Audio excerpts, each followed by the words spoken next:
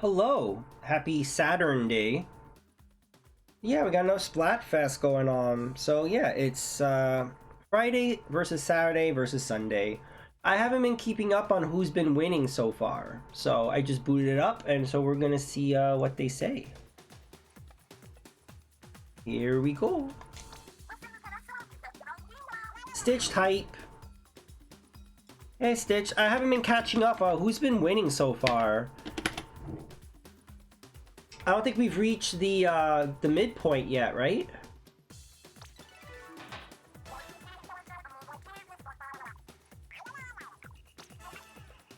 Oh yeah, we did do the halftime.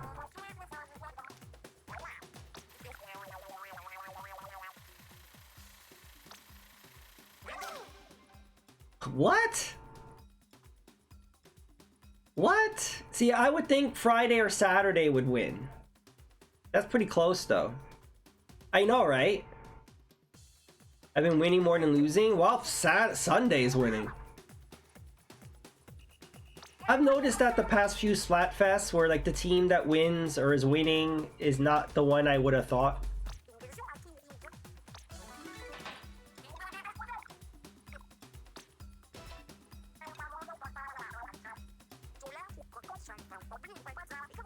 Okay.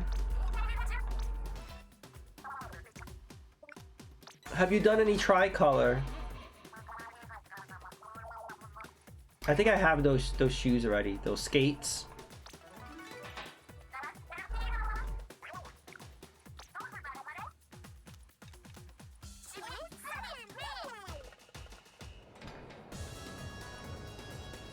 Woohoo! The little jelly bros.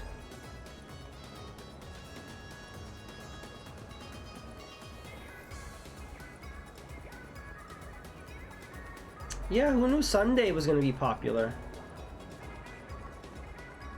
I'm going to go around and check out the artwork, and then I'll make a room.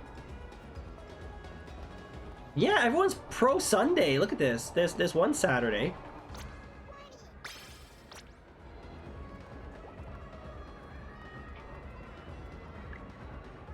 People like Friday. There's a Saturn.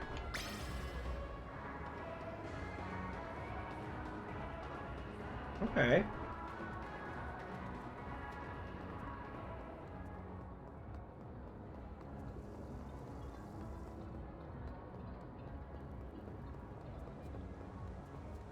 TGI Fridays.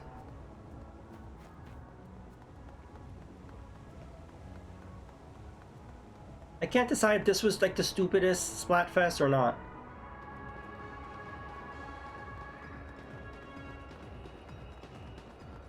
Yeah, I see a lot of pro Sundays. They're stitched. I see stitched right there.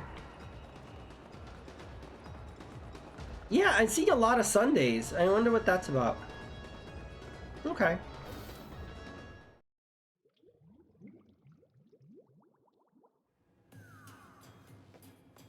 Oh, I don't know if I want to use the paintbrush right now.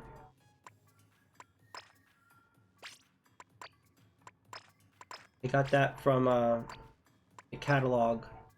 I think we're good for right now. That's good.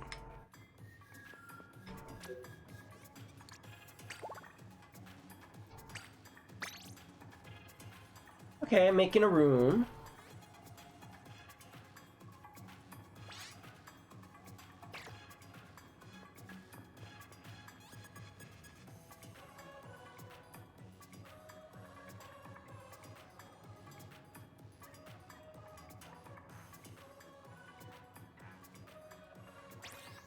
There we go. Hey, we're both rocking the dualies.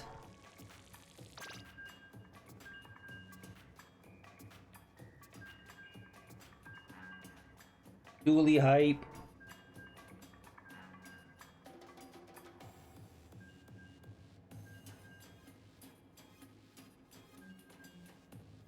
I really think that they should have done Splatfest on March 1st, because March 1st is when Fresh season starts, right? We would have had the new weapons. So even though we got a shitty theme for Splatfest, At least we would have had the new weapons and the new stages, right? So I don't know why. Just their timing of things doesn't really make sense to me. Like, Splatfest should have just been March 1st. But whatever.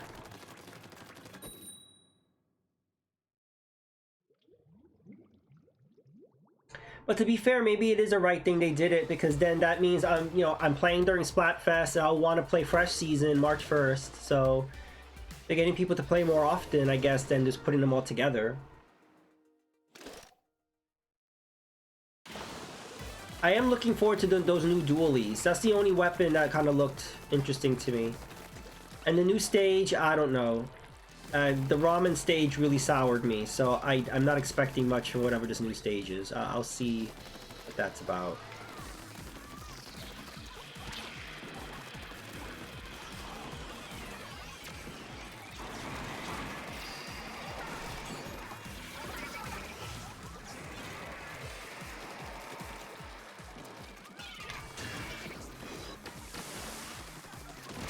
Oh, I saw that sniper too. I just went right into it.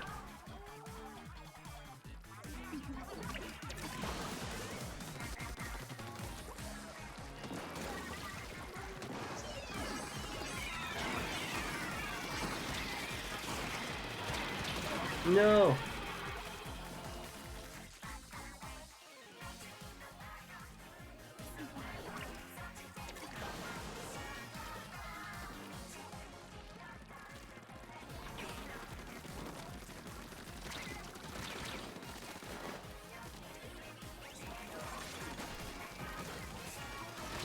Ugh. I hate the splat chargers.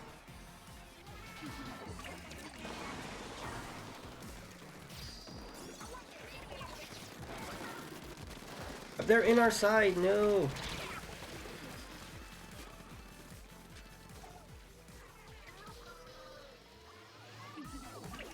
Undefeated coconut crab. I'm gonna get out of our side. They took over. Jeez.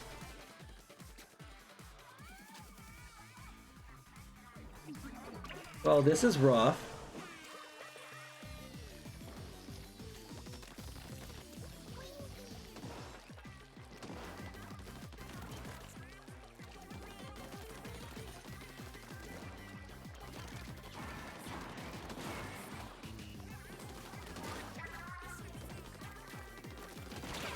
Jeez. Yeah, that same charger keeps getting me.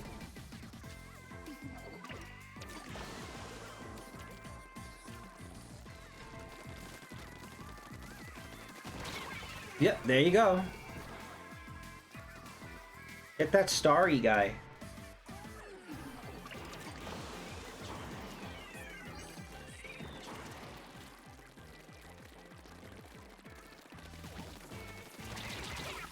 Jeez.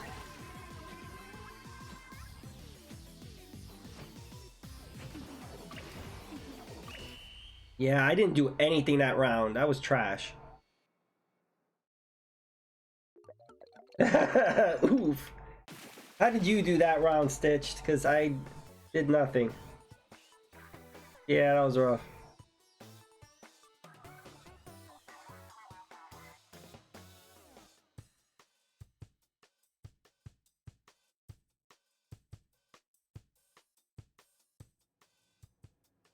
That's good.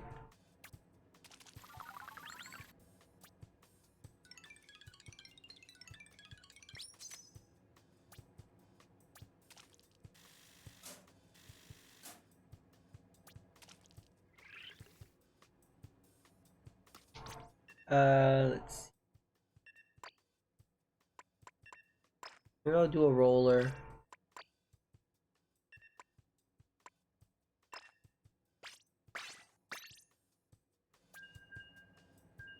Yeah, I did the worst on my team. You're second place, Stitched.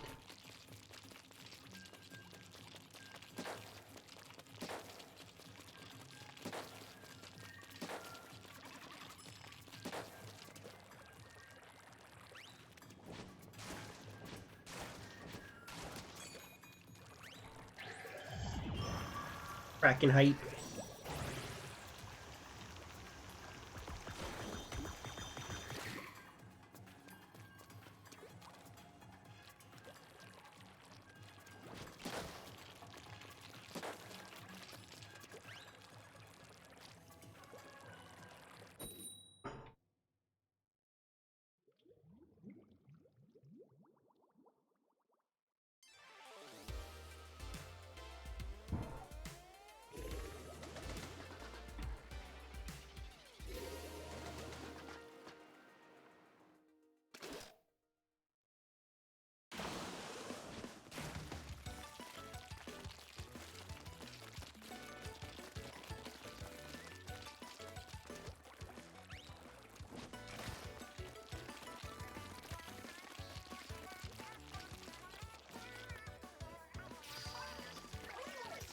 Uh-oh.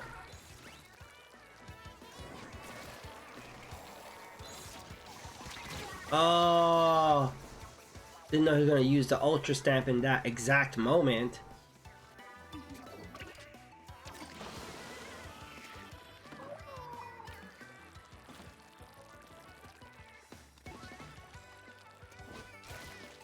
Okay. Oh.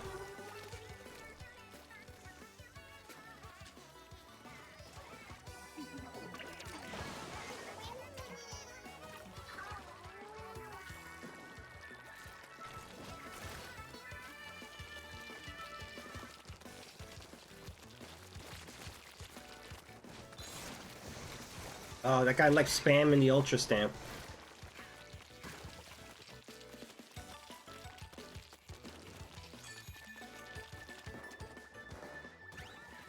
Why is everyone jumping to me?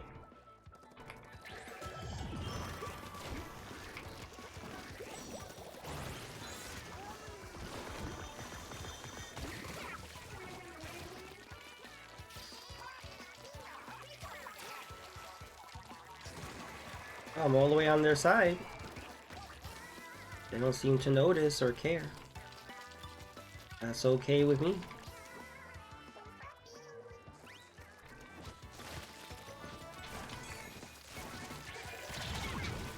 Whoa! Yeah, he got me right as soon as I turned to the Kraken. You have like this vulnerable spot, like right before you turn to the Kraken. Damn it.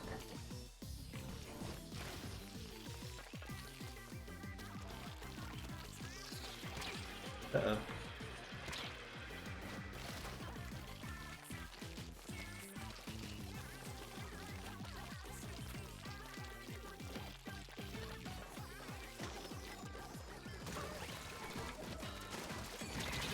Oh.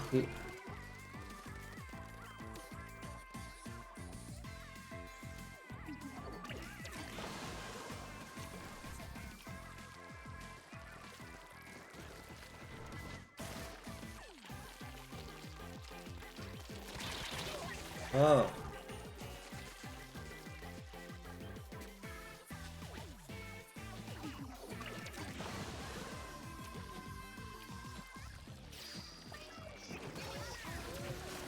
If we win, it's because of everybody else, because I did nothing this round.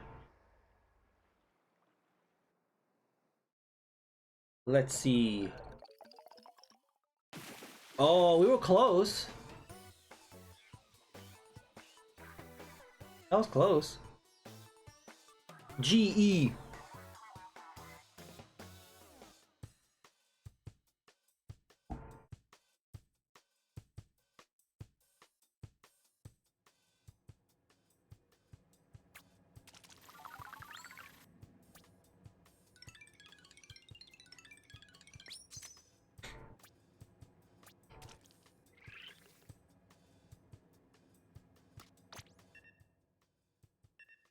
Maybe I will go with... I should go with the paintbrush. I'll slap everybody. Slap, slap, slap, slap.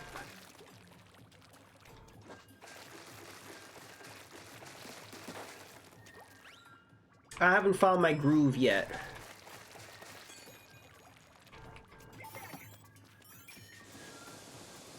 I am not in the zone yet.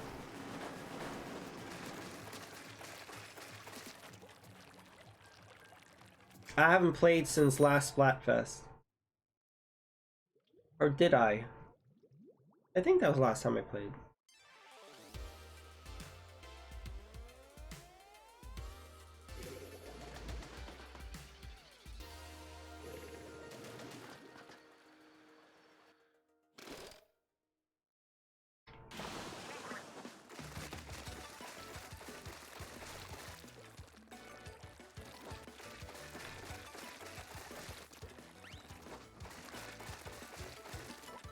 I'm still shocked Sunday's winning.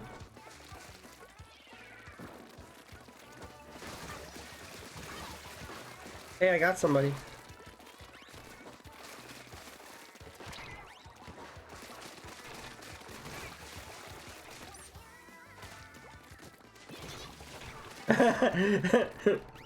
As soon as he landed, I would have got him, but I was out of ink.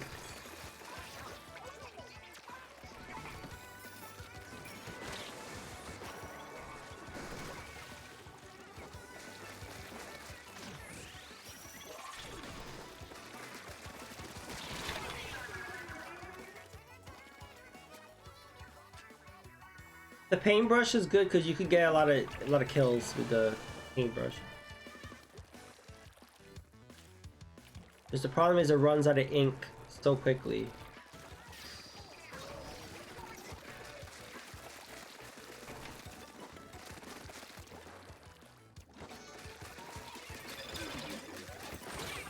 Oh.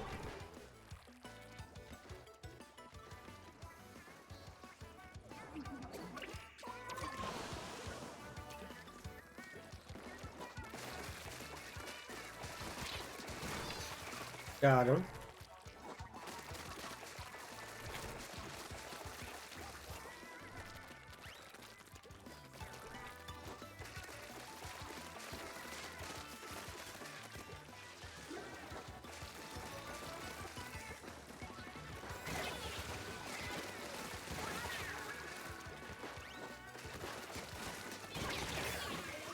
I got that lead buckets multiple times.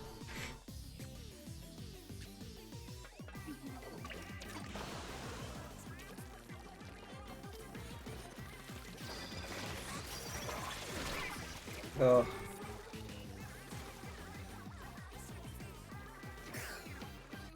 Wipeout, oh no.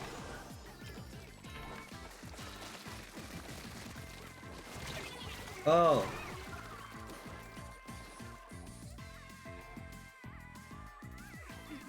Oh, Lee Bucket's got his revenge.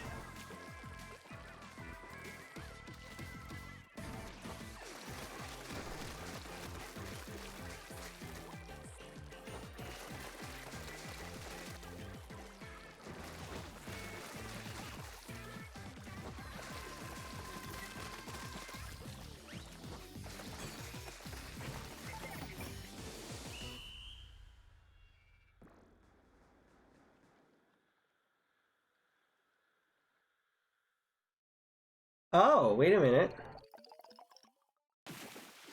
Oh, point one. What? What?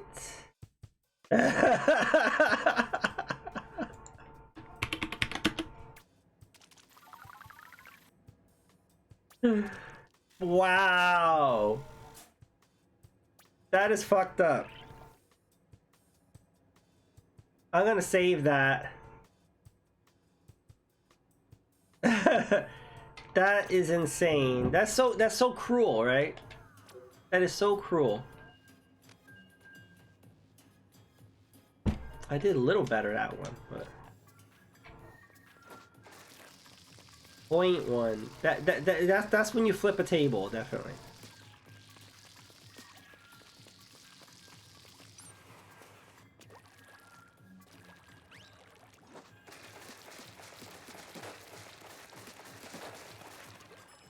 Yeah, I mean, because I had my Tentamissiles, so that Tentamissiles counted toward the paint. But we just needed just one little drop more of our paint.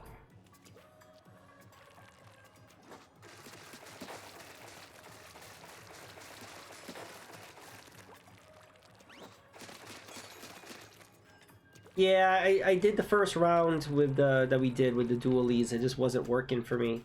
That's usually my go-to, but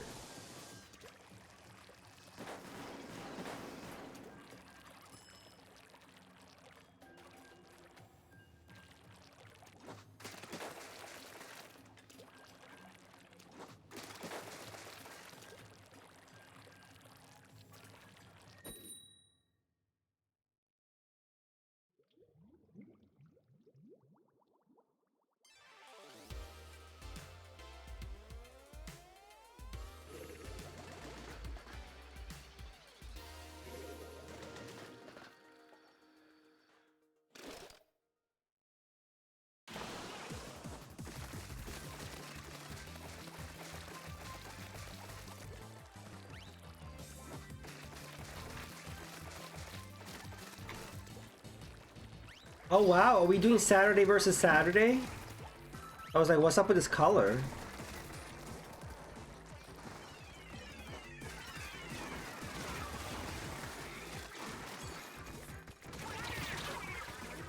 Damn it, I hate when I get splatted right before doing my special. Someone kill that Kraken.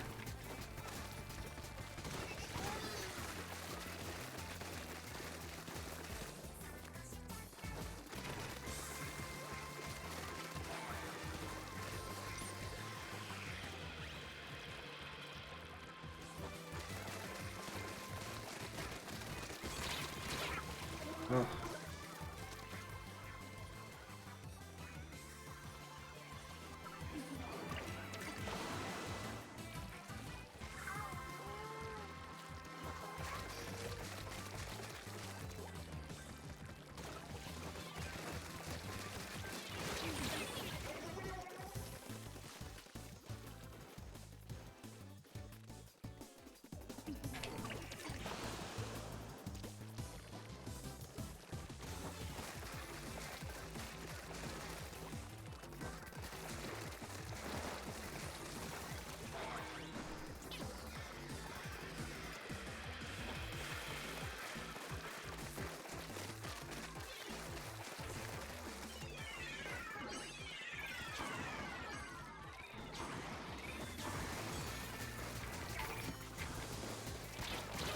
Ugh, I can't even leave our, like, the midpoint.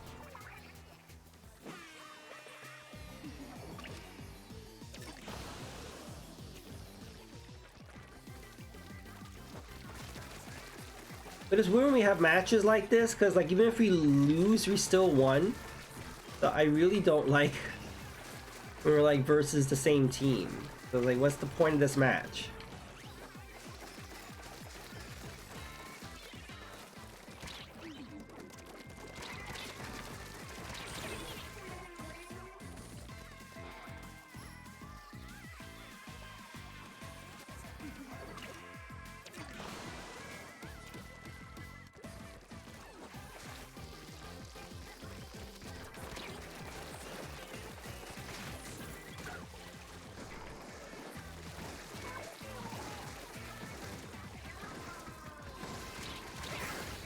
Whoa.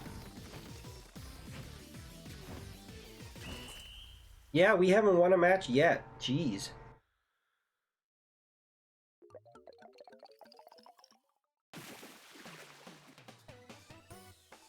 Yeah, this is how Splatoon is. You have a winning streak, you have a losing streak. You have a winning streak, you have a losing streak. It's never usually a back and forth. I don't know why that is, but that's usually how it is. We'll get our winning streak eventually. Somehow, some way.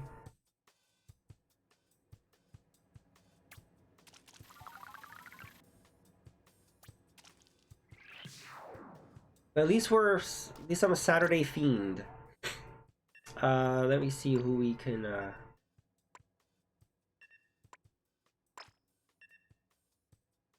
maybe I'll go with the undercover Brella, why not?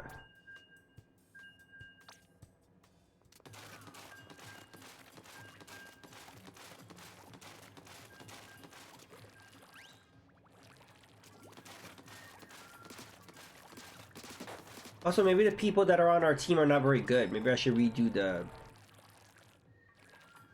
You do the lobby or something.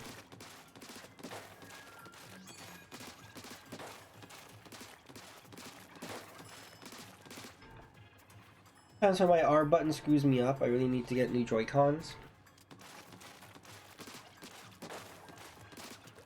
Do you like the Joy-Cons? Because, you know, there's a lot of alternatives, you know. Like, if you want something that can work portably, I recommend the Hori Fight Pad. The Hori ones are good.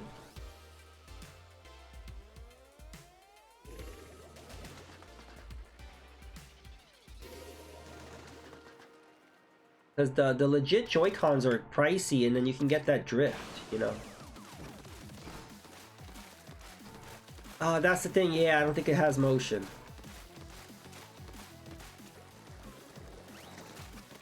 I'm trying to think, is there a third-party, like, Joy-Con that has motion? There might be, I don't know.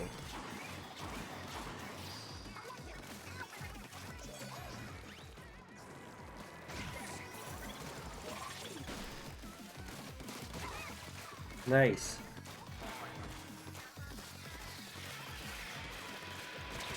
But I would look into it, you know, if you know, look into like Hori and what's another Power A, like look into those. I think they don't have motion though. I'm trying to think.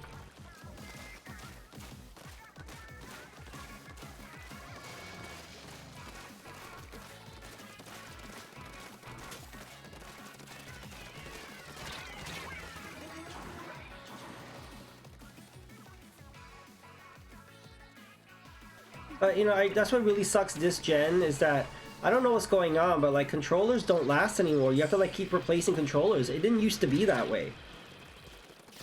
You used to have like just one controller for the whole gen. Now it's like you gotta go through multiple controllers.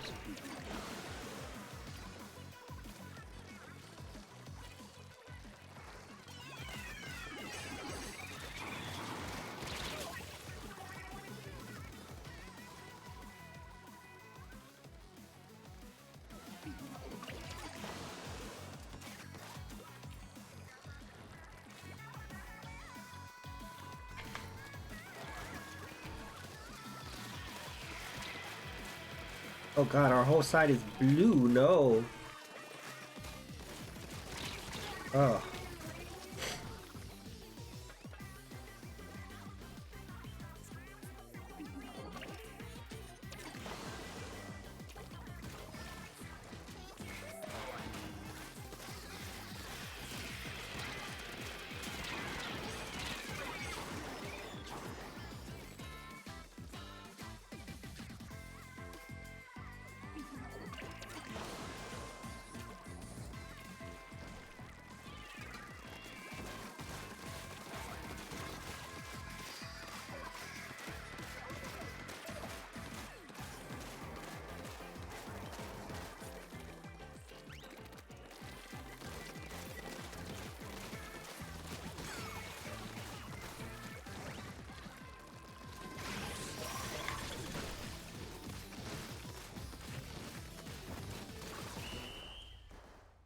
I think we caught up toward the end a little bit.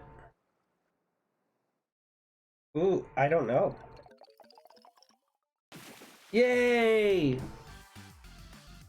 GG!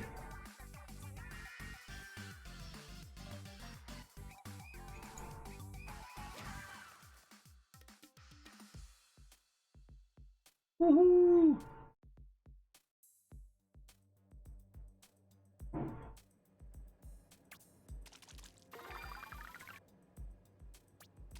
First win of the day.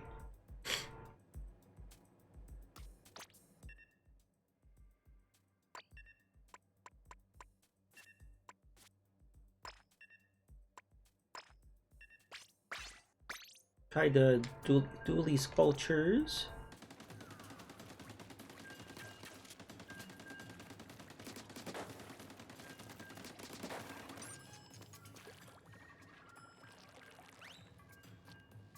I've seen motion in like the Pro controller ones, but do you want You prefer Joy-Cons? You like playing in portable mode? Because I think that I don't know if third party put motion in like their Joy-Cons.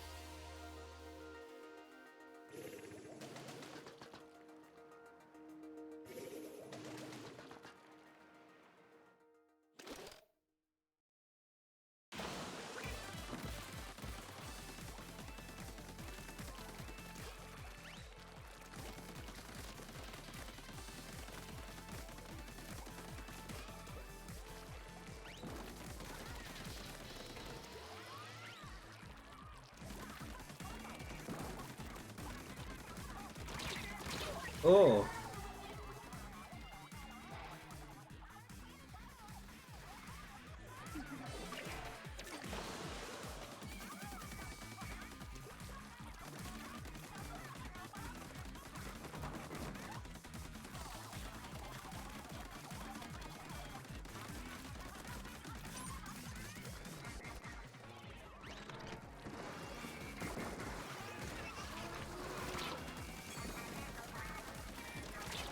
No.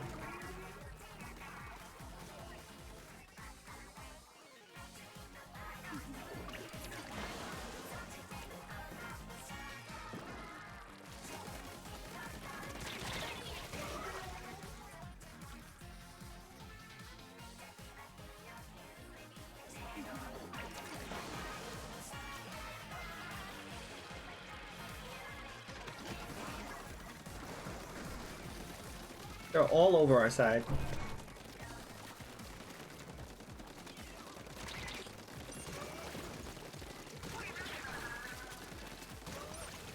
Oh no.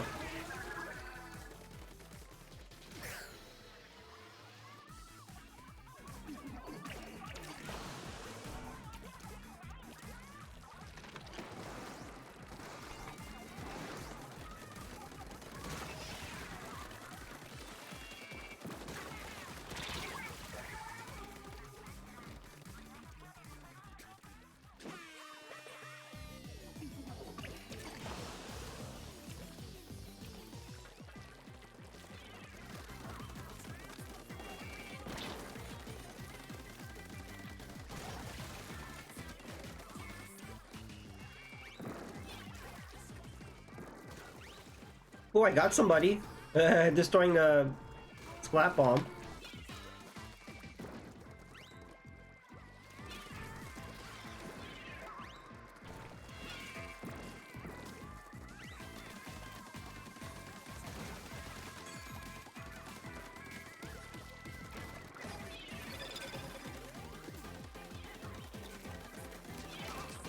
Oh, I got somebody. Oh, I got somebody again.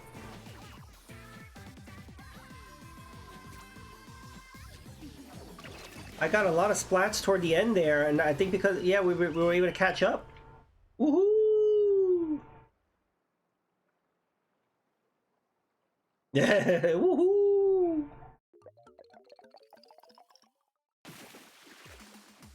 Nice.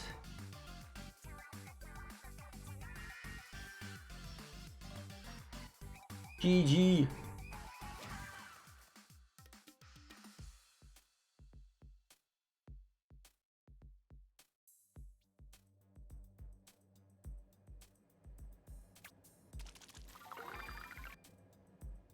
Hey, I got a shell. Cool.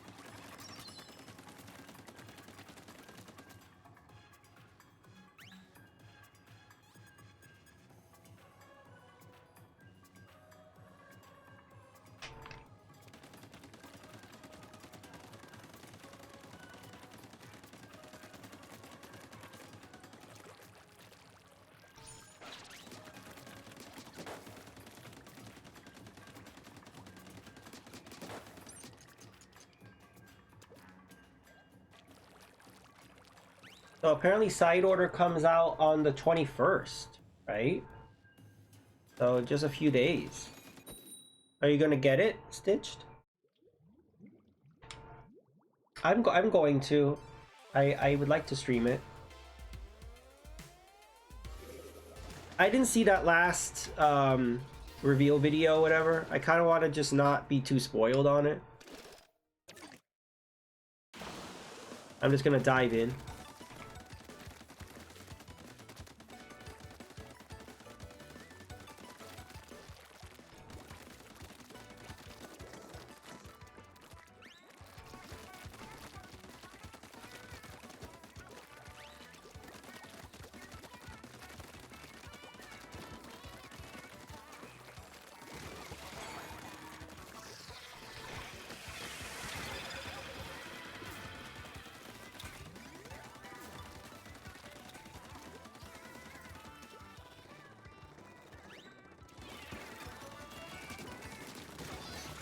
I got Buttercup.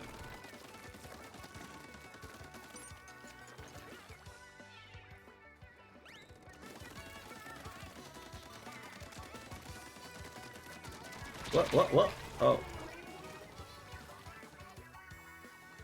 Buttercup got his revenge.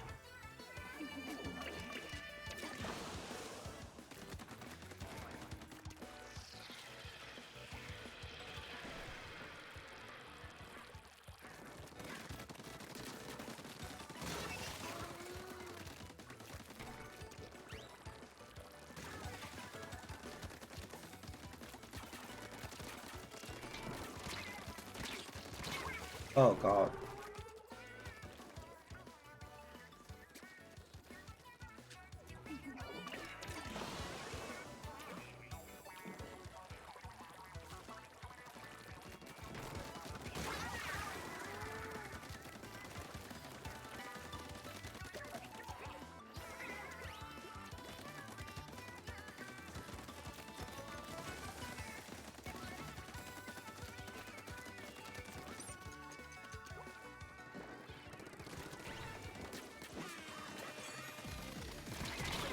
No.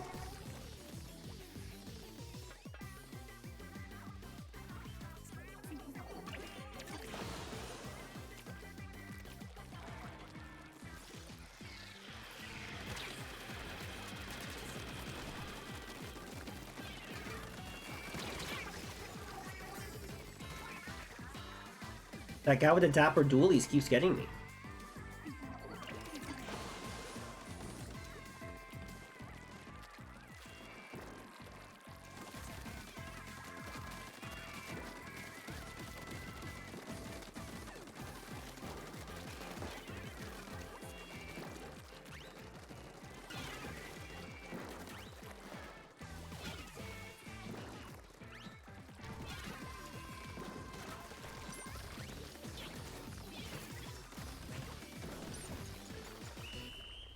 Whew.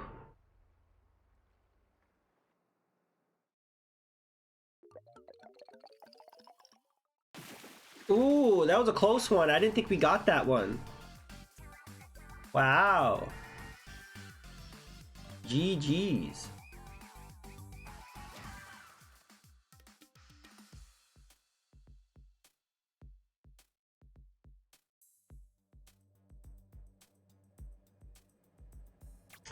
Yeah, I think that's very odd. What is up with that?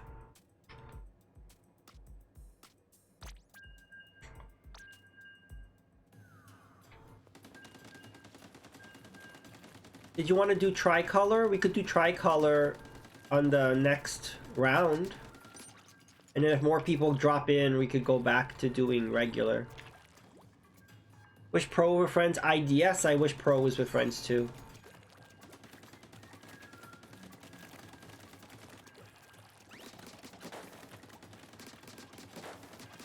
Okay.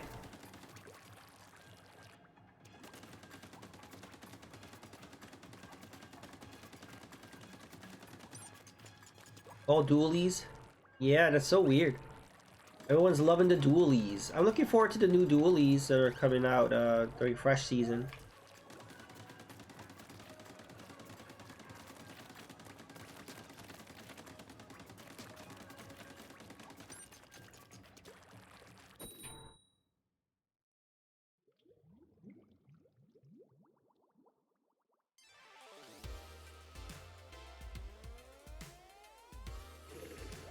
Yeah, Dually Squad. And Variety Gang.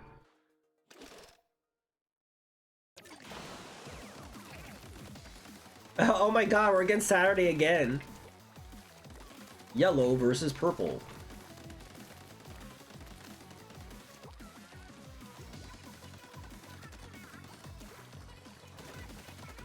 I don't know what's going on.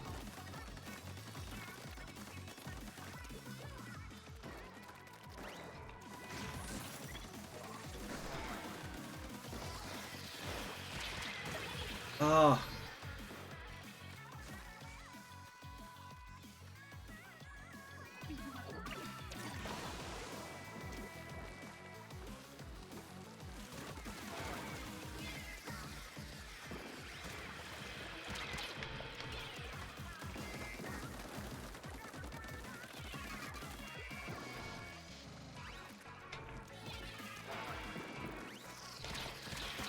Oh my god, that person keeps spamming the killer whale. What the hell? They're just spamming it. They could not be refilling their special that quickly.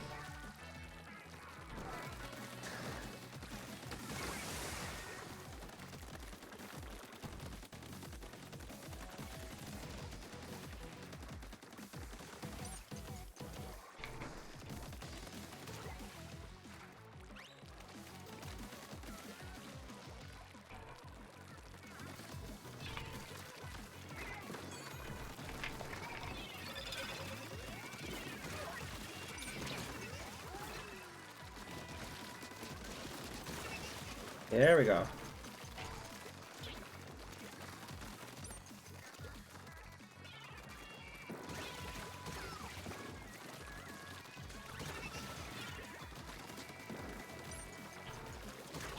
No, I'm out of ink. I like the Dually Squelchers, just they run out of ink really quickly.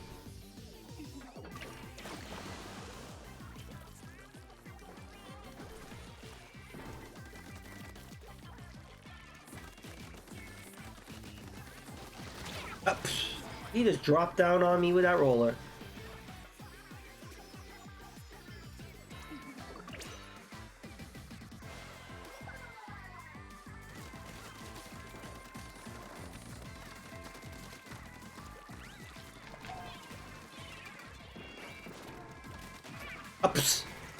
I just fell in the water. Squids can't swim.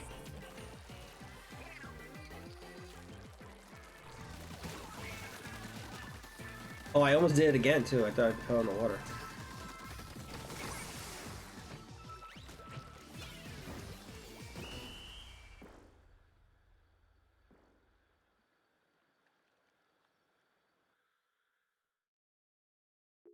Hey, MVO. Yes, they should just be collecting all this ink and like recycling it somehow. Such a waste. Think of all the patents we could refill. How you doing, MVL? Welcome to the stream. Oh, you started Dead Rising 2, huh? Stitched, I watched MVL beat Dino Crisis, and I was impressed, because I don't know if you were there for that, but I rage quit Dino Crisis, because it was too fucking confusing. Okay, so Stitch, I'm gonna stop. We're gonna try to do tri-color, okay? But yeah, he beat it, and I'm like, wow. And it got even more complicated as I was watching. I was like, I would have never gotten that far. I thought where I stopped was complicated. No, it gets more complicated. And I was like, wow. Yeah, how are you liking Dead Rising 2? I never played Dead Rising 2. You know, I played Dead Rising 1, and then I played Off the Record, which was the spin-off of Dead Rising 2. Because I didn't like that new guy. I said, I miss Frank.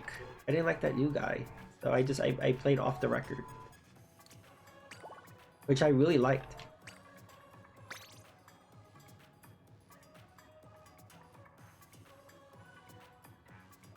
I watched somebody play Dino Crisis 2, and it looked more action-packed. It looked more less puzzly. So I think maybe we would like Dino Crisis 2. I heard Dino Crisis 3 was hot garbage, but I kind of want to get it because it was an Xbox exclusive, and like I haven't been collecting for Xbox recently, but for a while I was just grabbing up everything on original Xbox. So I kind of want to get it, even though I know I've heard it's horrible.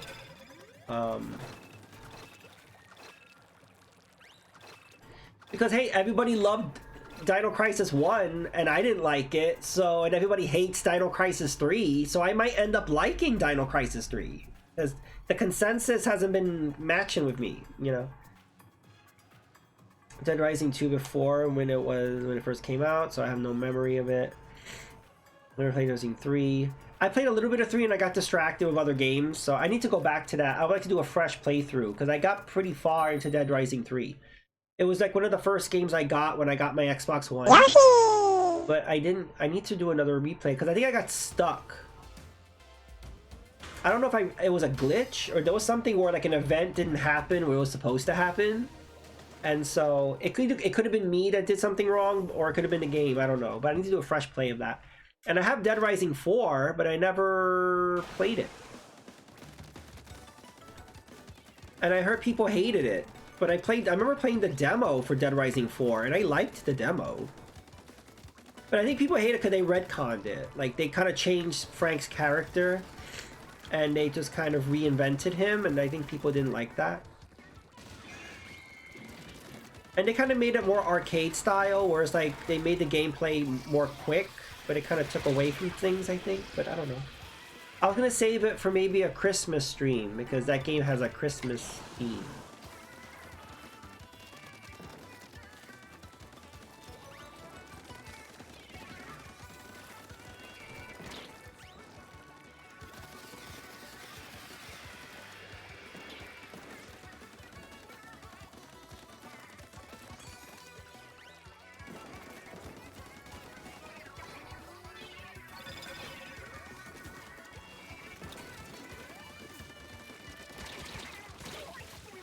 I don't know what else Capcom could do with the Dead Rising series. Like, I want them to go back to it, but Dead Rising 3 and 4 didn't do very well. So, like, I don't know what they can do to rejuvenate it.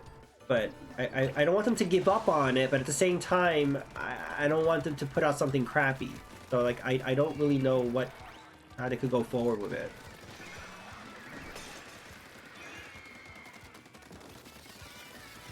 Worse than save somebody and they immediately run to a zombie. Yeah, that's happened before, where you're trying to save somebody and like right before they get to the save room, they get killed.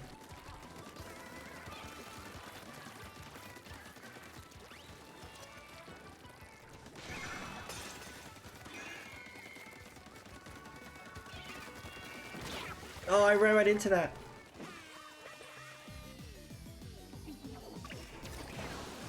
No, but I did a full playthrough of Dead Rising 1 not long ago, because I rebought it on Xbox One, and I never rebuy my games. Usually when I buy a game, I stick to that platform or whatever.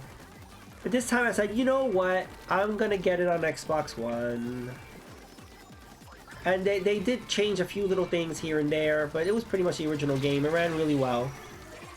And I had a fun time playing it. I can understand people not liking it, you know, the whole time thing, like you're under the clock.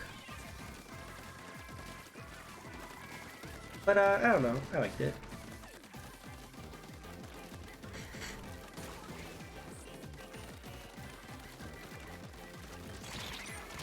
No.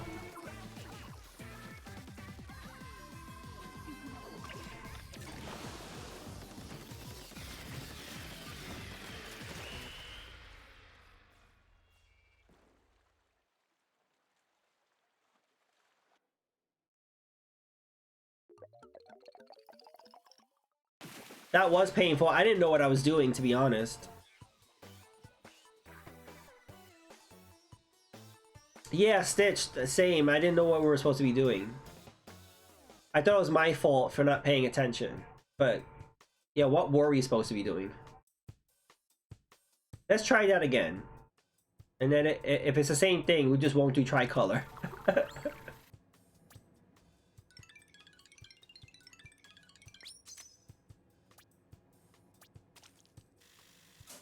When I play tricolor, I feel like I'm playing Clam Blitz. Because in Clam Blitz, I have no idea what I'm supposed to be doing. That's how tricolor feels for me. We need to get the rocket in the middle, but it was just death there. Yeah, that's the problem.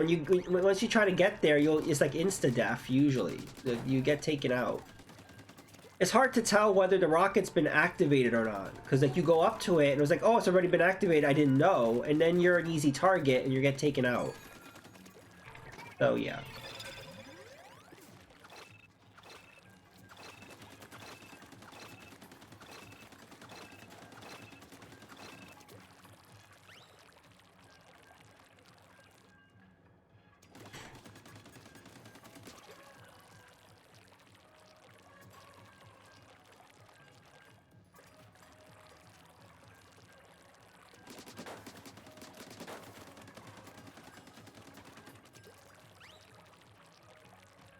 Oh, MVL. The last game I streamed was Rygar Battle for Argus.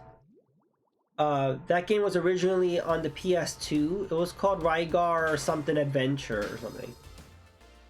And then they ported it to the Wii. I recommend checking that game out, whether it's the PS2 version or the Wii version. It's pretty fun.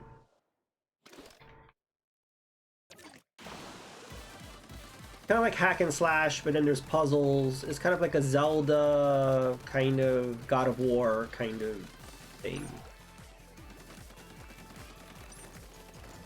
I had to rage quit at the end though, because I was at the second to last boss and I just didn't have any healing items.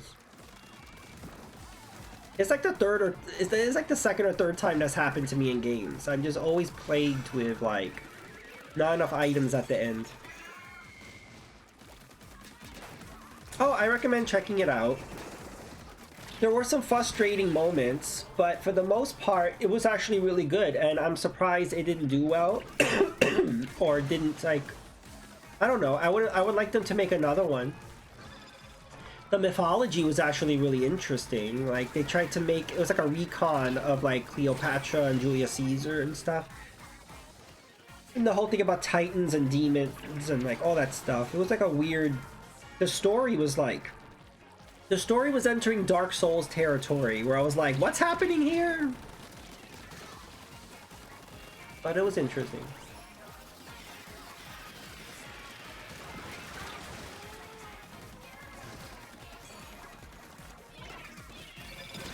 No, but it had clever game design. So as I was, you know, wondering, how come nothing ever happened with this?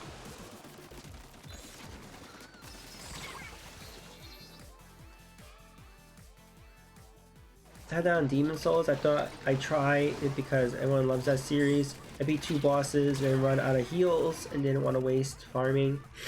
I never played Demon Souls. I want to because I'm a big... I've beaten Dark Souls 1, 2, and 3 and Elden Ring. And I've never played Demon Souls or Bloodborne. I'm assuming I would like them because I like From Software. But you have to, like, be good at those games. Otherwise, you know... Hey, how you doing, Breadbug? Welcome to the stream.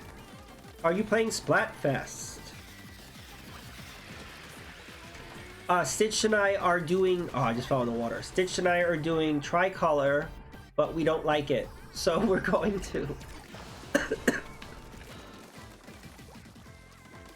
Did you get the rocket yet, Stitch? Did you get the rocket? I'm just falling in the water.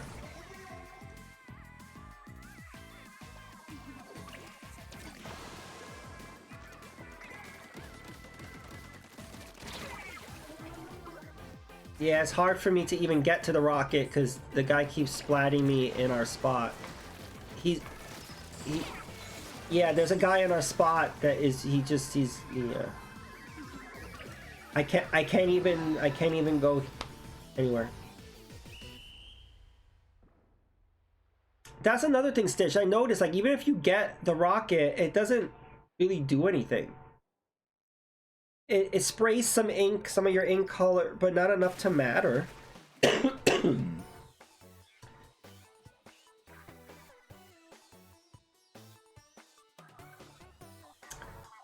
It was fine, nothing wrong with the gameplay, but I wouldn't bother. I recommend playing the first Dark Souls MVL if you haven't. That game is a classic. It's extremely cryptic, but it's the kind of game that you're meant to slowly... Okay, I'm gonna end the room here, Stitched. Oh, we have to anyway. But yeah, I recommend playing the first Dark Souls. It's not for everybody, but what I like is it reminds you of an NES game. You just have to keep dying over and over again until you get the formula, understand the patterns, you know.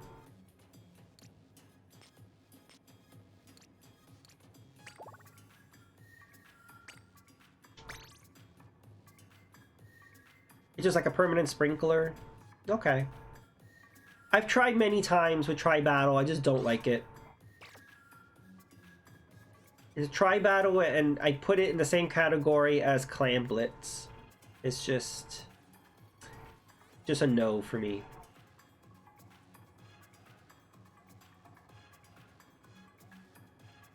Every Splatfest I try. Every Splatfest I try to do the Tri-Battle.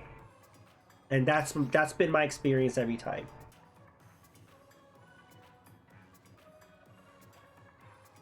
Okay, we're gonna wait a bit for Breadbug to boot in.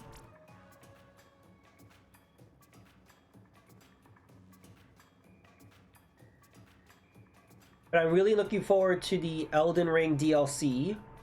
There's been no word on it. They've been very quiet about it, so we don't know when it's coming out. But I probably won't even remember how to play Elden Ring. I should jump back in, because I did start a new character after beating it, but I didn't get that far.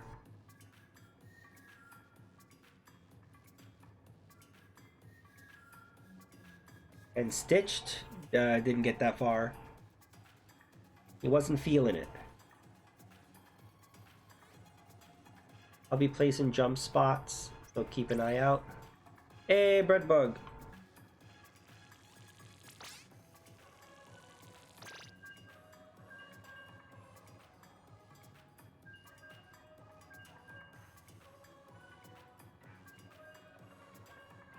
You mean you'll be putting beacons down? Whenever I have the beacons, I always forget to use them. Okay.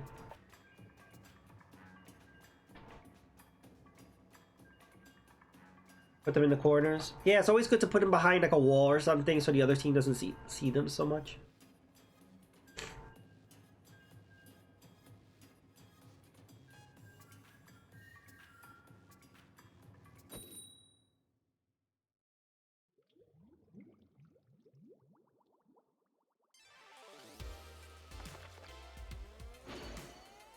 Whoa, 10x.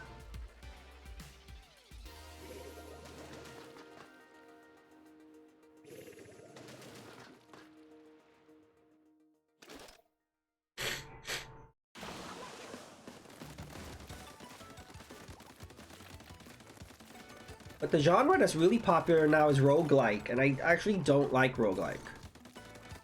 Because it's kind of like, I feel like I'm literally making no progress, because you're just doing the first stage over and over again. And you're like slowly getting upgrades, but you're still just doing level 1 over and over again.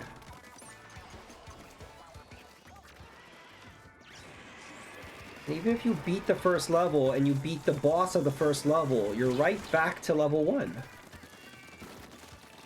And it's like, I don't know, I don't get it.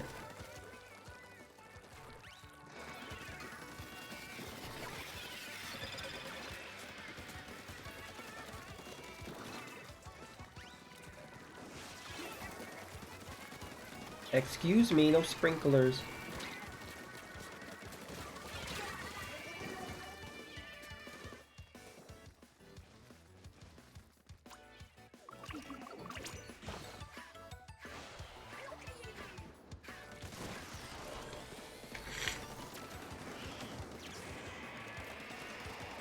Oh, I don't know how I missed that Booyah Bomb, but I did.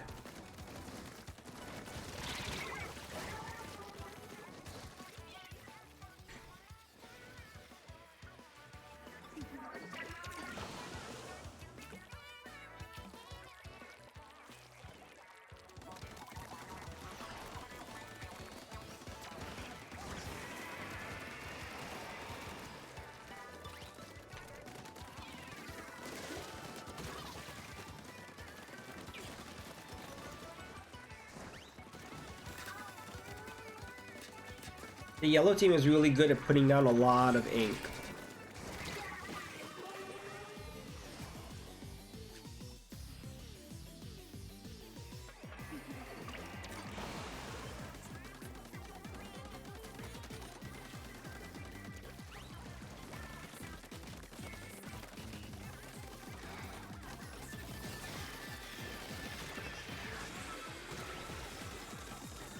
No!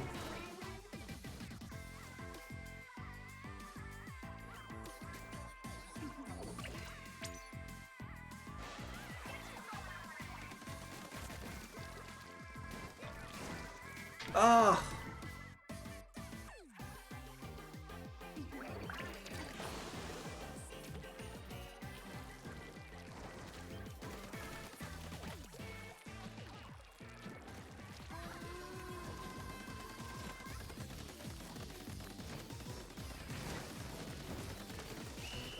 Ugh.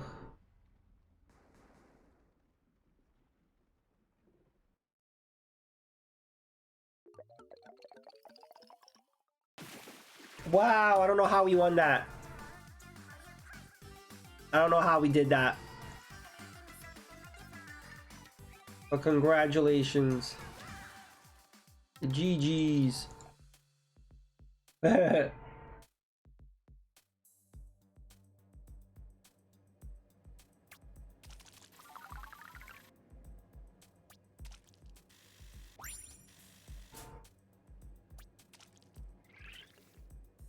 It looked like a loss to me too. I saw more yellow. So I don't know what that was about.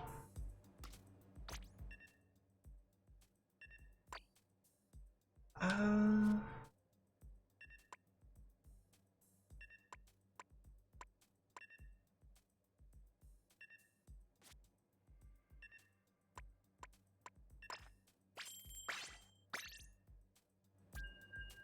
gonna use my turbo. I'm gonna use the nozzle nose. The nozzle nose is only good if you have a turbo controller. If you don't, do not use the nozzle nose.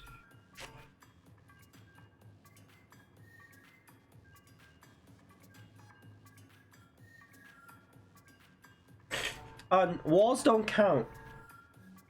I know it sounds ridiculous, but yeah, walls don't count. Only surfaces count.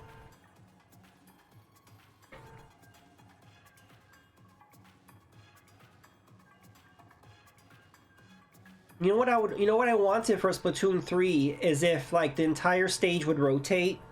So then the ceiling would be the floor and the floor would be the ceiling. Sort of like that would be really cool. Or if it could just rotate like halfway, like 180 or something. And then the walls, like the left or the right wall would be the floor. Like, I don't know, like something like that to mix it up, you know, to rotate the entire stage. That would be cool. But no, they haven't done that. So, yeah. Whoa, this is a very bright red color. Okay, we're playing against Saturday again. So MVL, this Splatfest is supposed to be Friday versus Saturday versus Sunday. For some reason, we keep going against the same team.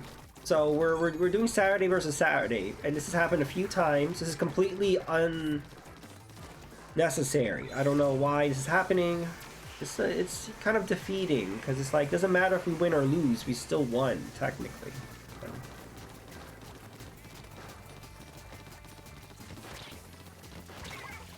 But yes, we need... How come there's no Game Genie for the Switch?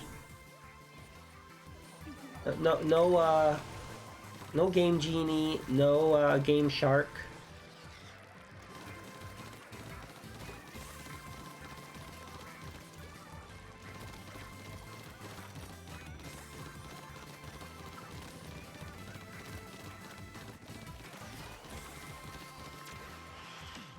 Oh no!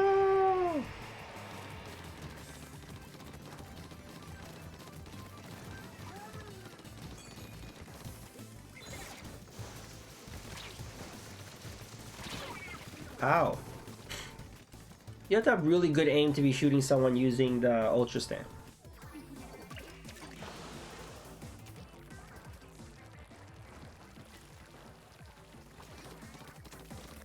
So MVL, I know you're not really into online multiplayer, But Splatoon has really good single player, which not many people know about. But yeah, Splatoon 1, 2, and 3 all have a single player campaign. So you don't have to play online with other people if you don't want to. It's a pretty lengthy first player, though.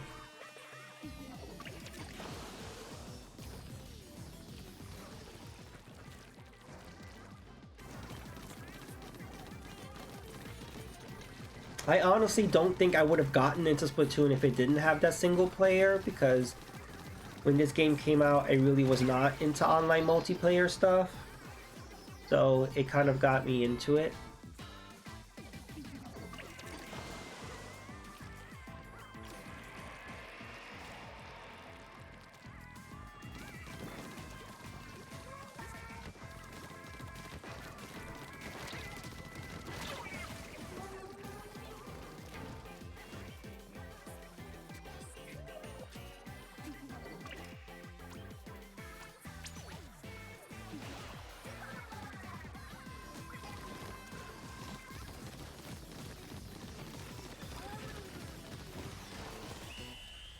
Oh.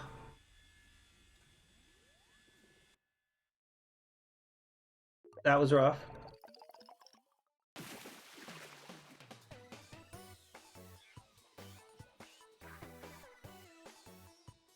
GE.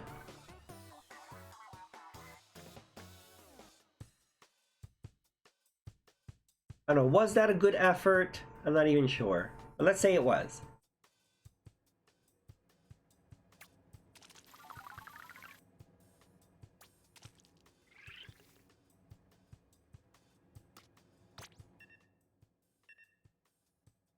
Maybe I'll try bubbles.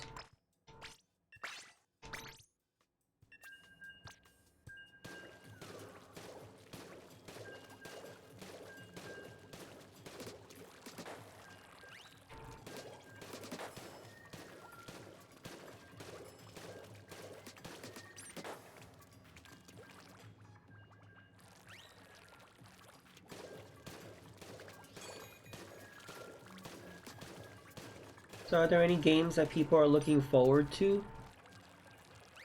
I know the Mario vs. Donkey Kong just came out. I'm not gonna get it, because I really love the GBA original. I don't really feel like that needed a remake. I would have been fine with them just putting that on NSO. So it's a good game. Like, if you've never played it, go for it. But like I said, I played the original. I kind of would have liked just to play the original game. Then the Super Princess Peach game, whatever it's called, that's coming out. I don't know if I'm gonna get that. Maybe. Then what else is coming out? Yeah, I recommend playing it. Like I said, I really like that game. I don't feel like that needed a remake. Like, I think the game's fine. I guess it needed a remake in the sense of finding a new audience. I guess they said, you know what, people are not going to go back and play that one, so let's just put it out. So I get that. So yeah, if you already have the GBA one, I recommend playing that. The Peach game looks interesting. I don't know if that's a game that I would buy, though. Like, I don't know if that's a game that is worth a purchase. So that's what I'm questioning. It sure looks interesting, though. Yeah, that's why they kind of have to re-release games, even though this doesn't really seem like a real reason to. Because you gotta just reintroduce it to a new audience, and I get that. Oh my god, how did our entire team get wiped out so soon?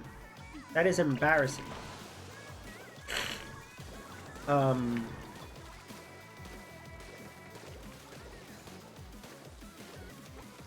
trying to think about what else is coming out. Oh, I got somebody.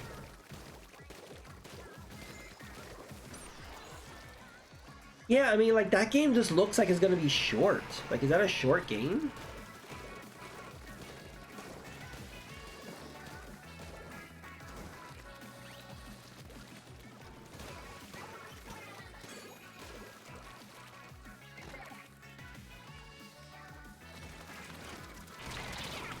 That's weird. I was pressing the button and it wouldn't come out.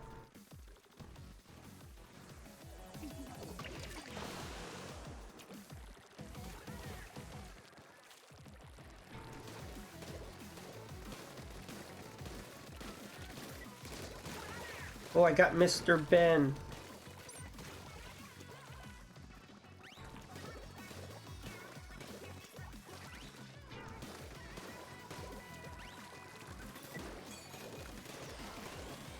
But yeah, I kind of just been going into my archives, you know, like I haven't been really focusing too much on what's new.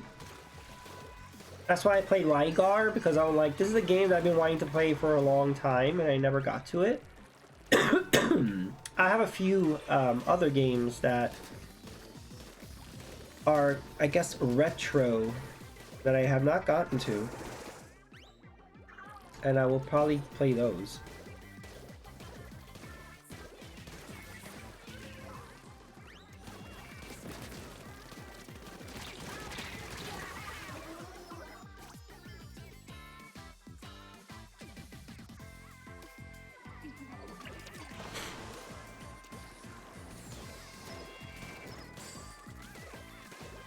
Yeah, and what do you guys think about the whole Xbox stuff? Like, I thought that was interesting. Like, I don't know why people are jumping to conclusions. I didn't think it was true that Xbox was going like fully third party, but everybody was so adamant that that's what it was.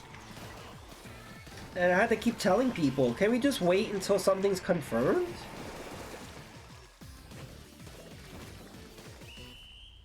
And the same thing's happening with the Switch, the next Switch. Where it's like, just the new Switch is supposed to come out this year, but it's been delayed for next year. There was no confirmation on when that was supposed to come out. GG. So it's not like it got delayed. It was never announced. Hey, Breadbook and I, we did our fist bump.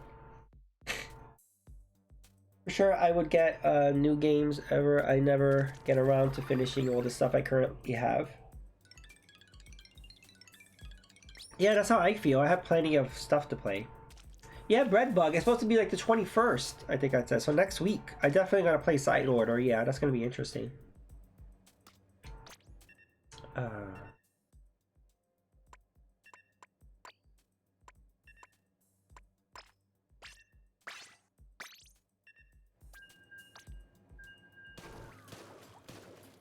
But I remember, like, people were very, like, you know, Starfield is definitely coming to PS5. They had mock-ups of, like, the artwork and everything. And then Microsoft is like, nope. Starfield and Indiana Jones are not coming to PlayStation 5.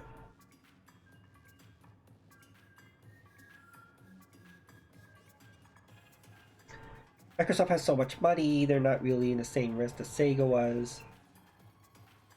They can keep making losses and try and slowly make a zoom.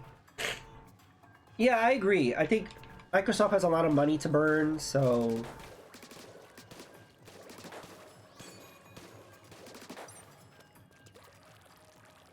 But I question their investments, though. Like, I really don't get why they bought Bethesda and Activision. Like, I really don't know. I guess we'll see what their idea was, but...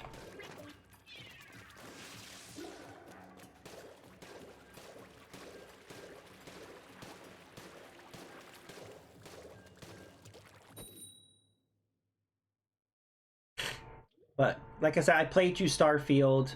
I didn't think that was a good game. I had a lot of issues with it. It had so much potential. Alright, Saturday versus Sunday. Stitch, is this the first time we fought against Sunday?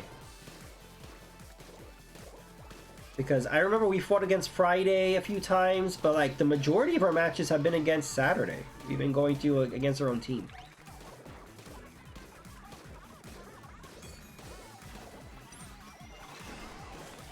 No, we fought against Sunday before? Okay.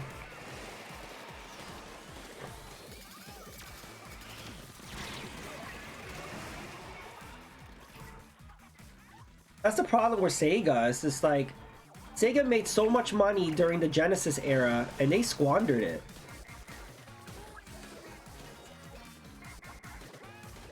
You know, like, too many peripherals. Like, you know, the 32X and the Sega CD, those should never have been a thing.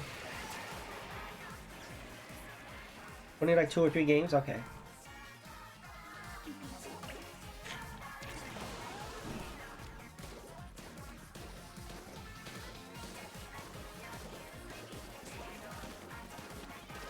And what was Sega? And what happens? What Sega Japan never listened to Sega of America. They never listened to them. Like Sega of America was like, the Genesis is still selling really well here, so we should just be putting out more Genesises.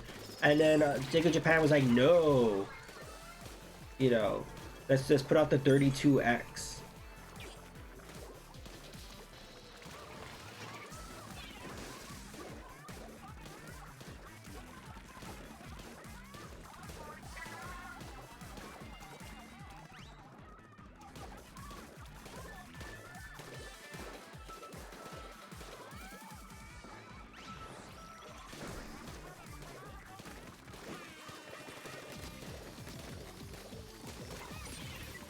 No, but there should be like business courses specifically on like all the horrible business decisions that Sega made.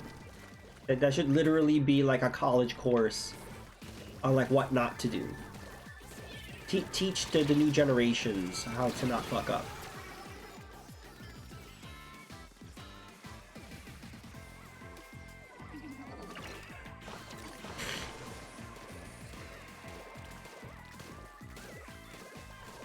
I think they should have done what Nintendo did, where to bridge the gap between the Super Nintendo and the N64, they did the Super FX chip, right? So they were able to bring like 3D like games to the Super Nintendo. So we got games like, you know, Donkey Kong and Star Fox, and they were able to push the limits, like Yoshi's Island and stuff. So I think they should have done that. They did one. They did Virtua Race, right? Or something like that. And the cart did have... But I think that cart cost like $90 or something. So I think it was much more difficult for them to create advanced chips for their carts. So I guess they thought, we'll just make a 32X peripheral. But I don't think that was the right route to go.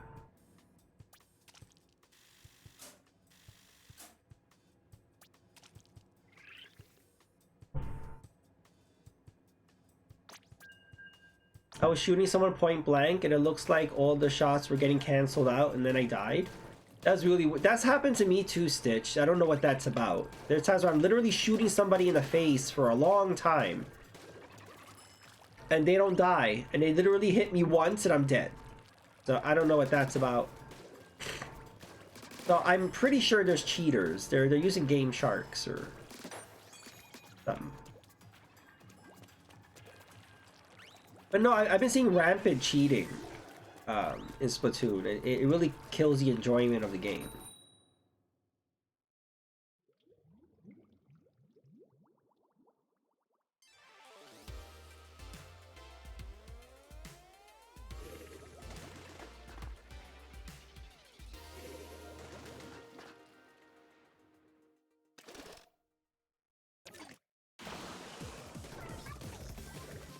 The problem is that Sega kept putting out all this hardware and then abandoning it.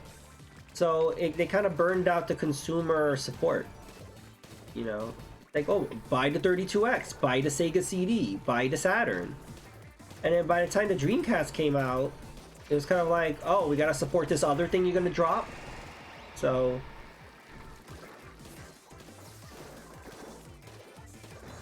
That's the thing is, like, and if it's true what Sony said, that the PS5 is on its like last cycle, are consumers going to support a PlayStation 6?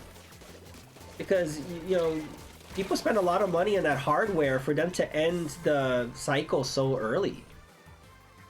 There's barely any PS5 games. It barely reaches potential. And then you're like, nah, we're going to move on to the PlayStation 6.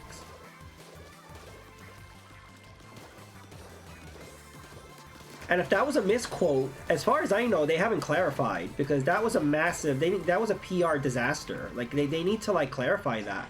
And they haven't, as far as I know. They need to come out and clarify what that meant. Because that sounded really bad. That's another thing. PR is really bad. Like, when all these rumors about Xbox going third party, I feel like Microsoft waited way too long to come out and make a statement. You know? Like, let's just, you know, we're gonna wait until our podcast, whatever. And it was like weeks and weeks, and it was like, what the hell?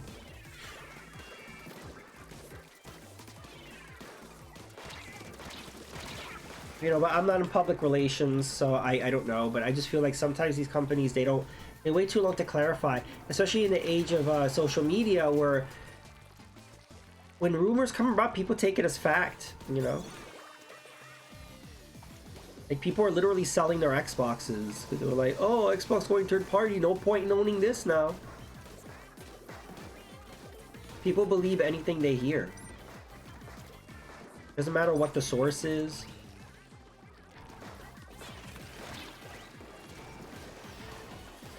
And I don't know what that's about.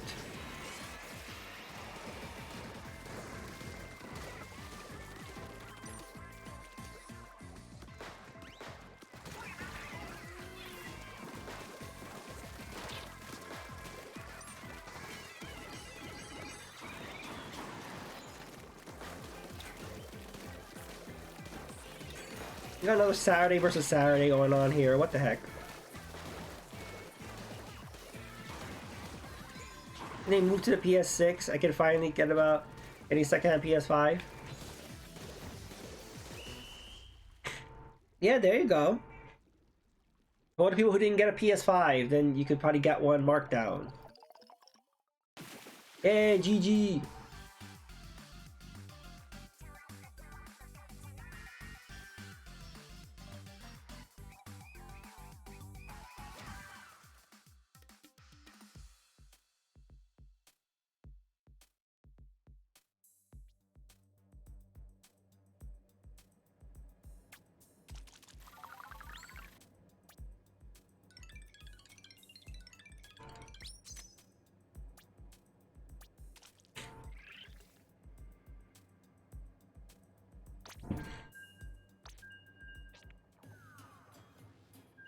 I wonder too, Stitched.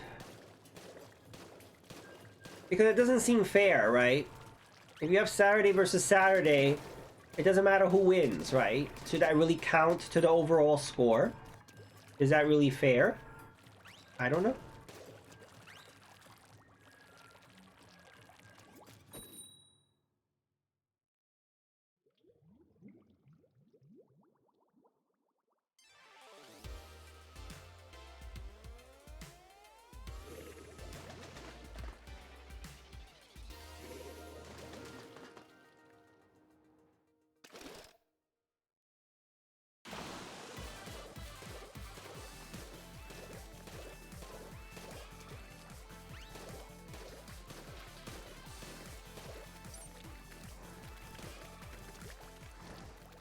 Yeah, I love the bubbler, but it just runs out of ink really fast.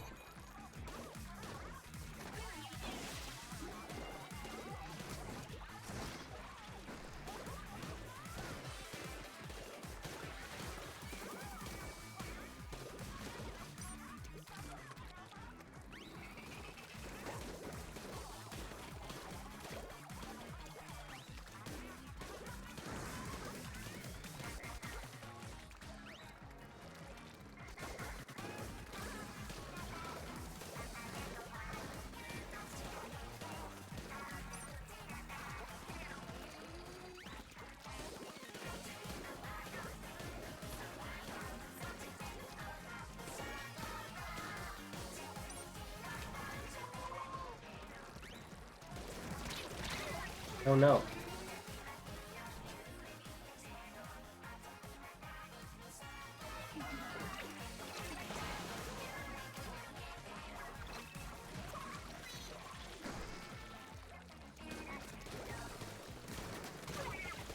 Oh, got Spider-Man. Maybe we'll get Morbius next.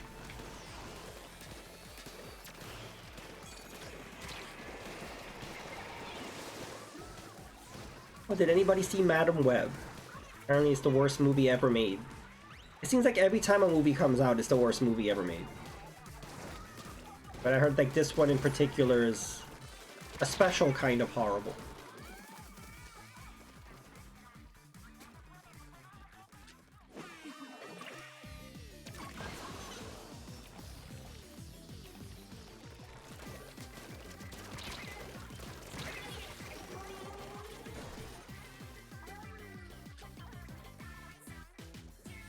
I didn't know Ice Spice plays Splatoon.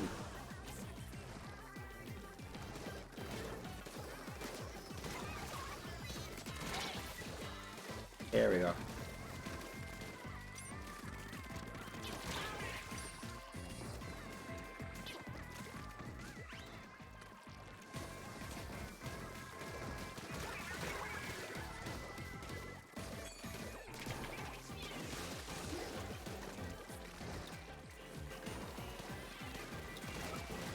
Yeah, the thing is, usually the internet will, like, you know, attack a movie even before it's come out and say, this is the worst movie ever. I noticed that everyone just enjoys being super negative, but I think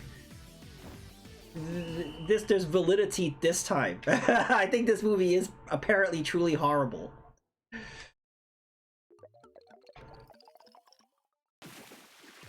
Everyone!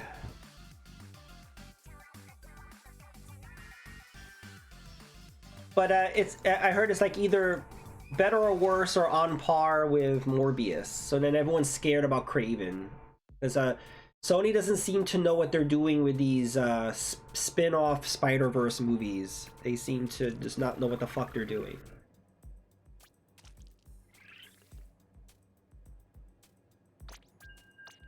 Yeah, I was second place.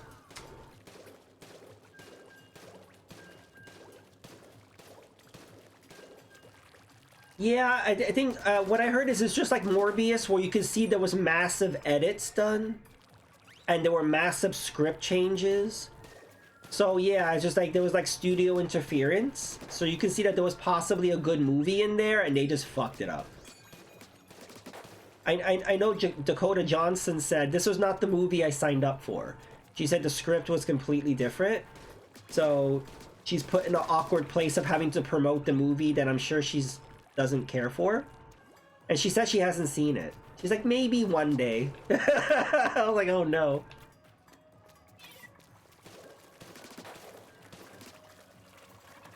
I felt like 4 movies stitched together. Yeah, that makes sense. Hey, Mallow Wolf and Frank, how are you? More Vampire Survivors? Did they add an update or something?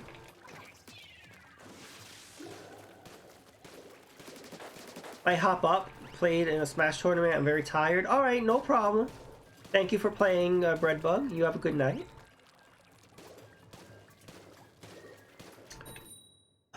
Should we see if Mega or someone is on? I had an invite earlier from someone. Yeah, if you want to invite anyone. I don't know who's streaming or who's on right now. If you want to invite, that'll be cool.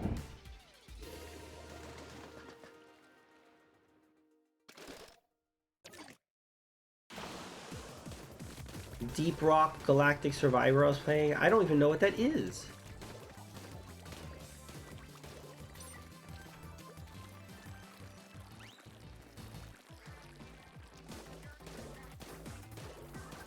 I've been wanting to play Smash again. I want to check out those new spirits they added, but then I heard it was a limited time.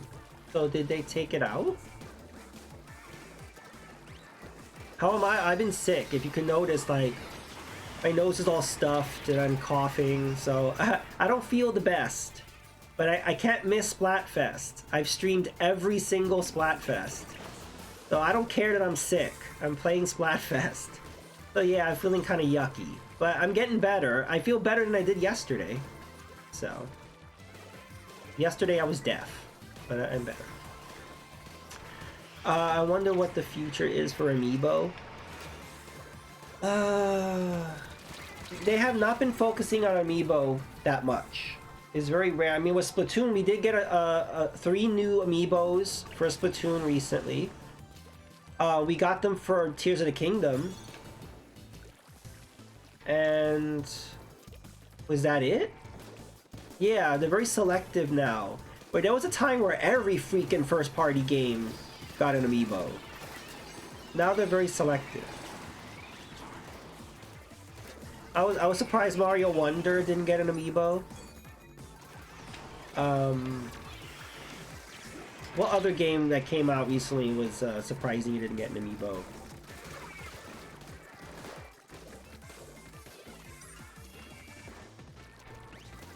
Did they show a 1,000-Year Door one? It would be cool if they did, but I don't think they announced one.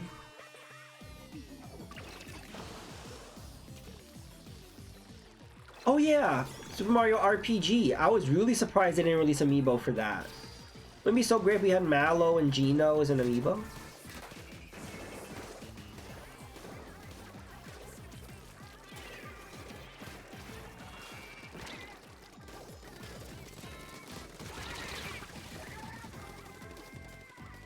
Yeah, the elephant amiibo, that would have been great, Elephant Mario.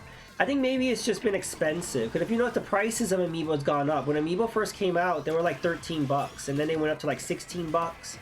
The quality became a little better, so it was worth the extra bucks, I guess.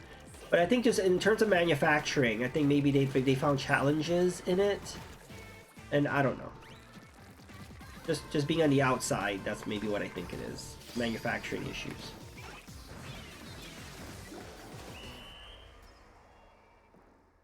Also, third parties haven't been really caring about amiibo. I think if maybe a third party was more involved. GG, that was a close one. Yeah, like if we had gotten, like, you know, I know there was a Dark Souls amiibo, and I think, but Shovel Knight, those are the only third party ones I could think of. There was one for Diablo. For Diablo 3, there was that little minion. Yeah, Solaire. So not many third party. I wish more third party had gotten involved in amiibo, but I'm sure there's a lot of money involved and like having to pay Nintendo for manufacturing and things like that. So maybe that's why, but feel like they only make ones they know will sell out. Yes.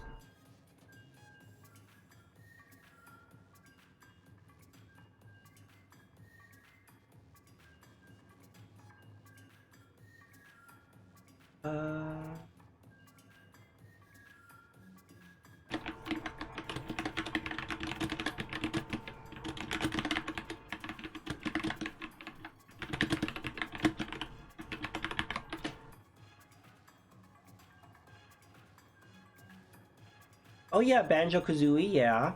You want to count that. A lot of the Smash Brother amiibos that have come out recently have all been third party. Licensed or whatever.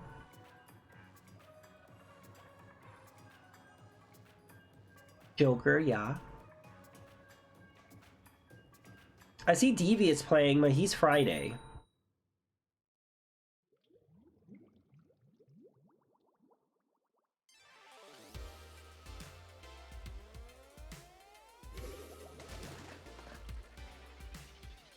Yeah, all the recent ones have been third party. So yeah, you had Banjo, you had Joker, you had the character from Dragon Quest,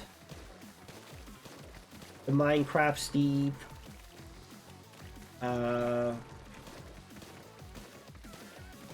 Sephiroth from Final Fantasy VII, Dora, yeah.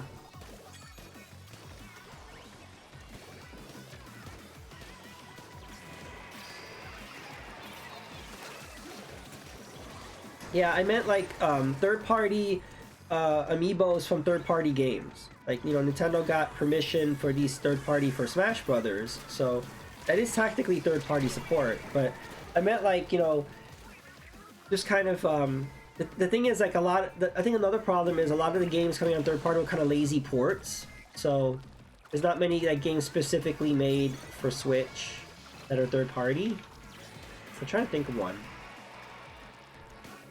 So yeah, maybe there's just not that much of an opportunity for amiibo for that. Oh no!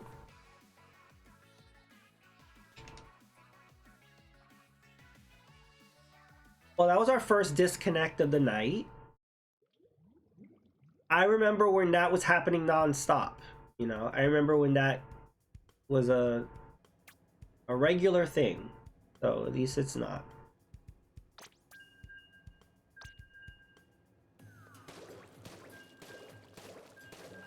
Yeah. No, when Splatoon 3 first launched, it was really bad. Like every match there was a disconnect. It was really bad. So it has improved. It does happen occasionally, but it is a vast improvement.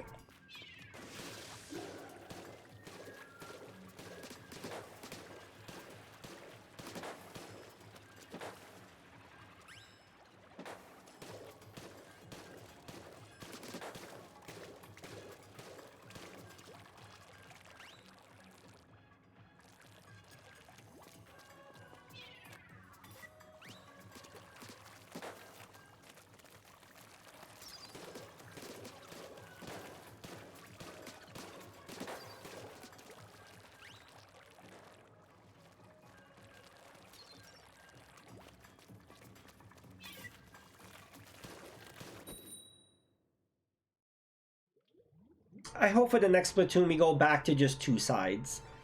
I don't really like these 3 teams. It's just like it's, oh, we got 10x here. I don't, it's just extremely unbalanced having 3 sides for Splatfest. I like the idea of it, and it was worth a try. I just hope we don't go back to it in Splatoon 4.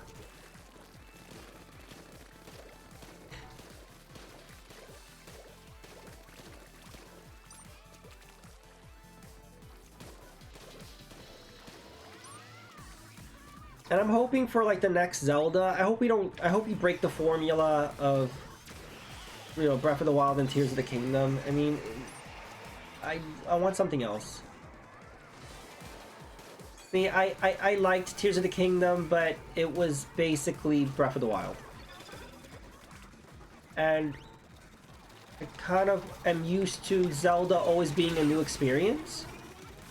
So it's kind of weird to play something that's so familiar.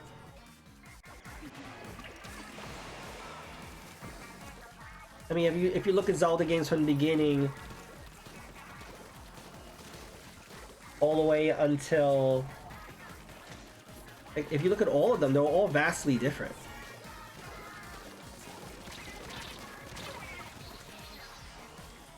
And just having Breath of the Wild and Tears of the Kingdom back to back was just was very familiar. So I would like something just very different.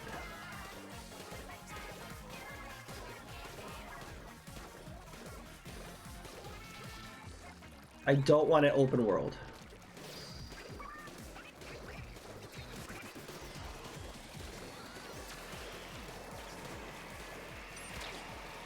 Yeah, I mean, that would be great. You know?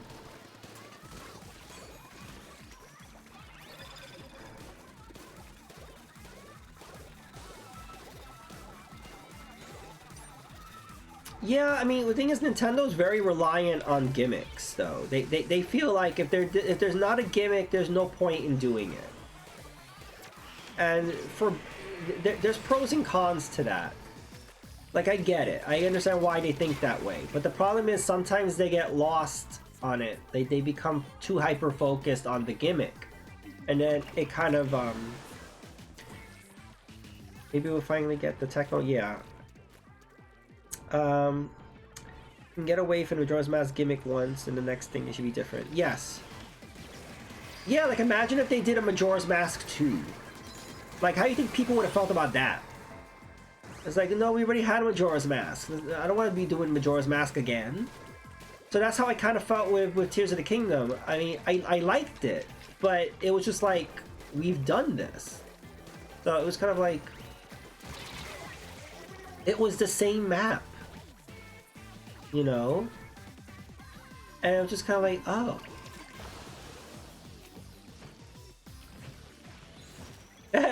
Zelda live service. Don't laugh. That might actually happen.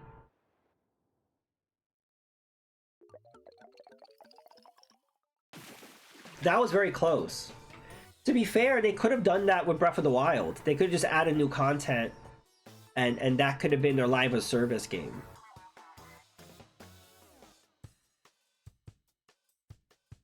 You know, they could have just continued to add. That would actually justify having such a big ass map. A big ass map with nothing in it. It would be like, you know, you're filling it with stuff over time. So I feel like if they do want to go for like this big ass map, then they should go live a service. If not, just, you know, scale things down a bit. But they shouldn't listen to me. I mean, the game sold really well, so they should just keep doing what they're doing, I guess.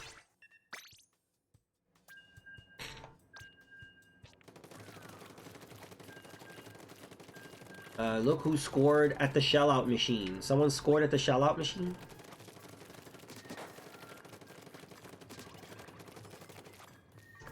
Kind of alluded to Majora's Mask. Time 2, I think is fine. And yeah, I mean, if you look at Ocarina of Time and Majora's Mask, those are two completely different games, yet they both use the same game engine. So that's the really fascinating thing. You can use the same game engine and yet have a completely different game.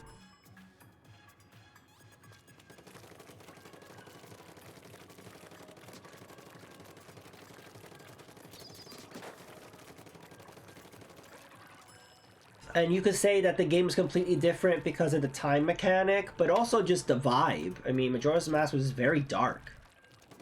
It was just very, had a very different vibe. But my favorite is going from like the first Zelda on NES to the second one. I mean, those are two completely different games.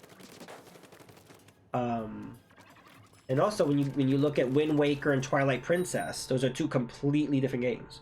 So that's what I'm saying. I like when Zelda does that. I like when you go for the completely different. It's like, wow, you know.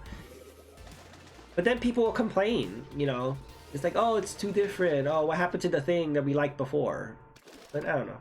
It really depends on what you like. I mean, some people like their sequels to be exactly the same, and that's fine.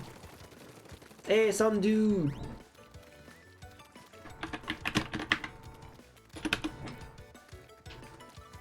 Battle Royale, loot boxes, transaction. You know what? They might do that. Mercedes-Benz. Hey, they did that for Mario Kart. Only on the Wii U though, not on the Switch. Or did that come over to the Switch? I think they did bring it over to the Switch. But yeah, imagine Link driving around a Mercedes-Benz in Hyrule. That would be cool. People complain about no matter what. That's true. People want to see Zelda. Well, this has happened every time a Zelda game comes out. Everybody's complaining and bitching and whining. I remember how much people hated Majora's Mask. And then I hear people say, that's my favorite Zelda game ever. I'm like, what? Everybody hated that game. Same thing with Wind Waker. I'm like, oh, I love Wind Waker. Why aren't they going to port it to the Switch? I'm like, what? You liked Wind Waker? Everybody hated Wind Waker. So like, yeah, so we have this revisionist history going on. But no, this happens with every Zelda game. People hate it. And then it takes a few years, but then people get all this nostalgia. And they're like, oh, I love that game. How come Nintendo doesn't re-release it? I'm like, because you hated it. It's like, I don't know, I don't get it.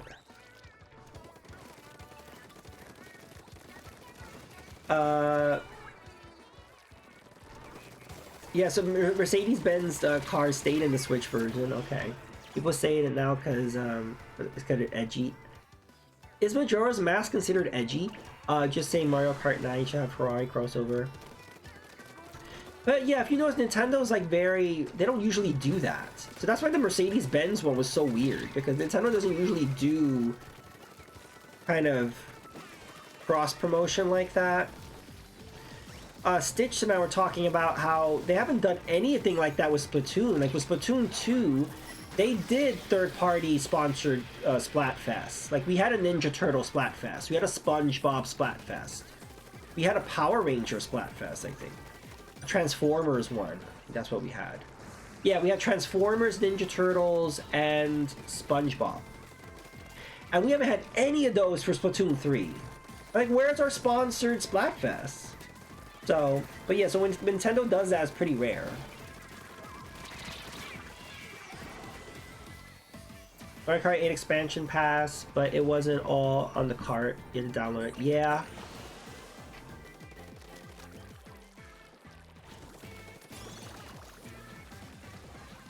don't know if they'll maybe for the next hardware. I think maybe for the next hardware they might re-release Mario Kart 8 with all the waves and stuff, but I don't really see the point in doing that. They'll probably move on to Mario Kart 9 at that point, but who knows. Surely a paint company could... Yeah, exactly. How come we don't have any kind of a paint company sponsorship with Splatoon?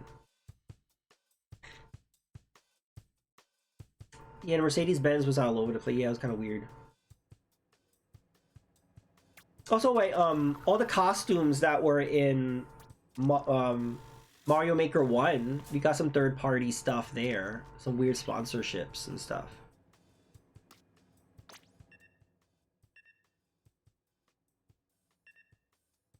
Let me see. What other...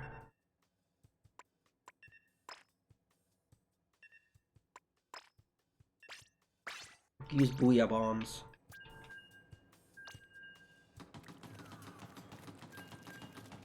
Mario Kart 8 Deluxe is immortal and has no power against that game.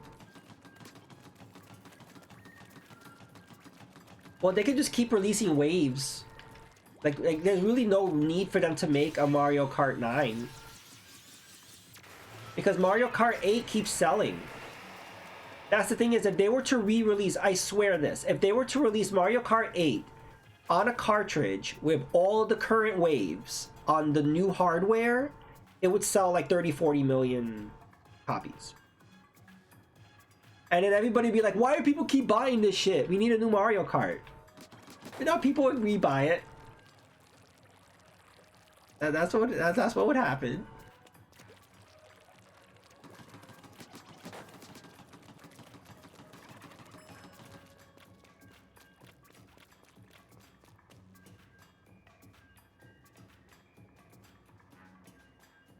So you're saying MVL, they did release it all on the cart, but not Wave 6? I didn't hear that. It came up before Wave 6. That's just so weird. It might be a minority, but I would have taken a Mario Maker port. I agree, some dude. I loved the first Mario Maker. I made levels in that. I spent so much time in that. And when I got Mario Maker 2, I didn't like it at all. It took all the fun and soul out of the game for me, and they were better off just porting the first game. You could tell that Mario Maker 2 was rushed, and it really hurt. I don't know what the fuck happened there. Mario Kart 8 is the... Is Nintendo GTA 5? Yeah, that's what I'm saying. Like that, it's a game that they never have to stop. There really is no reason. I know people hate hearing this, but there's... Oh god, we're doing Saturday versus Saturday again. Well, I like this purple color. But no, really, there's no reason to do a Mario Kart 9 at this point. Just keep putting out waves of new tracks. And to be fair, what else could you do with Mario Kart? Like, I really don't feel like there's anything that... I don't really see what they could do with a Mario Kart 9. Because again, it would have to have a gimmick. Nintendo only wants to put out sequels if there is a gimmick. What gimmick can you do with a Mario Kart 9? I can't think of one. That's why we haven't got an F-Zero. That's what Miyamoto said. We can't think of a gimmick for F-Zero. And so then when the whole 99 thing happened, you know, like with Tetris 99 and whatever, like, oh, well, there's the gimmick. You know, we'll do a F-Zero 99. So that's like, just if there's no gimmick, there's no point in doing it. So I don't know.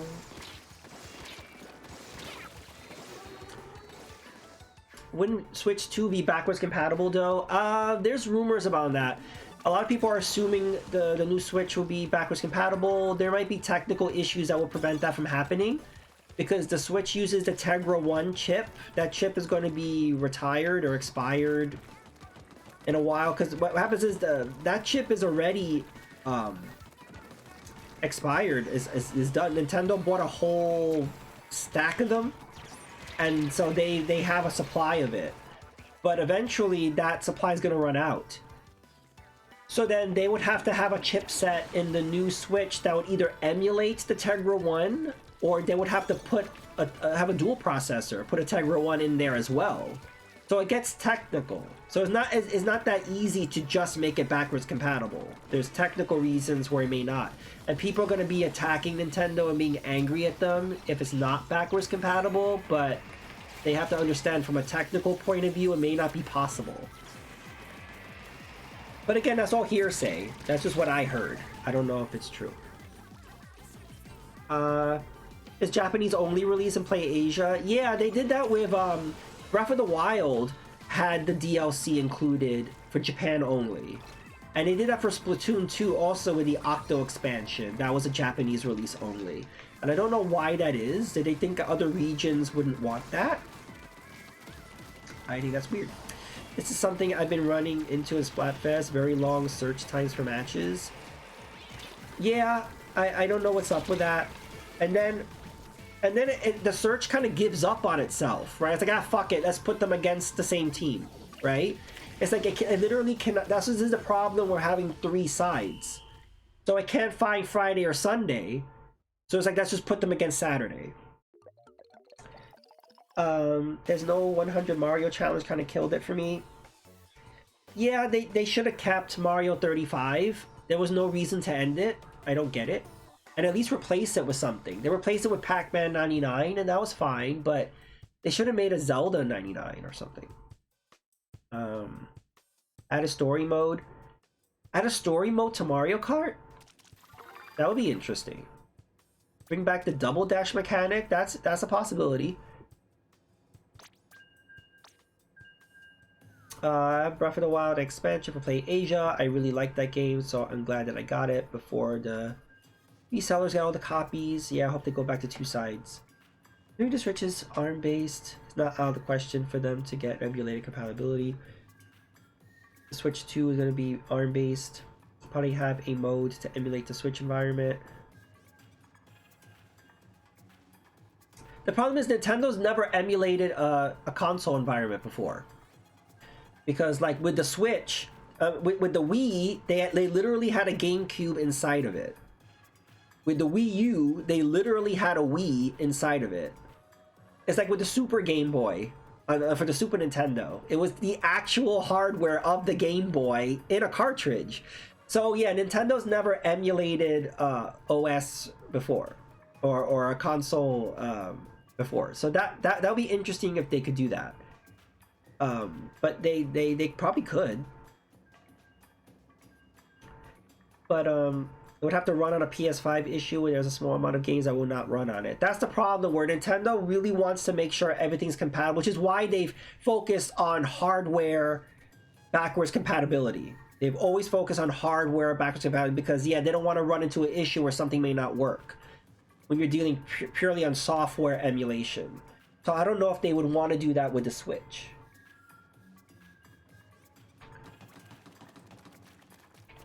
Yeah, and then, so yeah, the fact that they did the virtual console, and they did it really well, and they're constantly updating it whenever there's a glitch. But I don't know if they're confident enough. I'm sure they're doing a lot of Q&A with that, you know, testing how that would work. But yeah, I don't know how that would work emulating like the Switch hardware on the new hardware.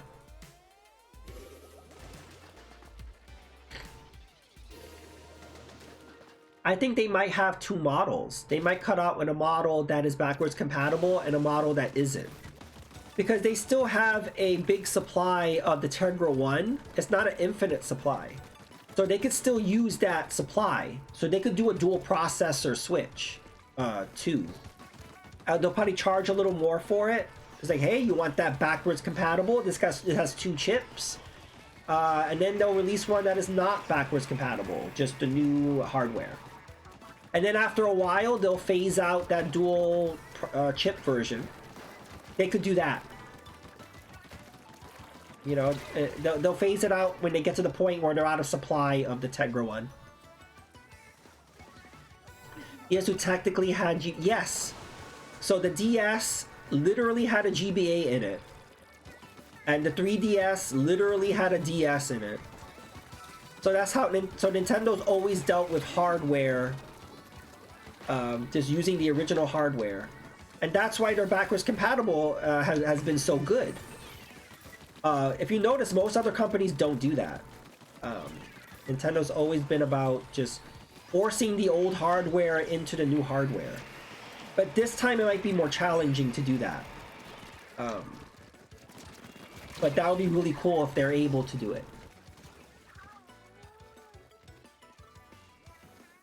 The DS hardware was slapped together inside it. That's why those Ambassador games ran so perfectly. Yeah, it's really funny how they do that, because the Wii U technically had a GameCube and a Wii inside of it, and the 3DS had a GBA and a DS inside of it. Nintendo can't even add sending messages on Switch like the Wii U had, so asking for back to credit is probably as per a miracle. Yeah, they really cut. I still miss Miiverse. There's literally no way to send messages on the Switch. As money as I give to the dudes, the Switch console gen is better be there. I know many companies are trying to make an EverDrive type to Switch. Yes, I saw a video of that. It seems to only run one game at a time, though. Or you could put multiple games, but I think you have to reset it or something. You have to, like, reset it. It can only load one game at a time. It's made in Russia, I think, but it hasn't come out yet. Mad Little Pixel did a video on that.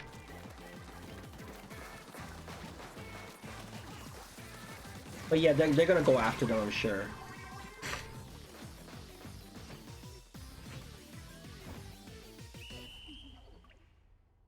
Yeah, the no music. That's my problem with the Switch era, where they really kind of cut down on the... Oh man, we were actually doing pretty well in that. They just kind of cut down on what made Nintendo special. Just like the little flourishes, the quirkiness, the charm. By removing the music from the eShop, it just made it cold. And also the eShop runs horrible. I try to avoid the eShop. It just runs so bad. It literally crashes just scrolling through it. They even downgraded the eShop. Yeah, each insert changes the games. I believe if they're talking about the same cartridge, it changes partitions. Yes. I think that's how it works. You take the cartridge out, you put it back in, and it changes the game or something. Yeah.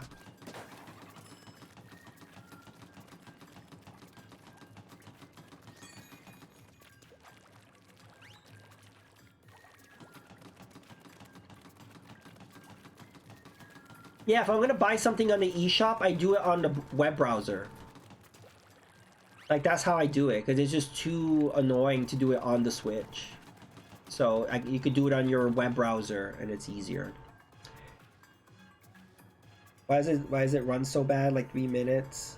Like there's a memory leak or something? It seems that way. There's no reason for it to be running that badly.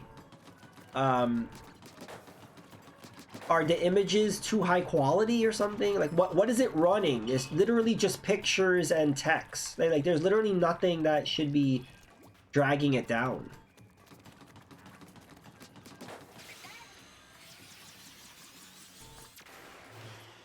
It's like reverting to 56K or something while you're...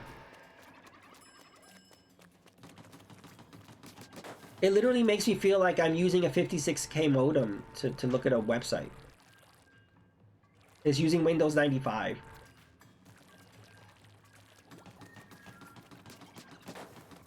I'm not surprised if it is. Yes, the Dreamcast would load the eShop faster. Oh, the Dreamcast.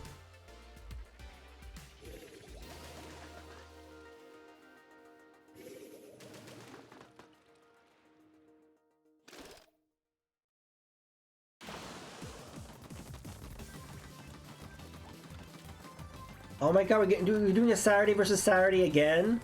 See, this makes the Splatfest not fun when this is happening. You know, it's like, it's hard to be competitive when they do shit like this. We're literally just playing against our side over and over again.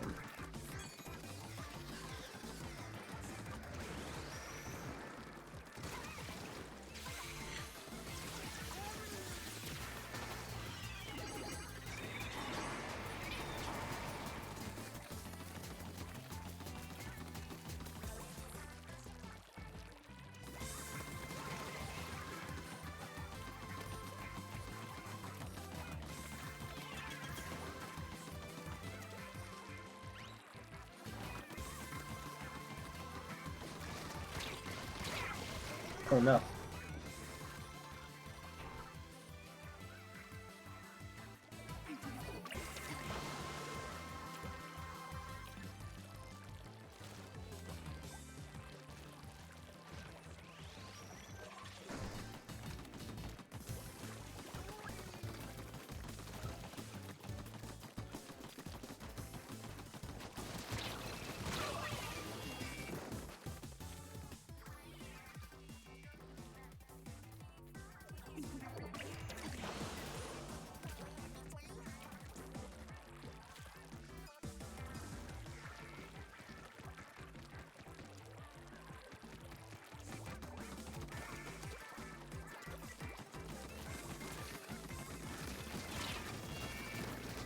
I was shooting him right in the face. How was I not getting him?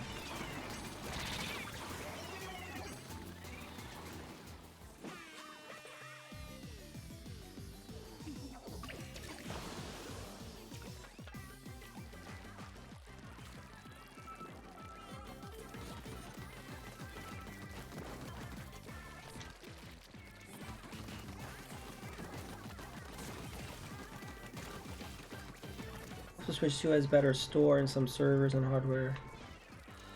Yeah, whatever their new hardware is, I hope whatever their eShop is runs better. Because I'm sure that cost them sales. I mean, I'm sure people would be more willing to buy on the eShop if they could get it to fucking load. Like, that's what I don't understand. Doesn't Nintendo want people to buy on the eShop? Then have it run better. That's not gonna make people want to buy things on there if they can't even like scroll through it to see what they want to buy.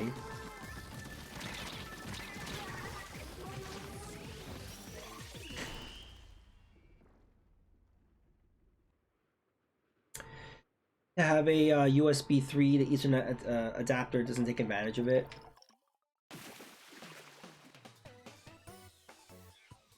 But what I heard is the yeah, how is that Ethernet adapter in the OLED?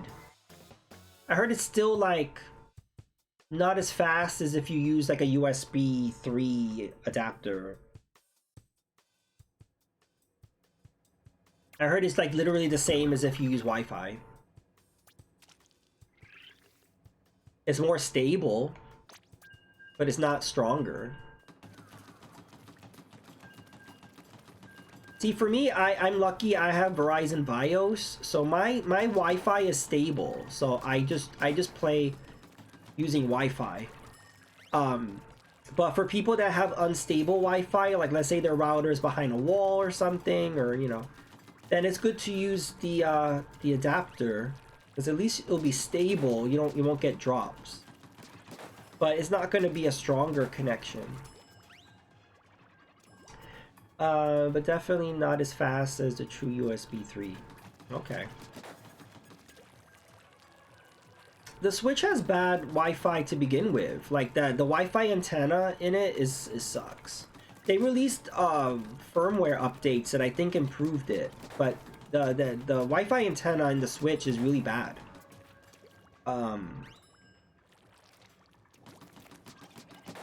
So I don't know what they used for it. It seems like something very dated. I feel like they used for it.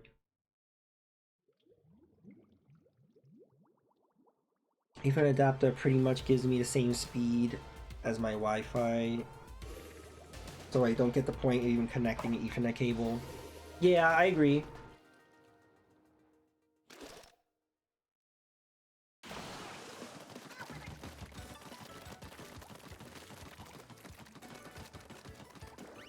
Are we doing another fucking Saturday versus Saturday? This is so weird. This has actually happened the past few Splatfests, but not this frequent.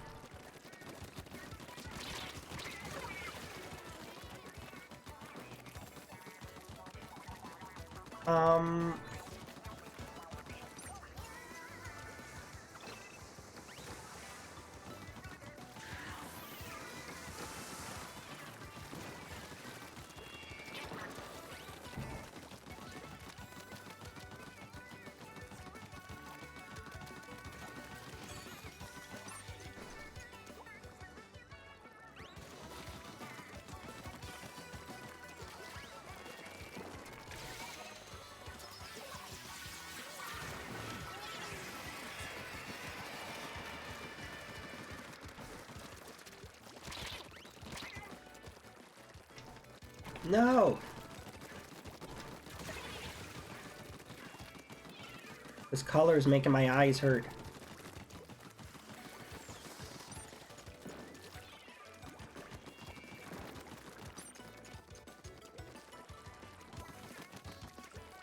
Oh yeah, what happened to Foam Stars? Wasn't Foam Stars the Splatoon killer? What happened to that? You like playing some Foam Stars, some dude? Mallow Wolf. Anybody in the chat like playing Foam Stars?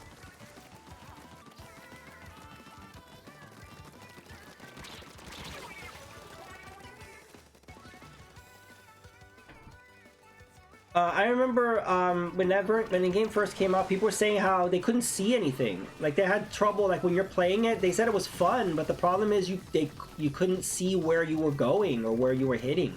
Just the foam was everywhere.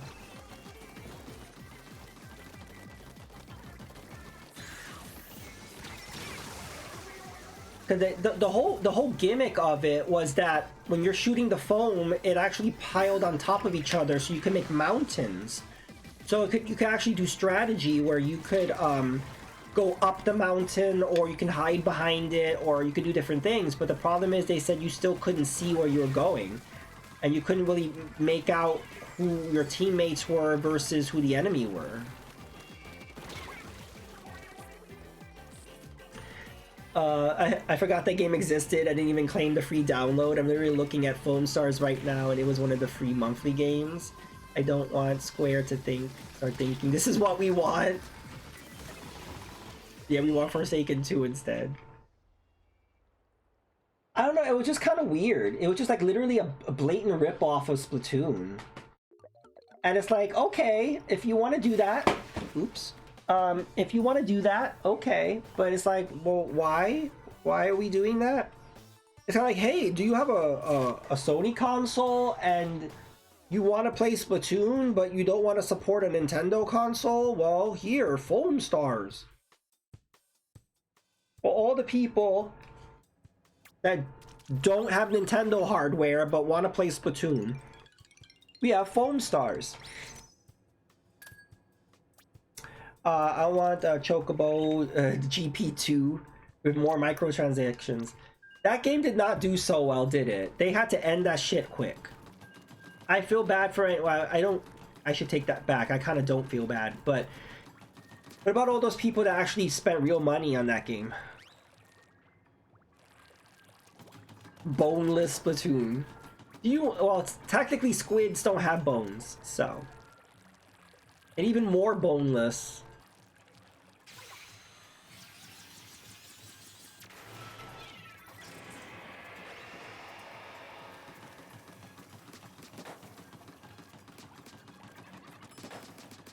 Is that what killed Avengers?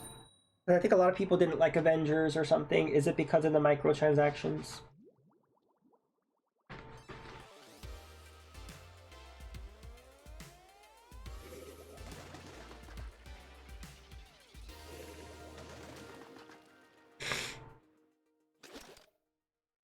I think people like Guardians of the Galaxy. I think they like that one more.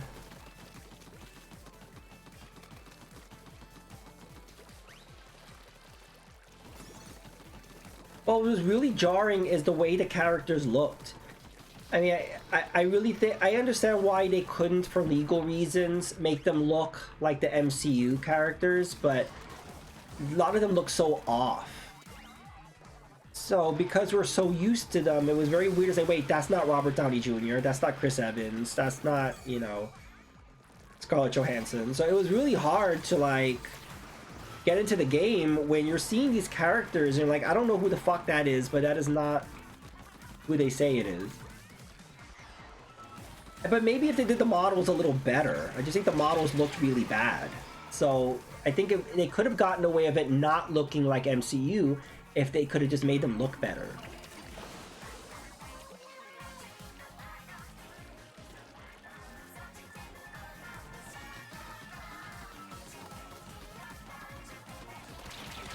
Yeah, I remember Guardians getting better reviews. We want Avengers crossover with the GB, yeah, the Chocobo, GP, and Foam Stars. That would be awesome. Can you picture the Avengers riding Chocobos while shooting foam guns?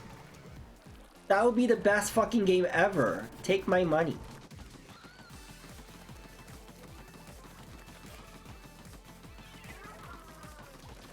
Whatever company makes that, you know that Phil Spencer will call them and say, hey, we want that on hey, we want that on Xbox. And then they'll say, no, we're not going to make an Xbox version. And then they would be like, we're going to buy your company. And I still can't believe that's what happened with Starfield. Phil Spencer called Bethesda and was like, we want Starfield on Xbox. And Bethesda's like, no, we're not going to put Starfield on Xbox. And then Phil Spencer's like, okay, we're just going to buy Bethesda. Have you ever heard of that happening? That's the most ridiculous, stupid thing I've ever heard.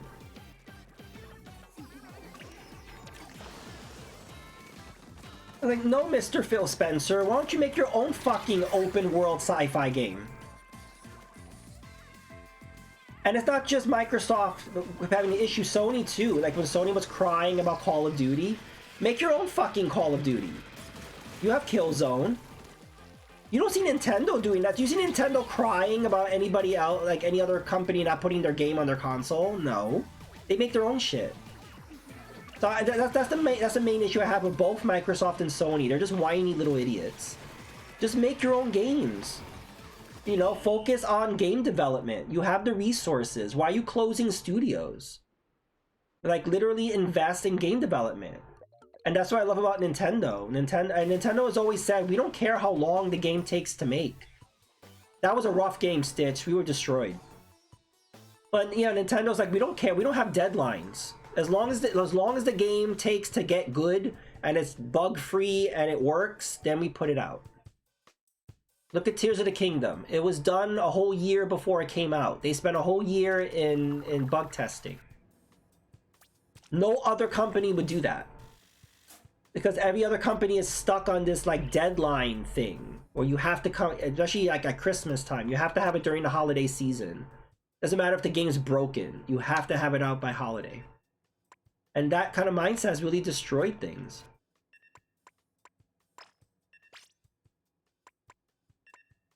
Let me see. What should I wear? I'll wear this hat. And I will wear these shoes. Yeah, we are in a big losing streak, Stitch. This Splatfest sucks. Maybe it's just us that sucks. Maybe we just suck. But I think this Splatfest is really bad.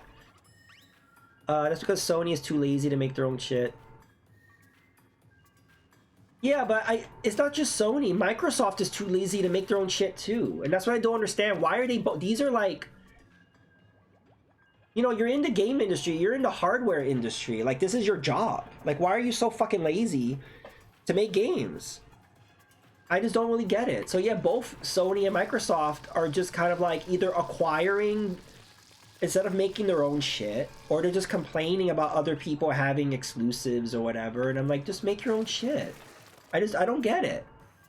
So yeah, that's the thing, is I'm not taking sides. Because the thing is, when you try to have this argument, people start saying that you're taking Microsoft's side or taking Sony's side, but I'm like, they're both making the same mistakes.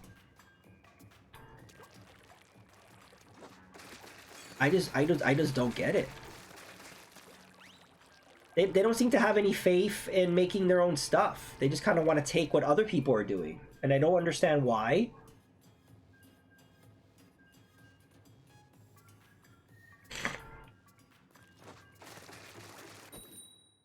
I agree, Stitched. I feel like we're trying our best. Are we just being constantly linked to bad teams?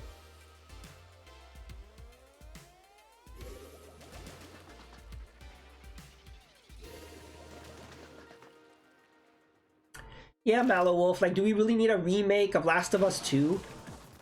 I mean, we didn't need a remake of Last of Us 1.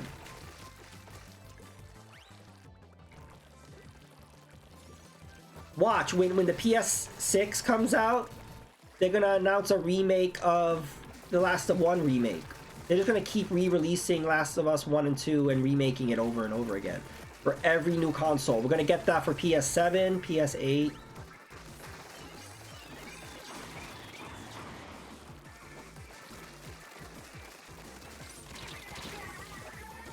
Yeah, that's the thing is they released a statement saying that the PS5 was at the end of its cycle, and then everybody was like, no, that can't be right. And they haven't, as far as I know, they haven't made a statement correcting that.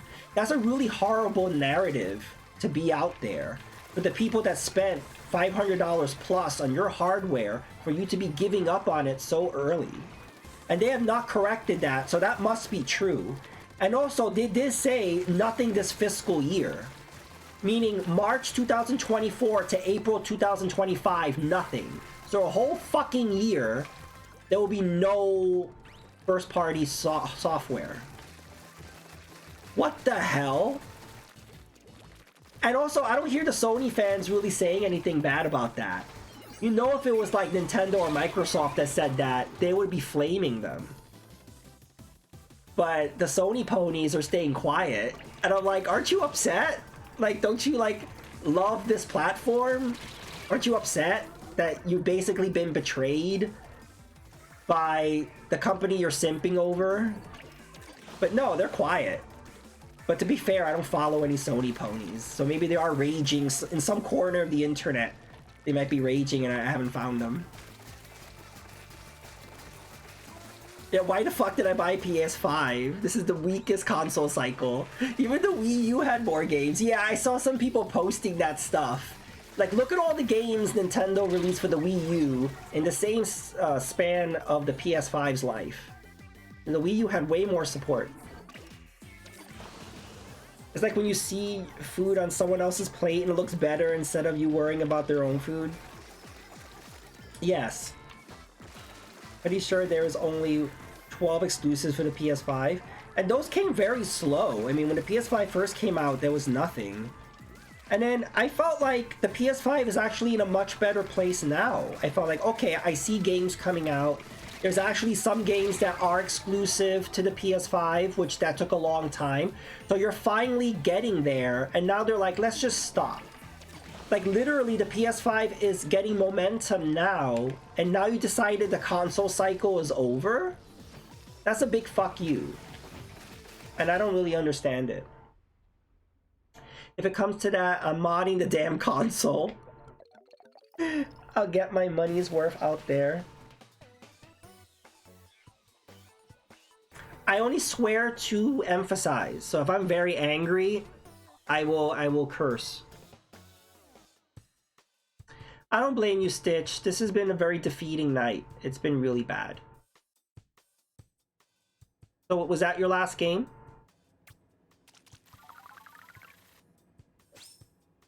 Oh, I got a sticker. You know what? I think I'm going to try Pro because Deviant said that Pro is better. Like, you know how the last few Splatfests we've had a horrible time? But he said that, so the way the Splatfest is done, they seem to put you at a disadvantage if you want to play with your friends. So I think you said you were on a winning streak when you played Pro, right? So basically the game sucks if you want to play with friends. And why would they do that?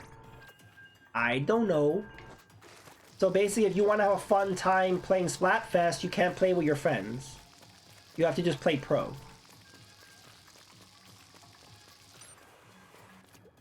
So yeah, why don't you try that, Stitch? Maybe go back and play a few pro matches and then compare that to the bullshit we just did. People are already talking about PS5 Pro. For fucking what? Fucking, they're gonna make a Pro to play non-existent games. 8K. Bare bones ass library. That's what I don't understand about. That's what, you know, I don't want to be attacking people that are pro Sony, but it just seems like they're giving them stuff that is not of value. Like, they're giving them this super expensive console and doing nothing with it, and then they re-release these games that don't need remasters, and yet the Sony fans keep buying it. I'm thinking, like, are you legitimately liking this stuff, or do you just have this like blind brand loyalty? Because they're not giving you anything of value. But are you legitimately enjoying this stuff? I just don't get it. And yeah, why would you want a Pro of a console that didn't live to expectations? Why you want a Pro version to play what exactly? It's just been the weirdest console cycle. And I don't understand Microsoft either. Like, the whole Series S, Series X, that was just the stupidest thing to name a console. Super confusing to the market, especially when you still had Xbox Ones, Xbox One S, Xbox One X. You still had those in the market, and then you had Series S and X. It was super confusing. And they're not really doing anything with the hardware. And there's been, you know, and I'm an Xbox fan, but like, there's been no reason for me to get the Series S or X, because everything's backwards compatible. So I played Starfield through the cloud because Starfield was not available on the Xbox One, but guess what? It was on xCloud. So I played the whole game, no problem. So congrats to Microsoft. They have a very functioning cloud-based system. But the problem by doing that, there's no reason to invest in new hardware. So they're kind of screwing themselves up that way. So you're creating a good service, but you're losing money on hardware. So is that good business? I don't know. All I know is I'm going to be able to play Indiana Jones because of Game Pass and xCloud. I don't need to buy a Series S or X to play it. Again, I don't know how that's good business. I don't think it is. It's very good for the consumer. I don't got to buy new hardware. But how is that good business? And that's a whole other thing. These companies don't seem to understand the reason to push hardware. Hardware is pushed with exclusives. And I think that Microsoft has not understood that or cared. The PS5, and you know, that has exclusives. But for me, nothing that has pushed me to want to go there. Nintendo has been the best with the exclusives, I think. And I think the other companies need to work a little bit more on figuring out what's special about a certain game that will get people to support the hardware. Microsoft with their alleged new console leak. Yeah, that's another thing. They announced that there's new hardware, and I'm like, what? I had to read that a few times. I wasn't understanding when I read that. I was like, new hardware? I thought they were trying to get out of the hardware business, because it seemed like they kept wanting to say, we want Game Pass on everything, right? We want it to be... They seem to make it sound like they even wanted it on smart TVs. Like, they wanted it on everything. So what's the point on making new hardware if you're not really supporting with exclusives, and you want more to be a service-based thing? So I'm confused about that. I'm thinking probably it'll just be a streaming box. It'll just be like a little box, maybe. It'll probably be an xCloud box. That's what I'm thinking what this new hardware will be. It's literally why we bought these damn consoles. Like, it's getting to the point where PC's becoming the only appeal. Yeah, pretty much. You buy more games on Steam. Yeah, that's the way it's been. I've always been pro. Somebody's invited me to play. Oh. I will get out of pro after this and check out what that was about. But yeah, I've always been pro console, but they're making it hard to be pro console, because They're making horrible decisions.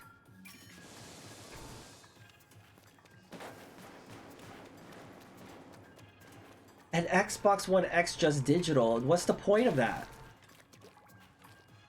I mean, you'll have the power of the Xbox One X and it'll be cheaper, I guess, without the disk drive. But I really don't see the point in releasing that. And again, you're confusing the market even more with more hardware. They already have too much hardware out there. The leaks were saying, ugh.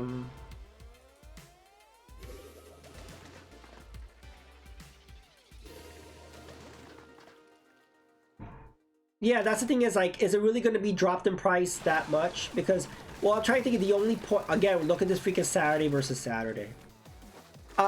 Because what would be the advantage of releasing a digital only? It would be that it would be cheaper without the disk drive, right? Otherwise, what's the point in releasing it? Because then it could phase out the Series S, which has been holding back game development. Especially that whole mess that happened with Baldur's Gate, which was embarrassing.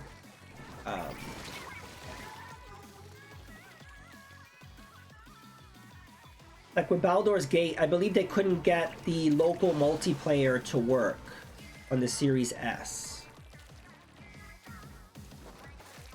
So then I think they ended up just releasing the game, and then you could do the local multiplayer on Series X, but you could not do local multiplayer on the Series S. That was the compromise. They just couldn't get it to work.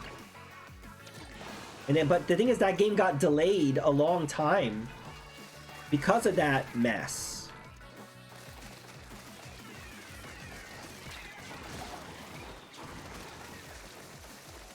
The Microsoft, yeah, the Xbox One's sad. That was such an unfortunate abbreviation. Did they not think about that?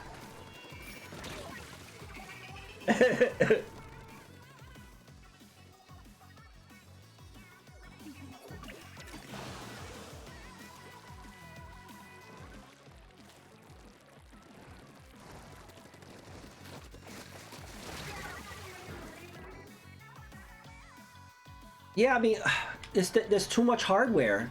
There's Xbox One, Xbox One S, Xbox One X, Xbox SAD, then you got the Series S, then you got the Series X, and then you're gonna get a digital Series X. Like, there's just too much hardware. It's too confusing.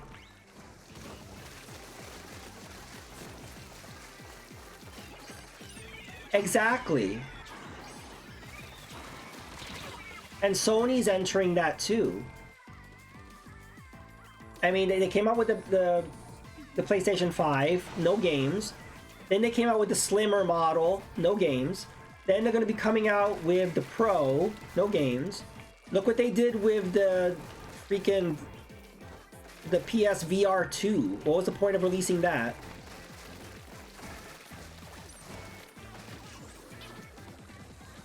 So yeah, all Sony got to do is release a few more consoles, and they're going to enter Microsoft territory of just way too much fucking hardware.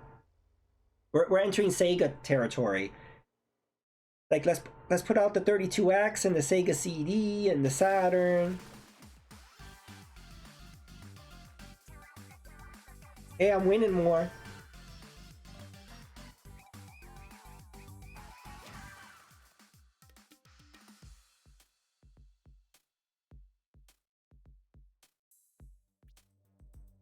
Yeah, I love Game Pass. Game Pass is great. I just wish that they were not so reliant on it. I think that they've been too... I just don't understand why they haven't focused on... I just don't know why they don't want to make their own games. I don't get it.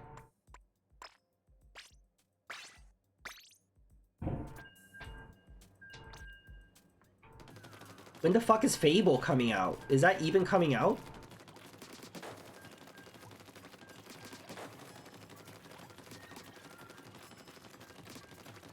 And I'm curious about what was going to go on with Elder Scrolls 6.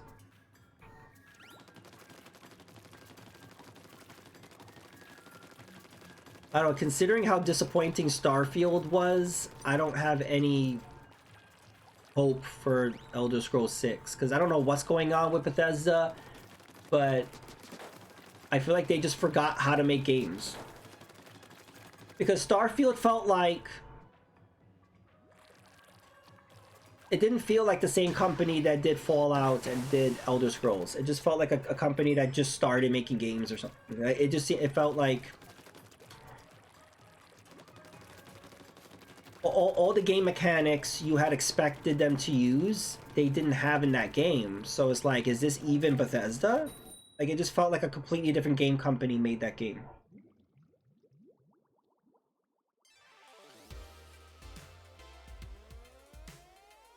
Yeah, with Doom. What games did Tango do?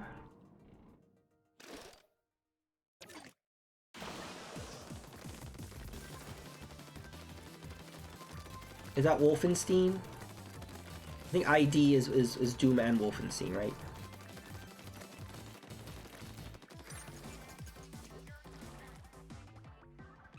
Oh, right. Hi-Fi Rush, Evil Within. Okay, cool.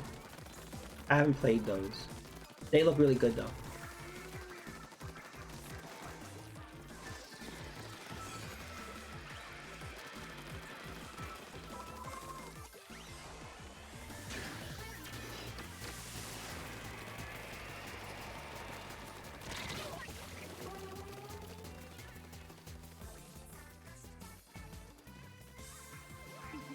Yeah, Stitch, I saw an invite, but I didn't know how to respond to it.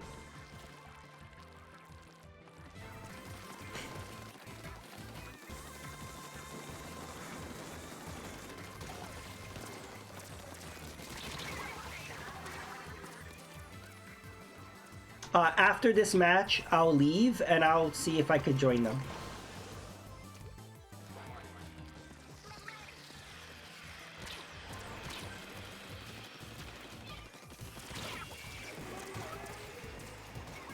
The thing is, in this game, they don't make it easy to do that. They don't make it easy to, like...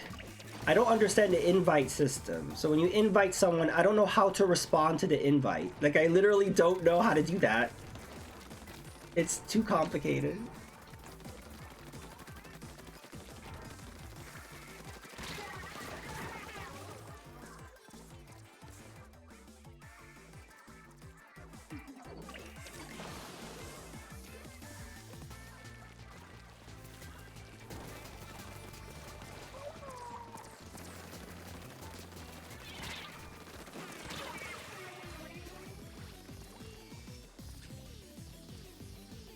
But I wonder if other people have been going through the same thing, because we've been getting all Saturdays versus Saturdays.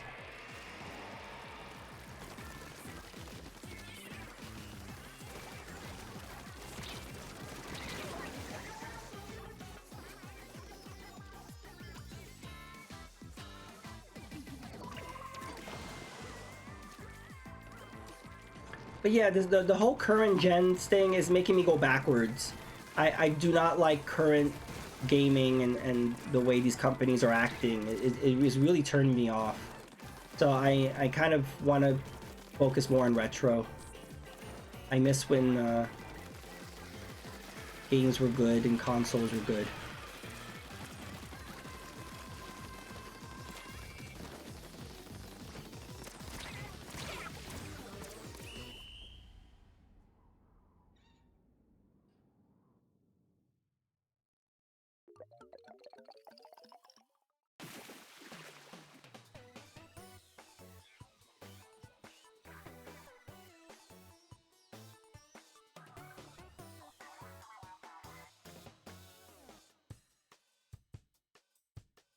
Okay, I'm gonna drop out now.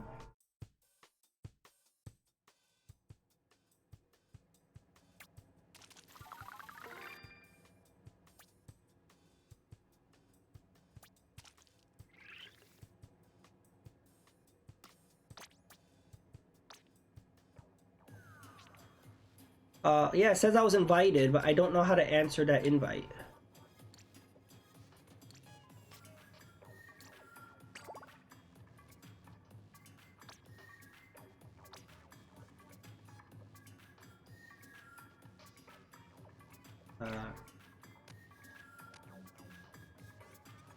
Stitch is joinable.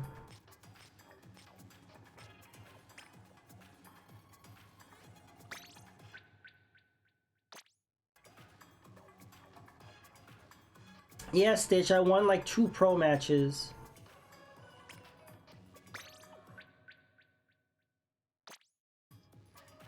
Ruler 2, very cool. Join the pool. I've never used that before. Enter the name of the pool you would like to join. After joining, you'll be able to send and receive notifications for other players in the pool. Have you ever tried that? I don't even know what that is. It's like one of the best games I played to this current gen, Resident Evil 4 Remake and Persona 4 Reloaded. Yeah, it's like, that says a lot of the best games are remakes, right? Where's the new shit? When is a remake from 2006? Yeah, there's a remake from 2005, I know, right?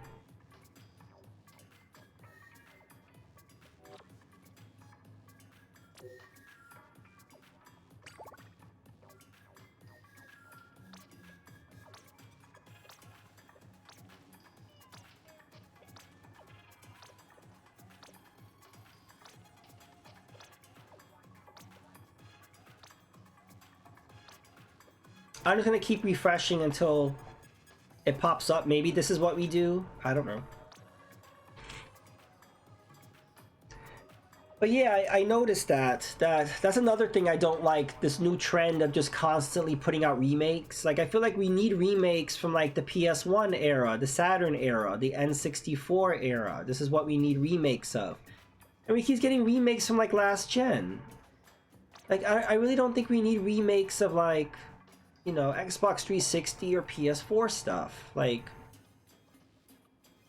I don't know. I feel like we need, like, the first era of 3D games when they didn't know what the fuck they were doing. I think those need remakes. And yet those are not those stuff being remade, so I'm totally not interested.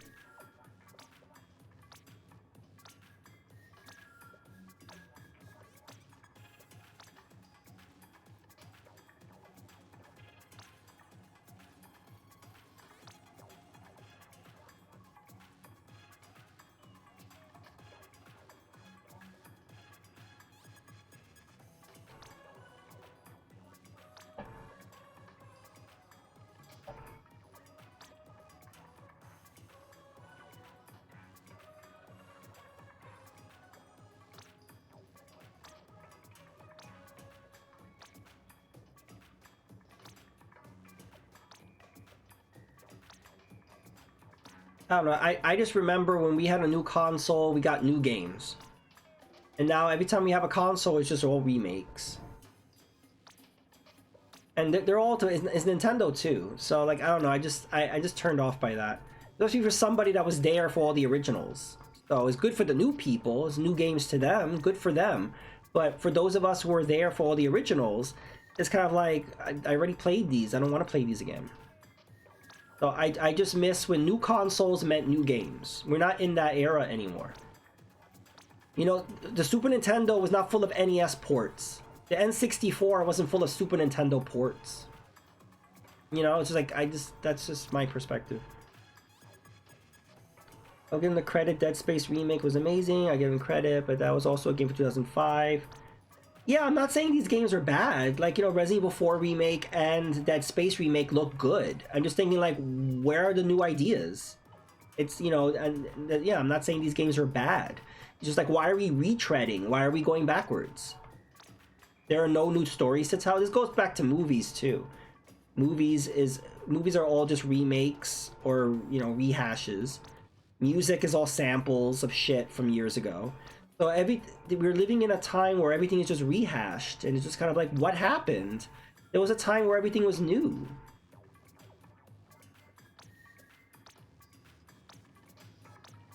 Resident Evil 9. This is a long-ass match that they're in.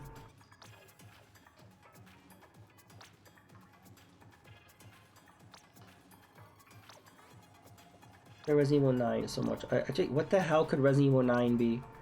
I assumed, cause what I heard is Resident Evil 9 was not going to continue with the storyline of 8, and I thought, like, why? I thought they were going to continue with Rose. Like, Rose was going to be the main protagonist.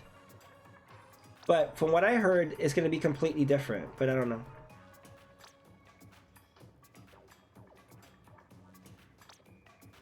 Yeah, I think that's ridiculous. I don't think... I think that the first Resident Evil remake stands up to this day. I don't think it needs to be remade. They want to, fine, but I don't really see what the point of it. We have Resident Evils that need a remake. Why go back to one that doesn't? You know, Code Veronica needs a remake.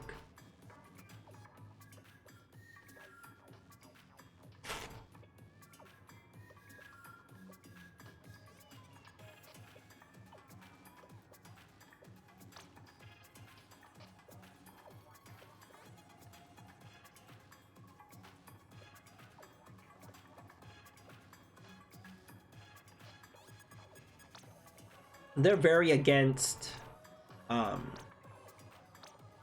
seem very against wanting to do Code Veronica.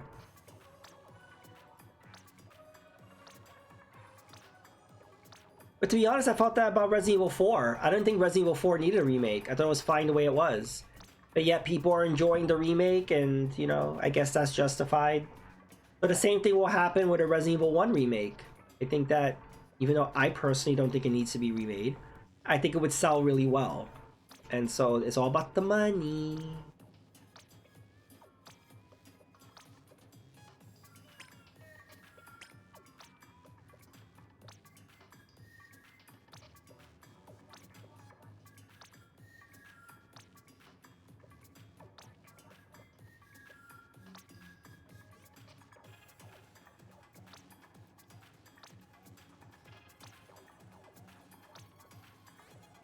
Well, this is not working, so I guess I can make a room and then send invites?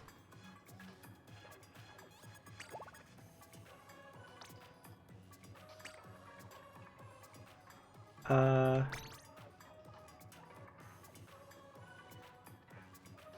maybe they'll get it?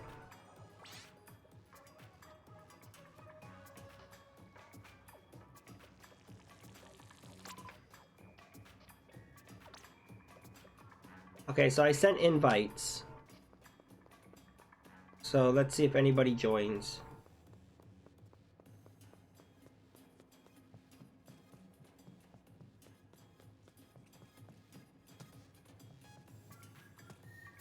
But I've never been successful with joining unless people are in my chat. It usually doesn't work that I could like link up with them in this game for some reason. They don't do a very good job of being able to link up with friends unless I talk to them directly. We need to move away from the whole remake culture. I remember when they used to be treat me occasionally. Yeah, I think that remakes have lost what made it special, because now every fucking game is a remake. And I'm tired of it. Like I you know, and I was really tired when Nintendo did it when they started the Switch, but I said, well, I understand they need to recoup the money they used to make these Wii U games, but then it really bothered me, all these Wii U remakes. But now they're doing it with other things too. Like it just... And again, I'm not saying that they shouldn't happen, it's just kind of, it still bothers me to kind of not get new stuff. Hey, it's stitched. Because yeah, we're getting Super Mario RPG, we got Link's Awakening, we're getting Thousand Year Old Door. Like, we're just gonna keep getting remakes? Like, I don't know. I'm just not used to it. I'm just not used to it. I'm used to new games only. And I'm not used to this thing of... Yeah, I'm not trying to take away the validity. I'm not trying to say these remakes are not good. Because I very much enjoyed Link's Awakening and Super Mario RPG Remake. I liked them. I just don't really know why we need to do them. They're good. I'm just... Why do we need to do them? Why can't we do new shit? That's... And are we not able to do new shit? That's the scary part. Are we not able to do new shit?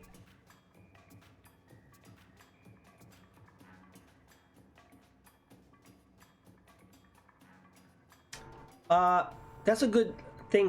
What I'll do is, Stitched, I'll send a message to both of them saying I have a room open, and then maybe that will, you know, do something.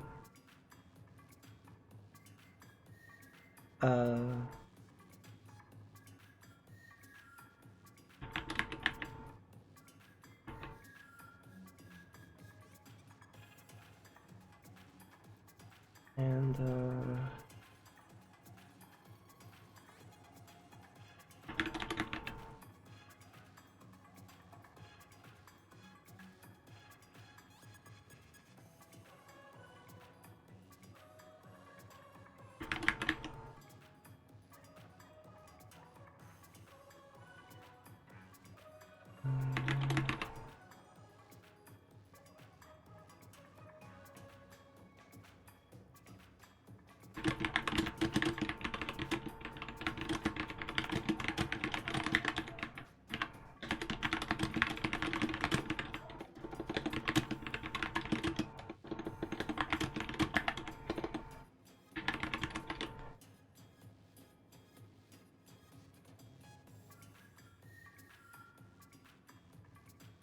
okay, message has been sent.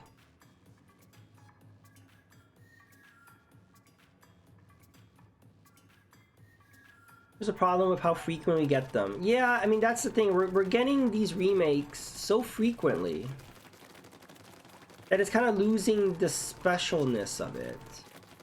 And yet people they keep begging for more remakes. And I'm like, oh. I agree, Stitched. We shouldn't have to be using, you know, other forms of messaging. But you know how Nintendo is.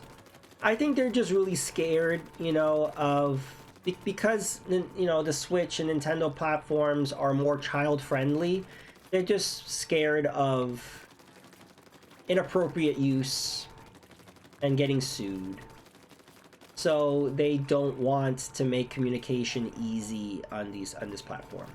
So from that point of view, I get it. But for adults, it's really annoying. It's like, we should be able to communicate. People that want to communicate for legitimate reasons, we're screwed.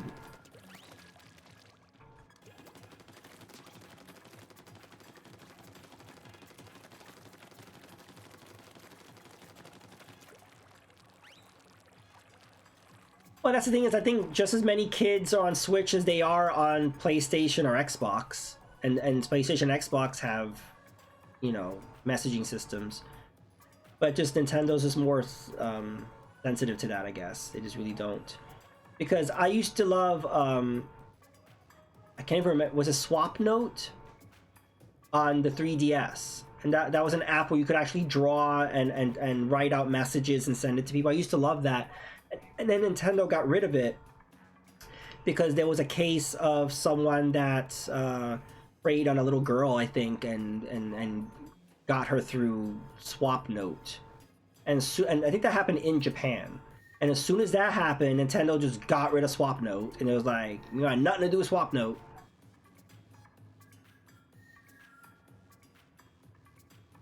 Yes, because in Swap Note you could attach photos, which was actually a lot of fun. So I was in a big Swap Note group, and it was very innocent. It was like, look what I made for dinner. It was like, you know, then you take a picture of like, oh, look at this. Or we take different pictures, or like, oh, I went to this place or whatever, and people would just share photos of random stuff. Or it was mostly video game stuff, like, look at the new game that I just got or whatever. We would just like trade photos of just, you know, game related stuff or just personal stuff and just kind of whatever.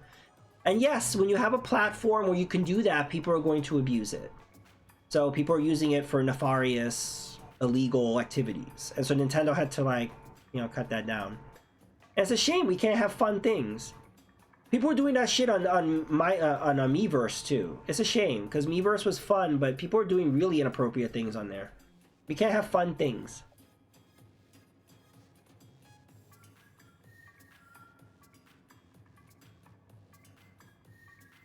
But the thing is, they had to police it more, I guess. This is what happened to Miiverse also, where they just didn't want to pay people to have to moderate it. They could have had moderation on Swapnote, and I don't know why they didn't.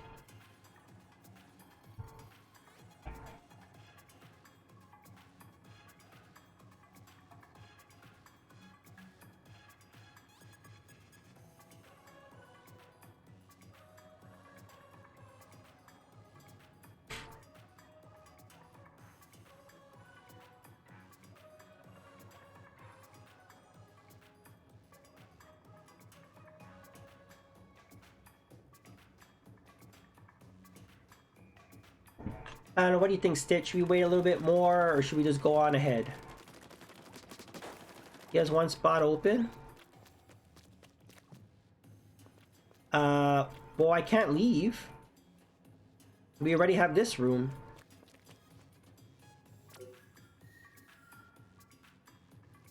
Oh, wait.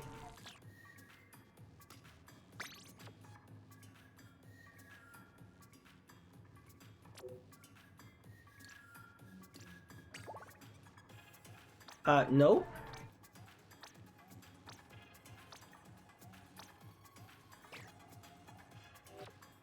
Nope. Okay.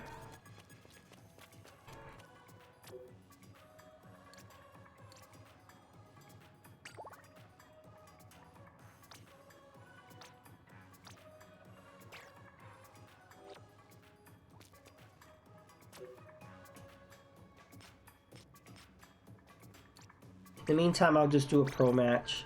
I hate just idling around. This is another reason why I don't usually play multiplayer games. This is kind of what my experience was like during the Xbox 360 era. We're just kind of just waiting around for a match to start.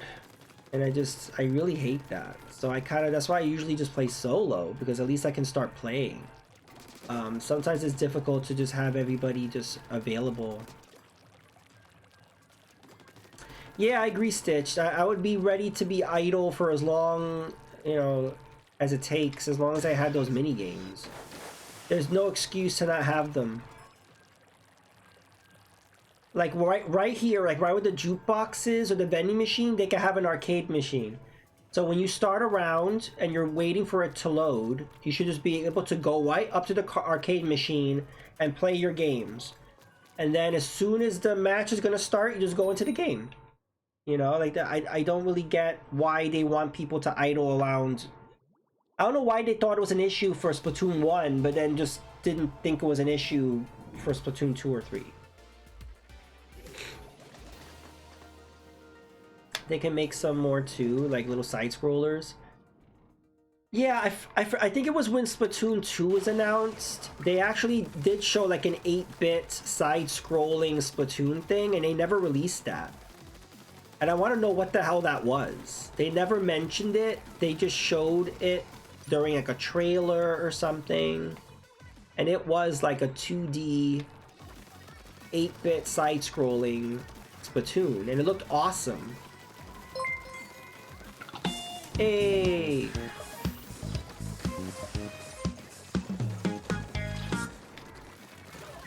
Thank you for the raid.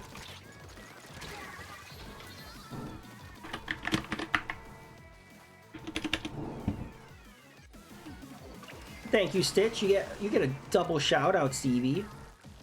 I don't know what the way Madness Lies Good is. What is that? And how was it?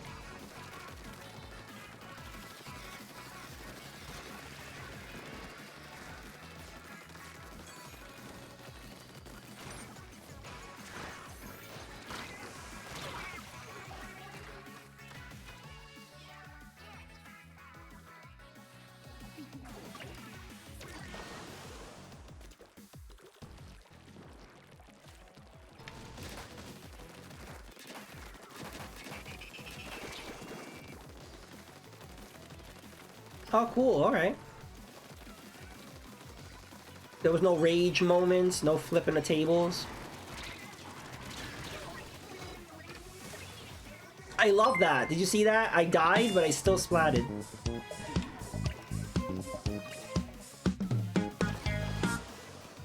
Thank you, Stevie, for the tier 1 sub. You've been sub for 27 months. Hype, hype, hype.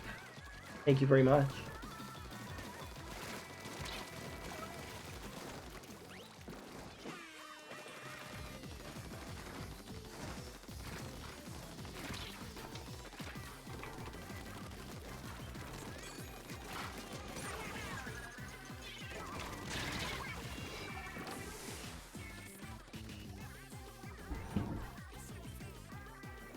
Default difficulty is 2. I should have raised it. That's the problem with games, because everybody has a different idea of what easy, normal, and hard is. So you could play a game on normal and you find out, wow, normal is way too easy. But in other games, normal is the right difficulty to start at. But what I like is that the games where you can change the difficulty while you're playing it, I hate when games are like, nope, you cannot change the difficulty, you gotta start over.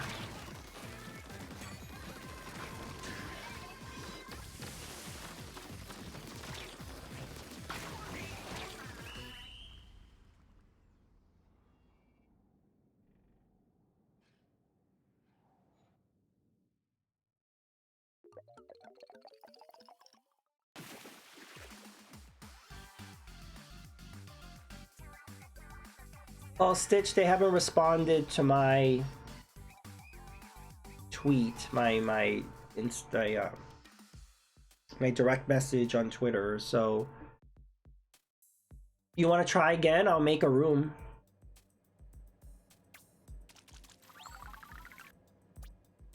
Also, Stevie, I don't know if you picked Saturday, but you could jump on in.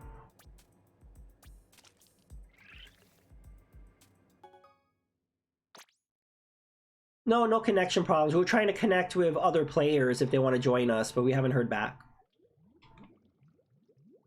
We were playing with Stitch and I were playing for a while, but then we just kept losing. Oh wait, someone invited me to play. But how do I respond?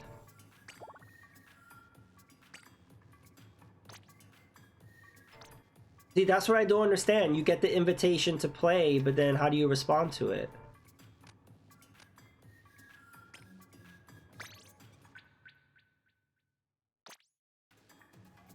I don't get it.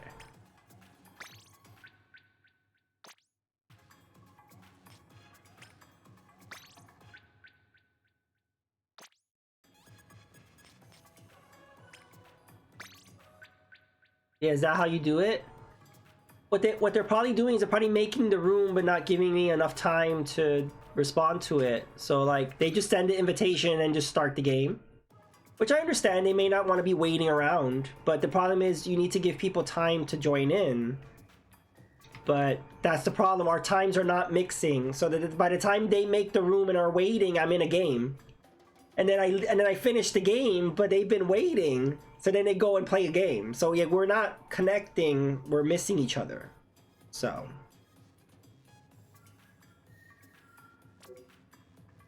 it's just too complicated. I just want to play. It's just too complicated. I don't want to spend all my time just waiting around for a match to start or waiting for somebody to join. I just want to fucking play. So it's just too complicated. I wish it was easier, but it's not. Yes, you like the little Saturn on my belly? It's my little Saturn belly. Happy Saturn Day. Saturn Day hype. Did you skip this Splatfest, Stevie? I'm always tempted to skip a Splatfest, but I haven't yet. I was really tempted to skip this because this is such a stupid theme.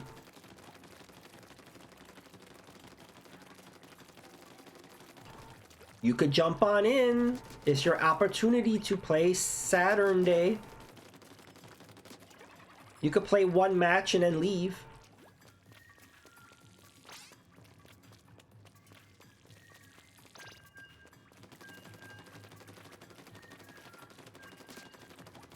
If you play one match and then leave, and then I think if Saturday wins, you'll probably get like one seashell, which is fine.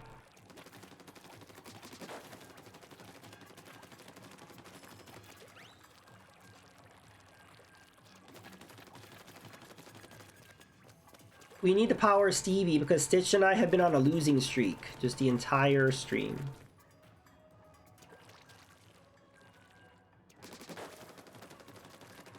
Yeah, since no one else wants to join us, we definitely need Stevie.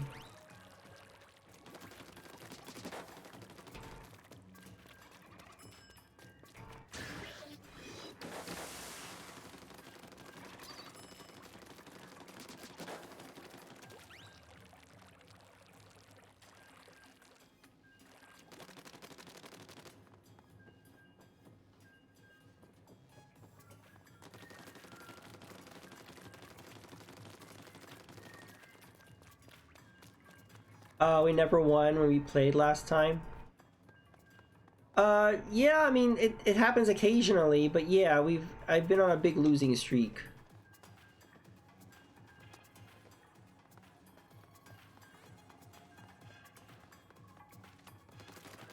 But who knows? Things could change. That's how it is with this game, you know? You can go on losing streaks, but then you have a winning streak. Just we haven't gotten that winning streak yet.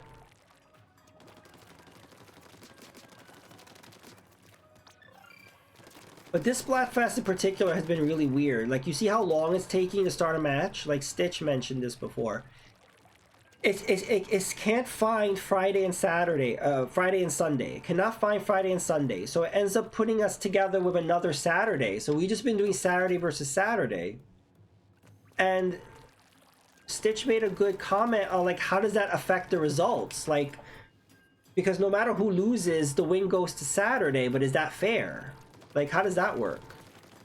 And also, it kind of kills any competitiveness when you're just playing against your own team.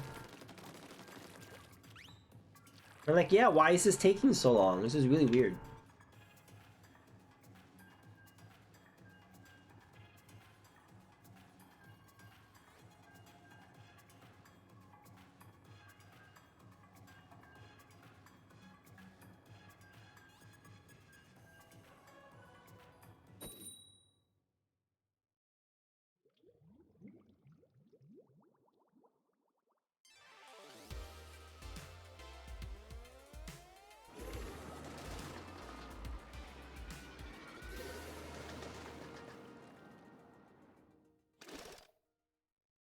All right.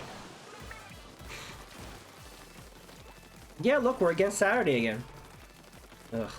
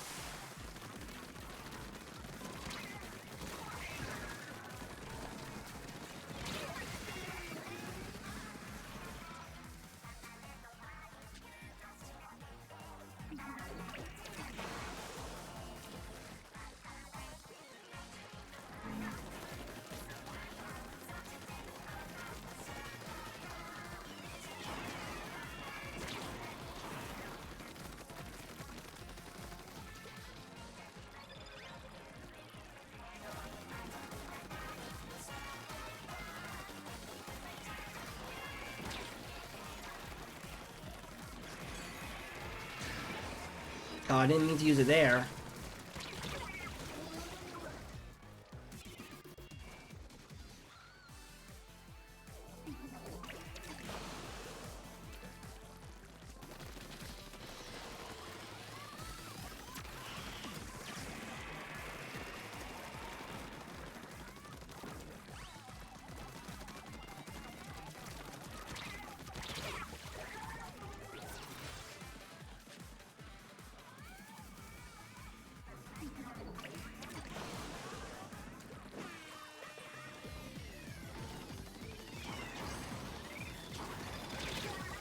Oh.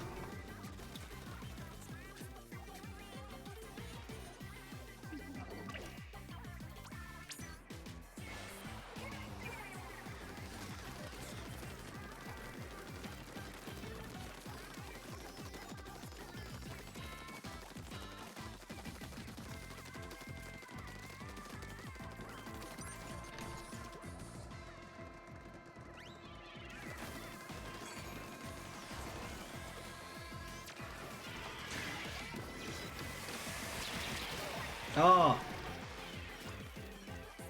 I think we're doing good. We gotta hold the middle.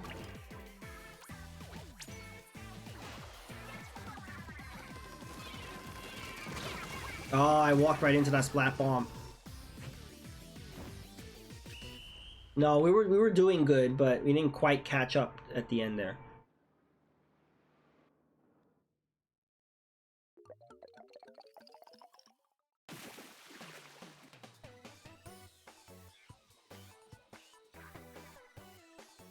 Well, that's an improvement, right, Stitched? Hype, hype, hype.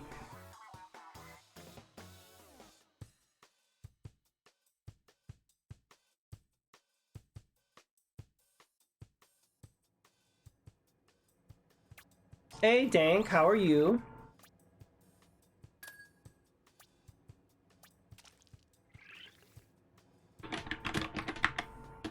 Would you like to join us?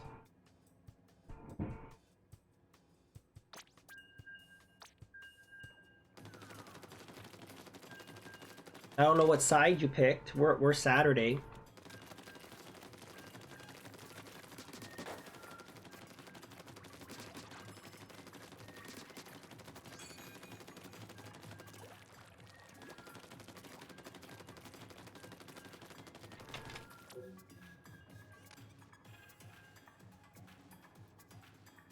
Yes, Stitch, you were the MVP in our team. Definitely.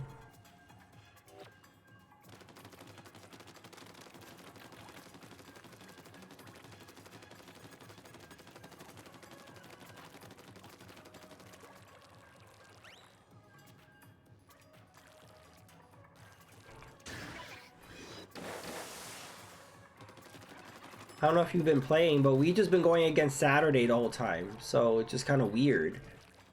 We have not really been seeing Friday or Sunday.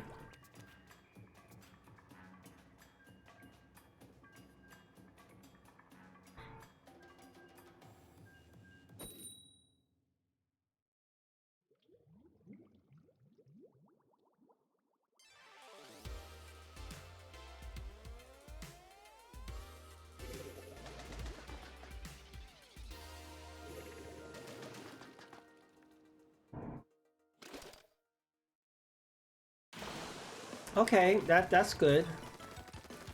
Oh, okay, we're against Sunday now. Okay, good.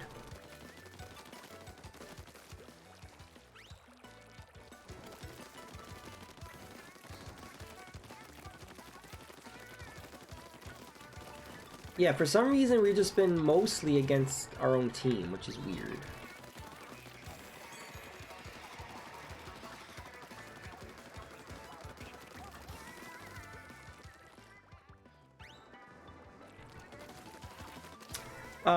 Haven't picked up 3, only seen people streaming it, but it definitely seems like they're kind of losing ideas at Splatfest. Yeah, the last few Splatfests, I've been very confused, because there's like so many possibilities, there's so many things they could do, and yet they've gotten so lazy. I mean, Friday, Saturday, Sunday, come on. Like, that's really lazy. And then when you have like a really stupid themed Splatfest, it's kind of hard to feel motivated to do it. And I've mainly been doing the Splatfest more of an obligation, because I've played every Splatfest, and I feel weird not doing one, but I still feel like, what are they doing?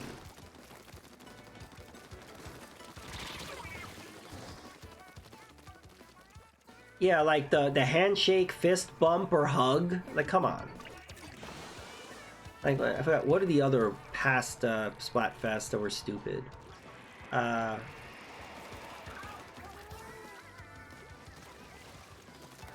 yeah, did you like Splatoon 2? Because they did add a lot of improvements to this one. The whole lobby system is way better.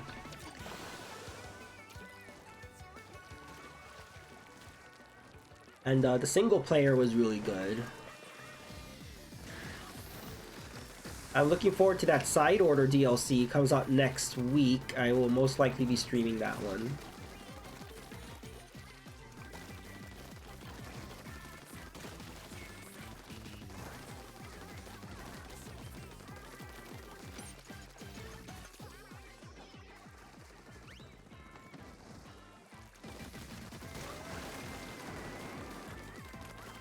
Yeah, I get that.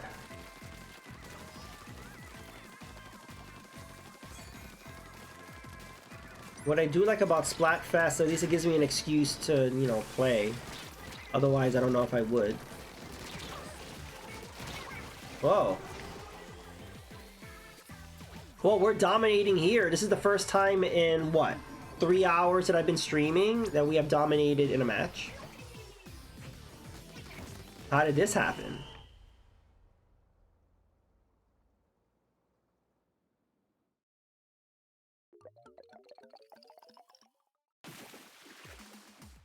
Yay, and it's all because of Stevie.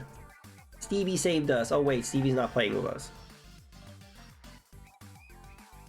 Stevie was with us in spirit. That's why we won. More of this, please.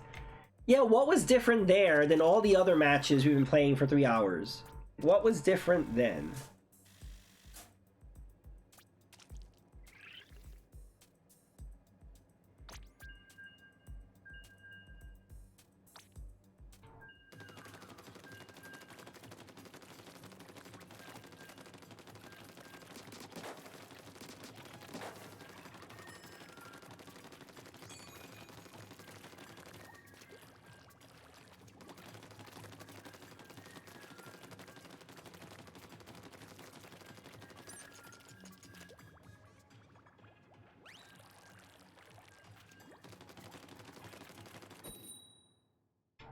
Evie and Dank gave us the energy? Yep, I think so.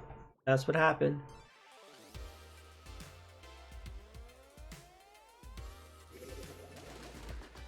Variety Warriors.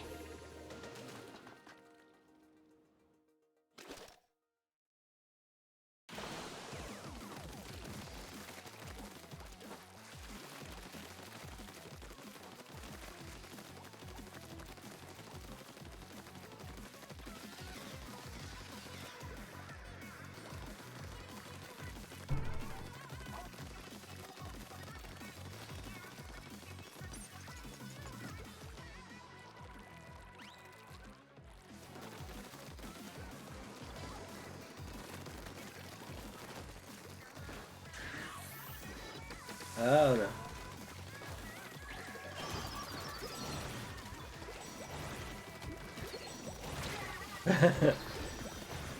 I thought maybe he wouldn't get me. It's hard to control that Kraken. You can just go right past people.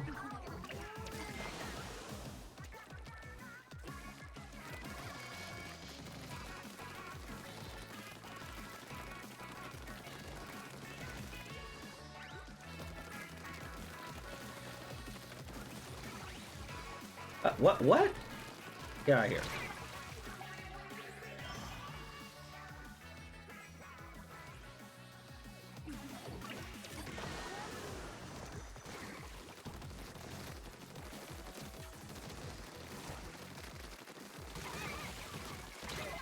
Wow, they're taking over our side.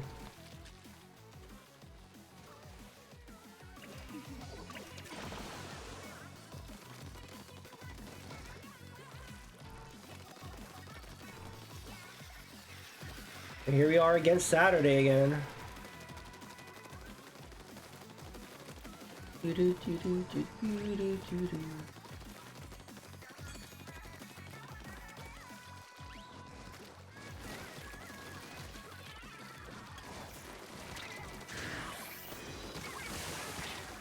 How did I not take out anybody? Seriously?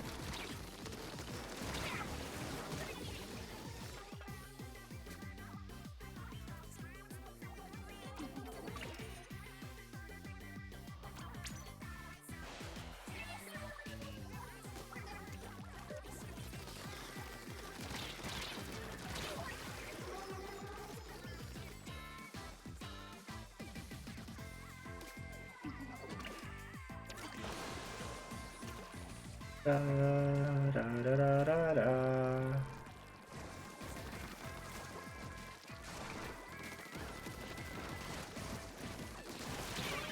Oh.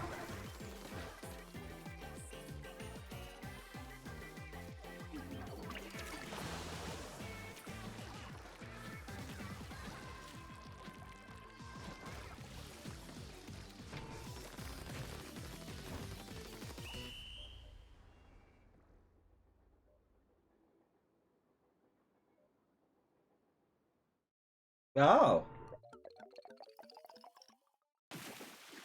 Yeah, we are on an unexpected winning streak.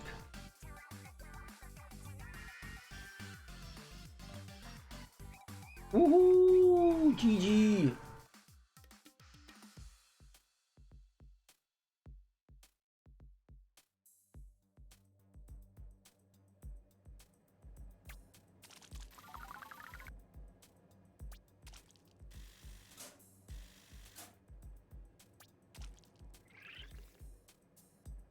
Cool. See if I should wear a new hat. Uh...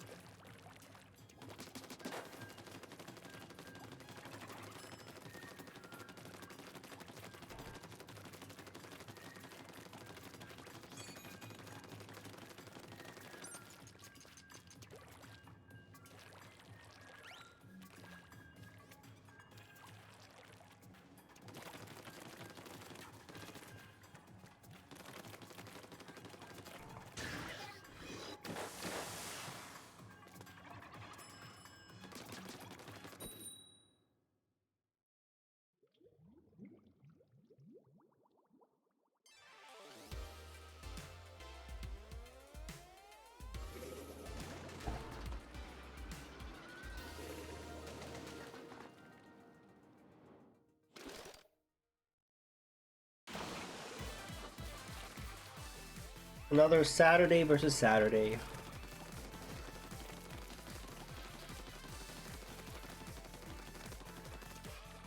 Or at least for purple. Purple hype.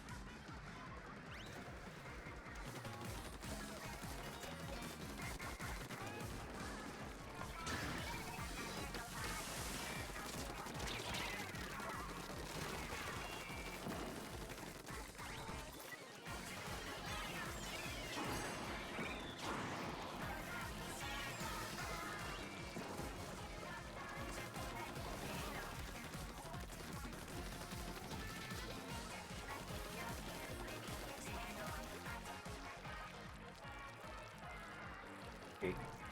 A lot of yellow over here. Oh, he was camping.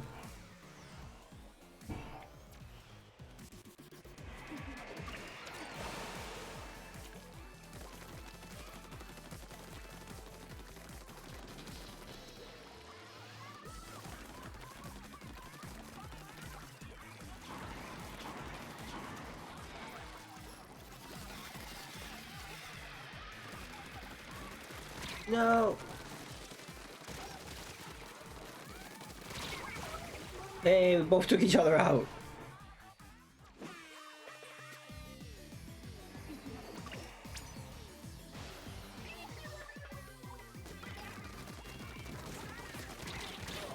Oh.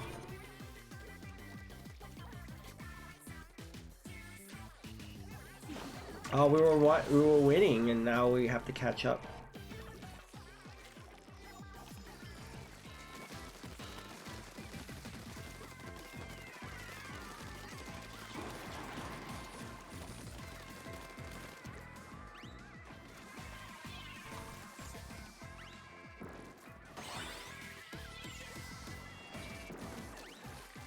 Did we wipe out their whole team? Wow.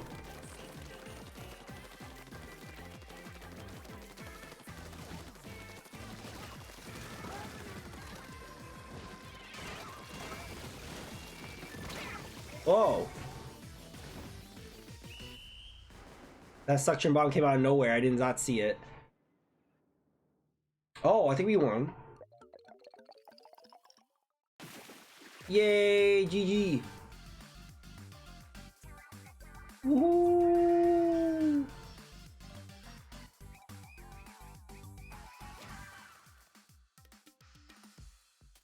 How come all of a sudden we're winning now? You see?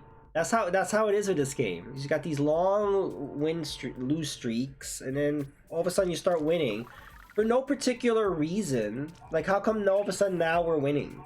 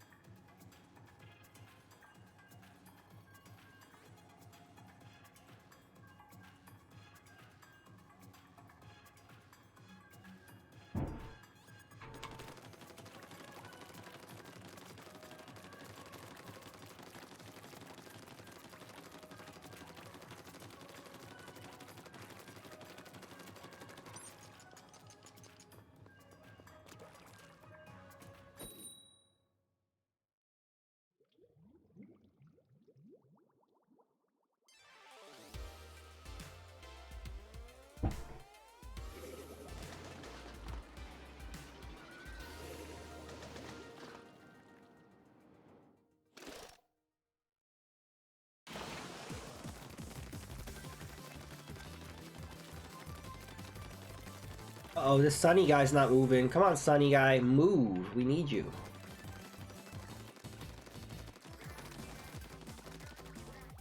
There we go. Okay.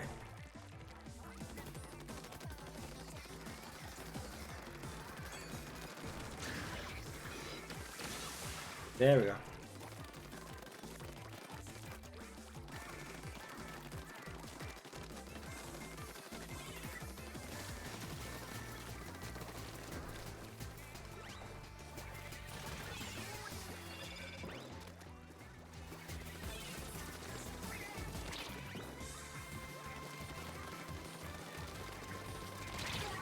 Ouch.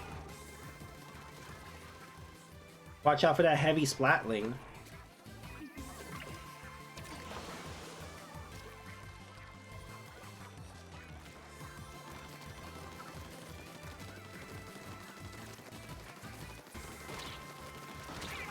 Ouch.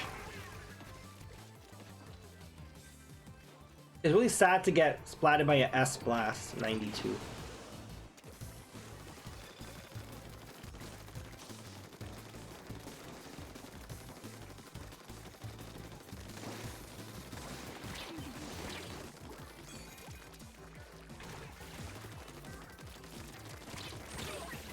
No.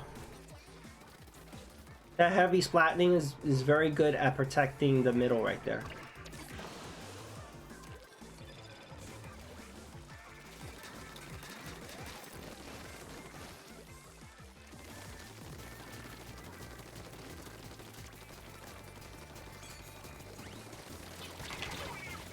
Damn it. I was hoping to get closer to use my special. It's hard to get even close to the middle there. They're really good at protecting it.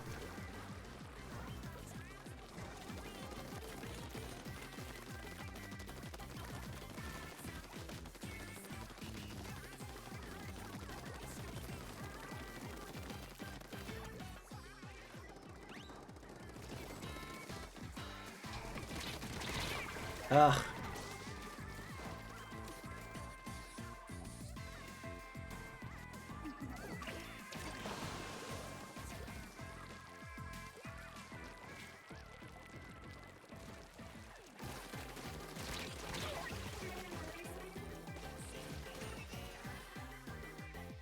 Salty, bro.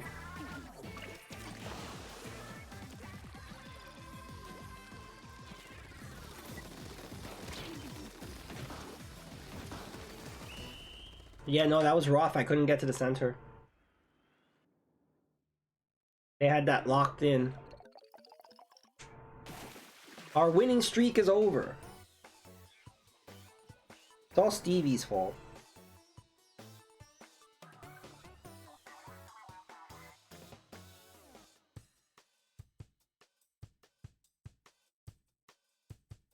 Yeah, I didn't use your beacon, Stitch, sorry. I was just so focused on trying to get to the center that I wasn't using your beacons.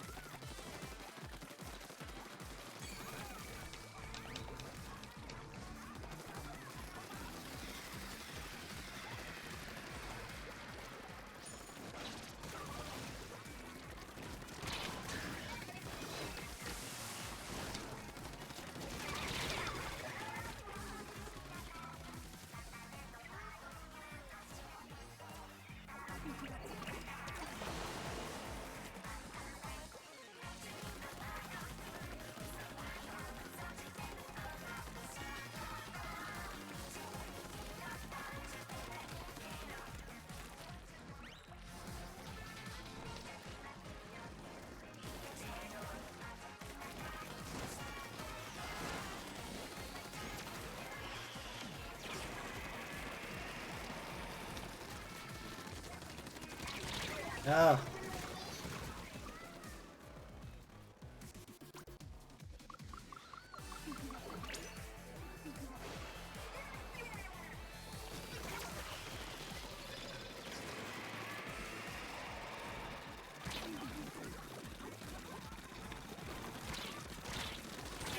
Oh.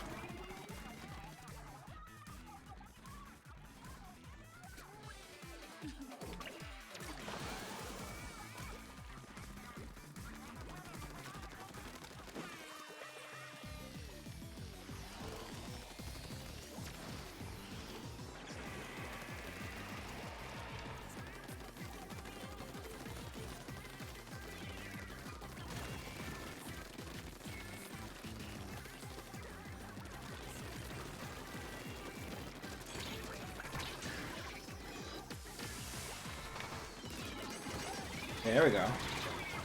Oh, that was a clusterfuck. Ooh.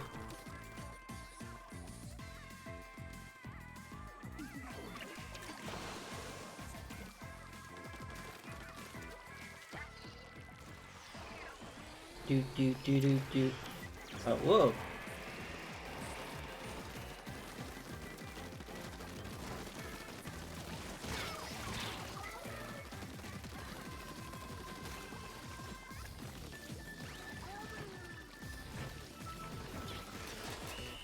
Ugh.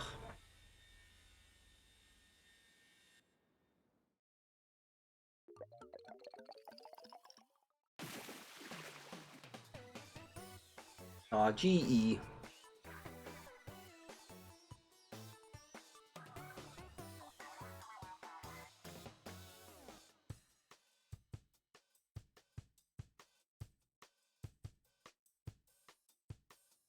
Hi, Bad Wolf. How are you?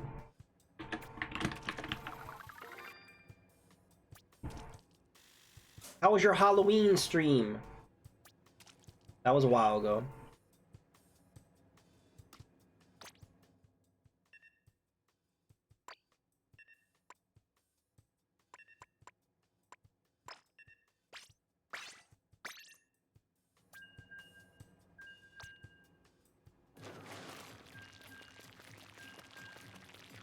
Not much happened.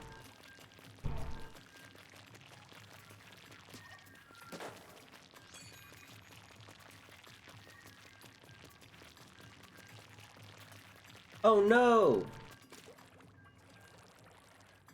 Well...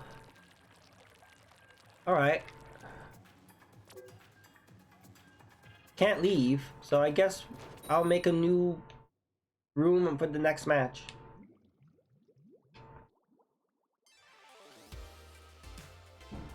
Nobody watched? I've had streams like that. It's kind of defeating. I get it. I've been there. I had the game crash for me yesterday too. That was a first. I haven't had that happen, but not surprising.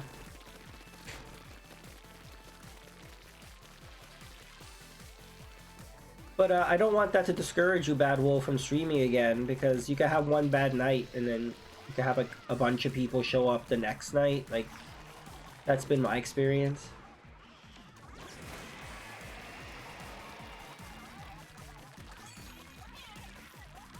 Alright.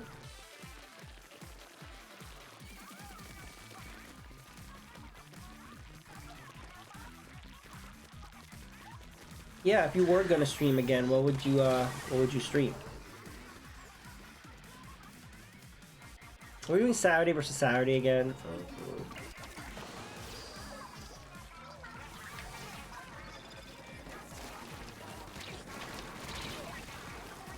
Oh, they're trapping me.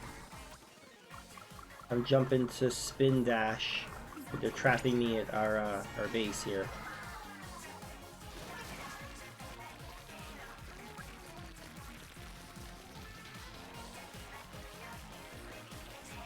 I'll just paint their whole base, no problem.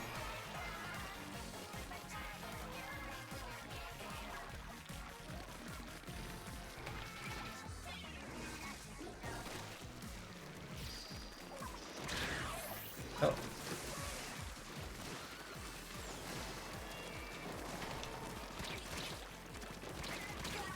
Oh. That stream was 2 Halloweens ago. Wow. Not sure, to be honest, how many games to choose from. Too many hits and misses. Maybe stream a game you know you're gonna like. You know, sometimes it could be difficult if you're streaming a game for the first time. So maybe go to a classic. Go to a game that you really love, that you maybe haven't played in a while, that you would want to share with people. I think that would be a good idea.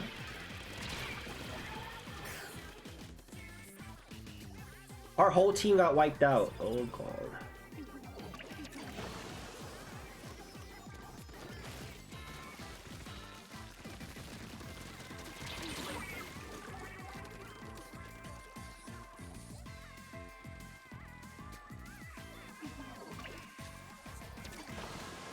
While we are being massacred.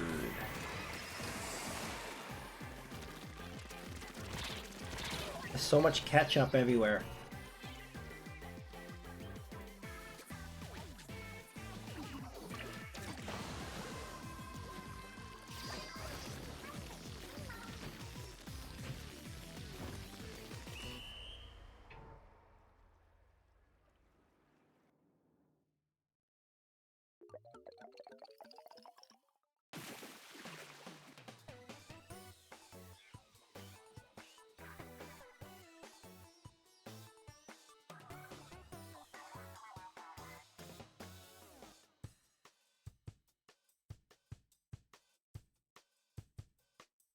What classics would you play?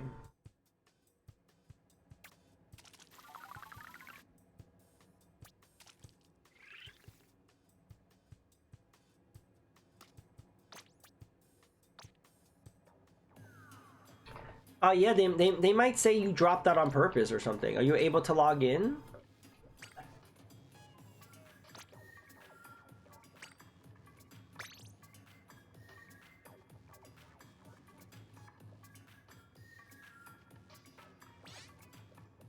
Okay, I made a room.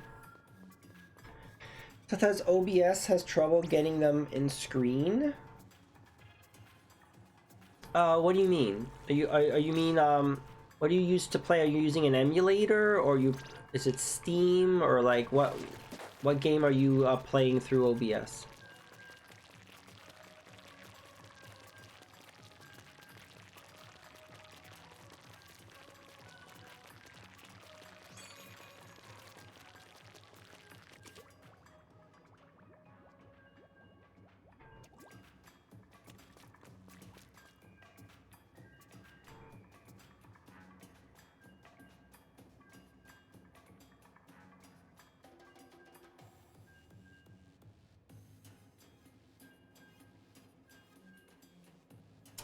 I do know they are increasing the scale rate. Predatory quit for day job and only salmon run. I do notice that they keep advertising. It's like, oh, we got new items for salmon run. It's like, well, nobody can get these items. They just cost way too many scales. They don't give you enough scales. I never have enough scales. Not even like regular scale. Not even like the bronze scales I get. So it's like, why are they charging so many scales for these items? They need to give more scales during the matches, or they need to not charge so much. Like, so there's a major problem with that, and I don't know why that is. OBS has trouble with resolution, like 4080 by 640. Oh. Yeah, Stitch, I haven't been able to afford anything either.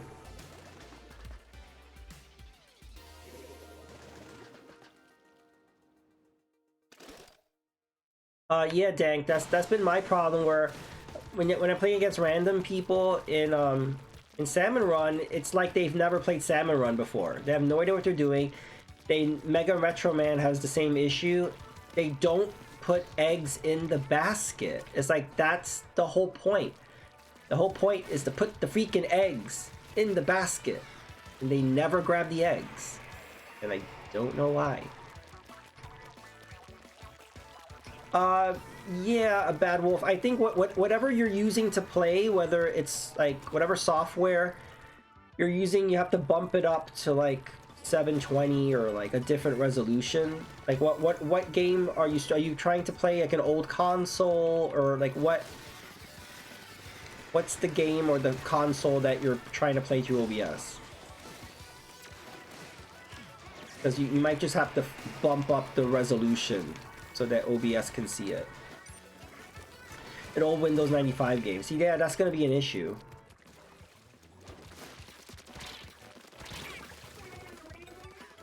There are ways, I think there's certain games you can bump up the resolution, but yeah, I'm not really sure about that.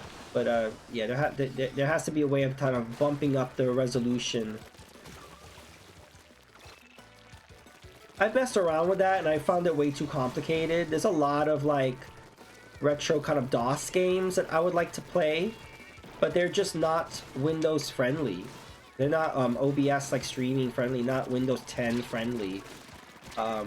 They just play at a really small resolution, so it looks like a tiny little screen. Compatibility, yeah, it can be a pain.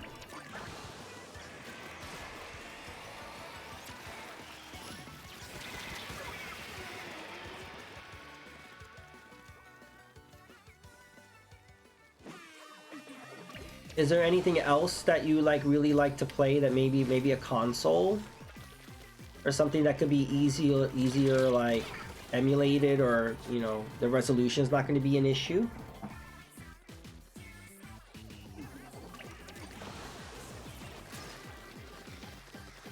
But there are times that I've been like wrestling with the technical aspects of a game, and then I end up not streaming because I'm just so busy wrestling with the technical things of like, this is not running right and I want this to look a certain way.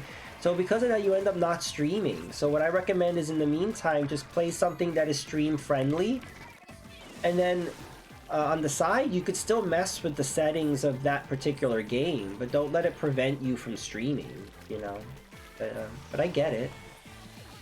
They don't give a good job of adequately testing your rank. Yeah, because I was professional, and then my ranking was destroyed because I was just playing against a bunch of people who didn't know how to play. So my ranking is like 0 in Salmon Run now. It's like, it's nothing. Yeah, we won, GG.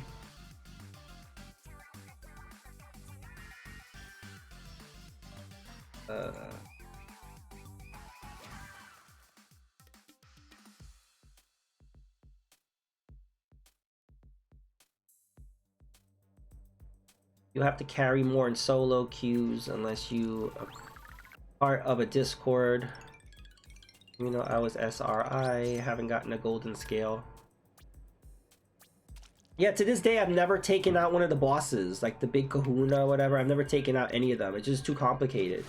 Because there's too much going on screen. Because you have to fight that giant thing while fighting other bosses. And there's not enough time. I wish they give you a little more time, because there's just not enough time to take his health bar down, at least for me. So it's just a big old mess. I didn't think we won that one. Oh yeah, if you want to play Spyro, I mean, there you go. That should play fine. Hero Boros is easier. Up to 3 kings. I don't know if I fought that one. Hey Stitch, did you want to do Salmon Run? You could do Salmon Run for a bit.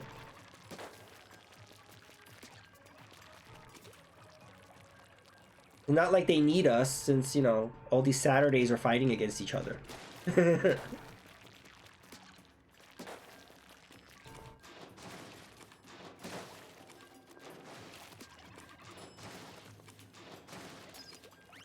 The one with a bomb in the air. I don't know if I fought that one.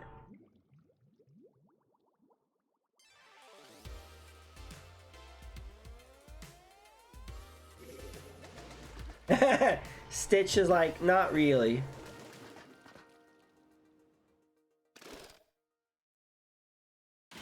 Yeah, I haven't put much time into Salmon Run because it was just very negative experience. Stitch feels the same way.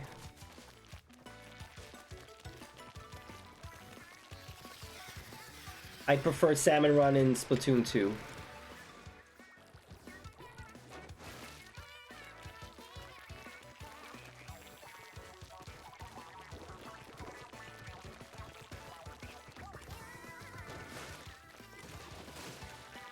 Yeah, they're adding a new one for Fresh Season, March 1st.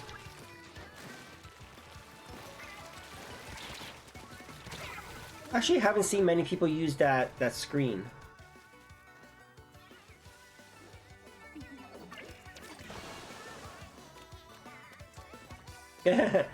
No, I have a gamer chair, so I'm actually pretty comfortable. So my bum is okay. But I've seen people stream on, like, you know, dining chairs or like folding chairs, and I'm like, how are you doing that for like hours? Like, that just looks really uncomfortable. But yeah, anybody that is streaming or gaming in general for long periods of time, you need like a very comfortable chair. And not a gaming chair, they need an office chair or something. It's important.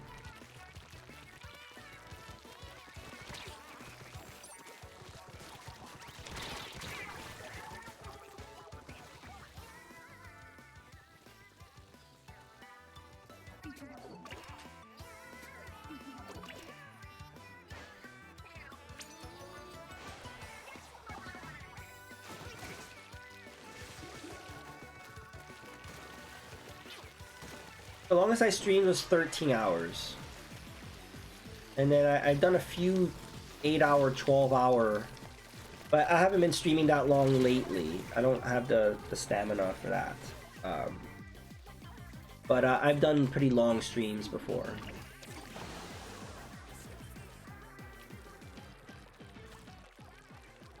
I'm not really a record breaker. I think people have done longer streams than that. Maybe it could be the age. It also could be just stamina, just kind of or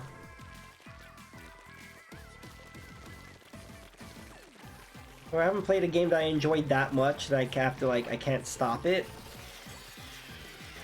So a lot of factors.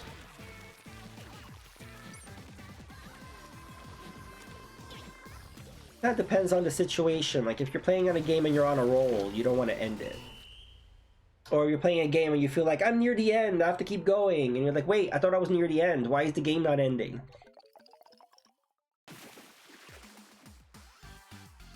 Yeah, I mean, like we all have responsibilities, and if those start to add up, that you get less time to game, and then you have less energy. It had to be annoyed by me. What did you do, Stitch? You kept splatting them? Modern gaming doesn't feel as fun as classic gaming. I agree with that.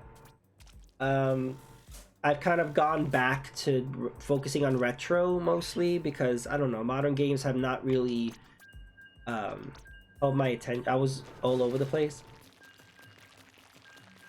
I don't know, most modern games have left me feeling cold. Like they just have no replay value. They're not really well made. It's just strange. I don't know what's going on with modern gaming, so it makes me want to go backwards. But there's a lot of classic games I haven't played, or I haven't played in a while. So there's still a lot to play.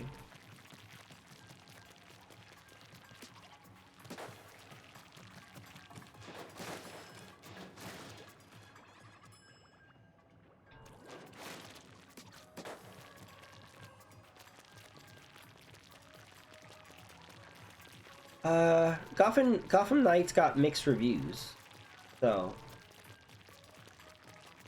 same with the Suicide Squad.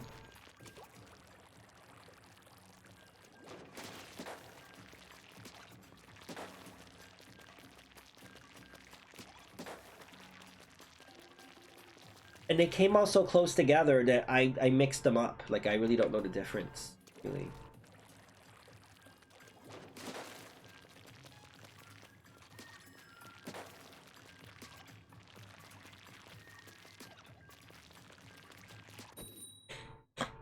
Yeah, a lot of indie games have more passion because these are people that grew up playing games and they're passionate about it. I think AAA kind of games from big studios, they kind of gotten very heartless. Same thing with movies, it's gotten with that too, where it's not creatives that are in power, it's just like corporate people. Here we go with fucking Saturday versus Saturday again. It's just corporate people that have no interest in what the product is. They don't really have any nostalgia, or they're just not into it. So it's a shame when that happens.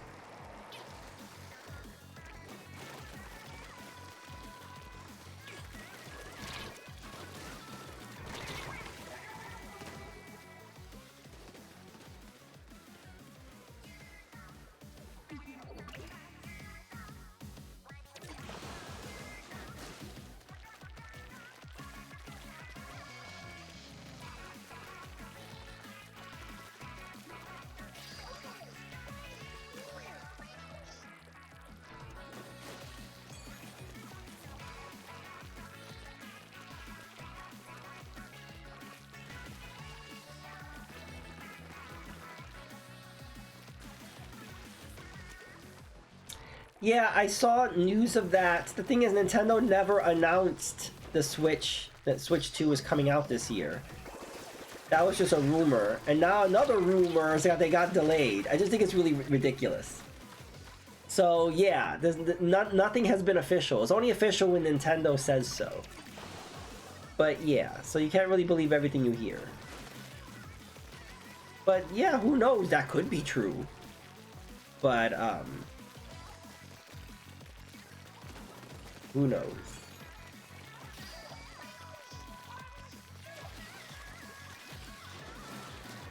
So yeah, would the Switch 2 be like an automatic buy for you? Like you wouldn't, what if the launch software isn't great? For me, it's all about the launch software. Some people, that doesn't matter. They will just buy it at launch. But to me, you gotta have good games at launch.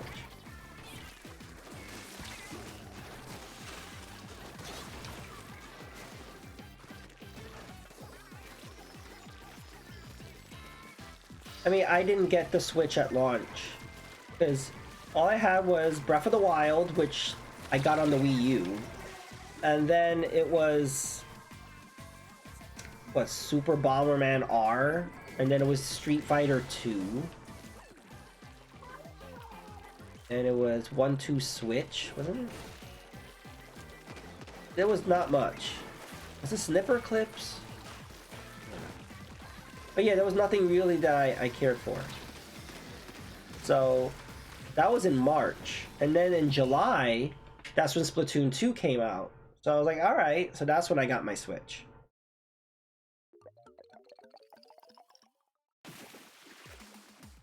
$2020, okay.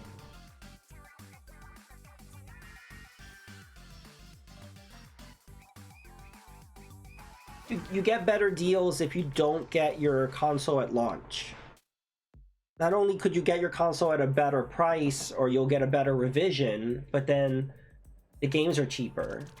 So you're not really at an advantage. GG. You're not really at an advantage buying a console at launch.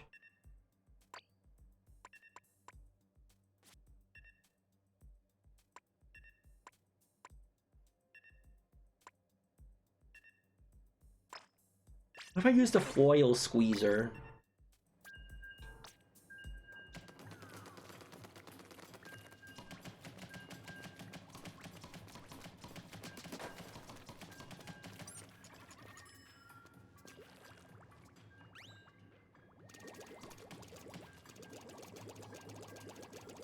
I'm squid bagging.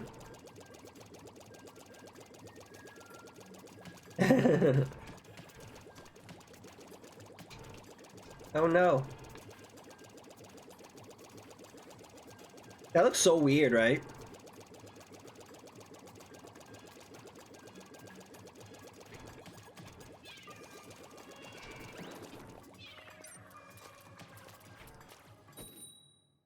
Uh-oh. The Switch successor can't be delayed if it was never announced. That is true.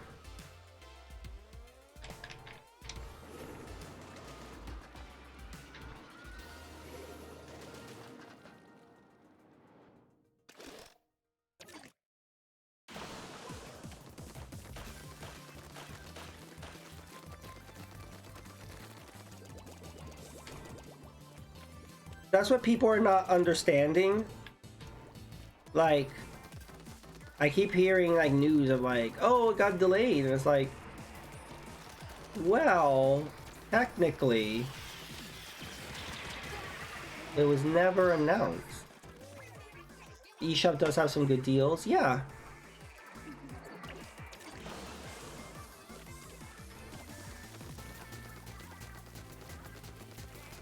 Well, yeah, because a lot of the same places that said, oh, the Switch was coming out this year, the Switch 2, now they're like, oh, well, coming out next year. They're just saving their asses.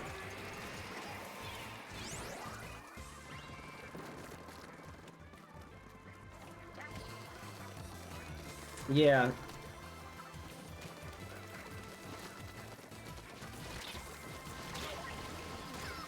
Yeah, Nintendo would tell their investors if they were going to put out new hardware. They wouldn't just like shadow drop it.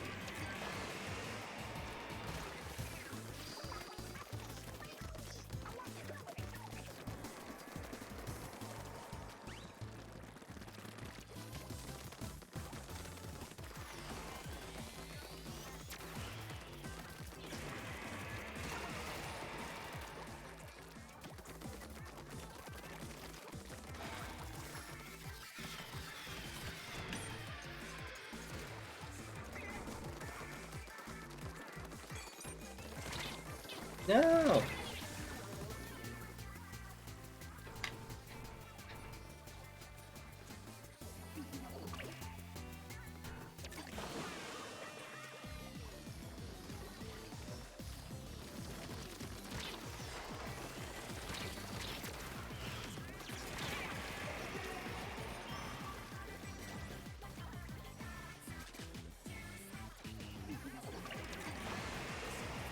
Remastered. I remember when they did that.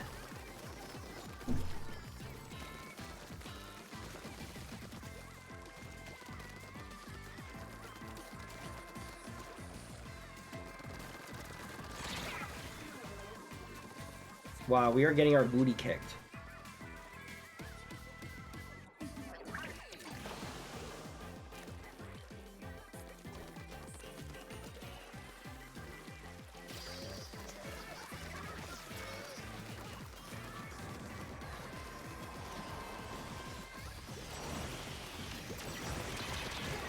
No.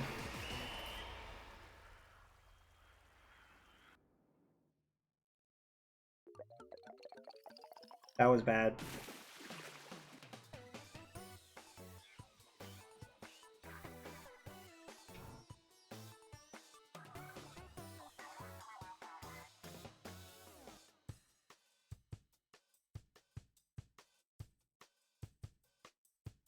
Yeah, it was Saturday versus Saturday, so if we lost, that's still a win.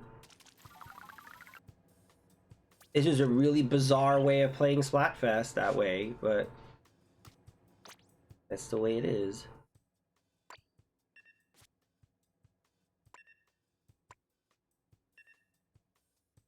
Maybe I should use the ballpoint or something.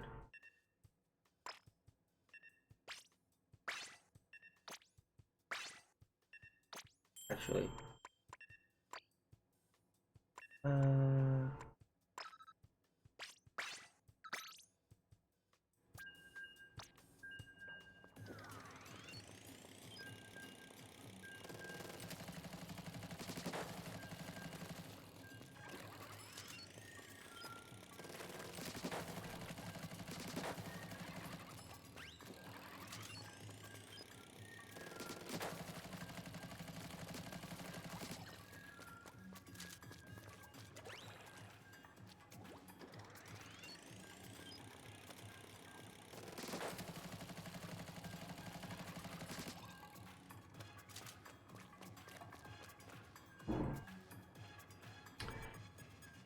Yes, that's a good deal for Saints Row and Retraction if you want to get that.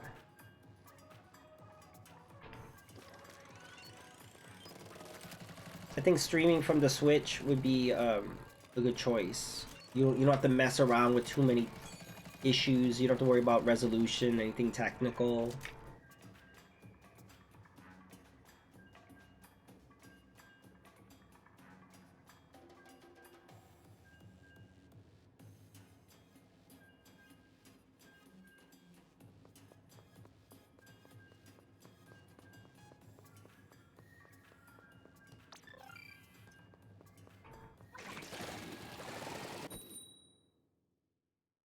It is.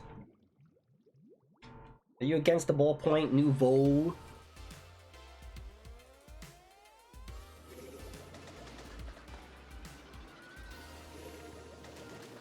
Yeah, I started to use it for a bit and I actually really liked it, and then I just forgot that I used it and liked it.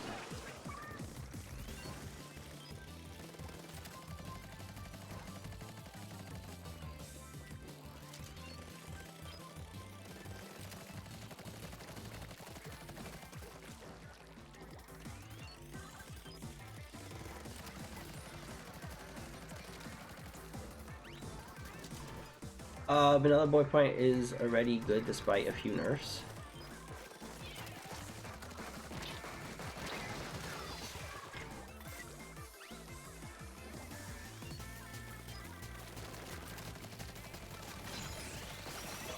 Ah!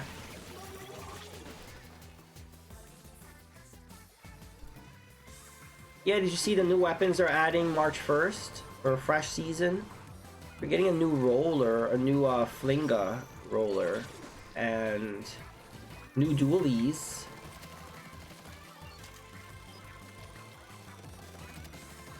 And a new 52 gal, I think? Oh. That guy came out of nowhere.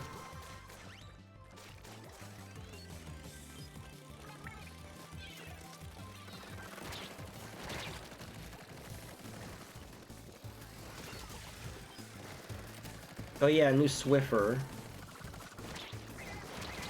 I avoid charges at all costs. Because I just can't use them.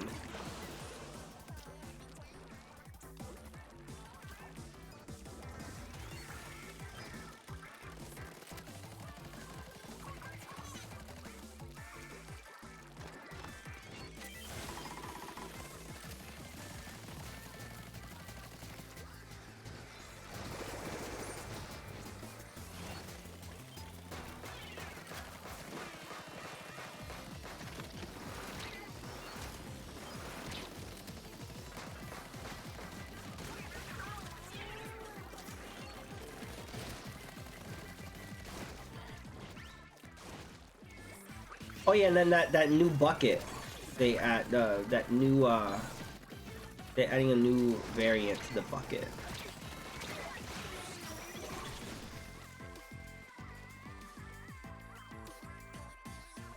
My problem with Splatoon 3 is all like the specials and sub-weapon combinations have been bad. Like I don't really understand. This was not an issue with the previous two games. But I noticed just weird sets they've been doing. Or kits, as they call it. They just don't go together.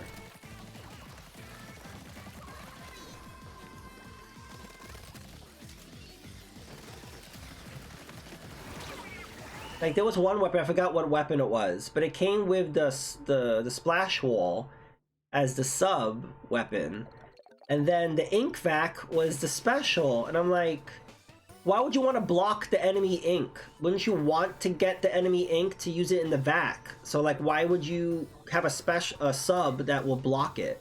So like, they're not even thinking. It's like they're using like an algorithm or something. They're not like, it doesn't feel like they're choosing these sub and special combos. Yeah, I thought we had that too, Stitch. I don't know what the hell happened there.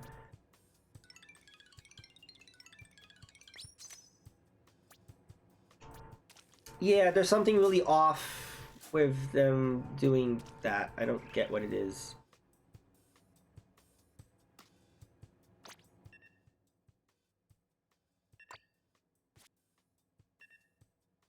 I could use the pencil. Nah, I don't want to use the pencil. I could use the undercover Sora umbrella.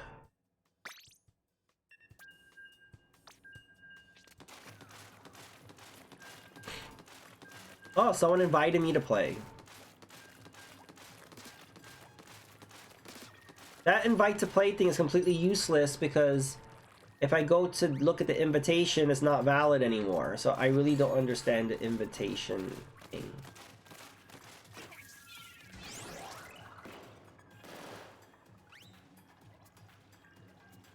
Yeah, I like the big swig. I used the both of the big swigs.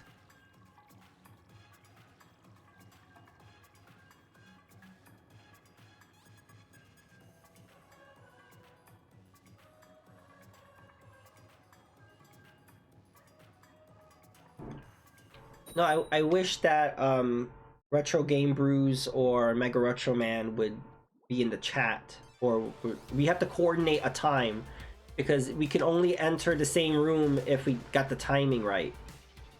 Because I'm waiting around for them to come in, or they're waiting around for me to come in. That doesn't work. We have to really time it at the same time. So, wow, this yellow is bright.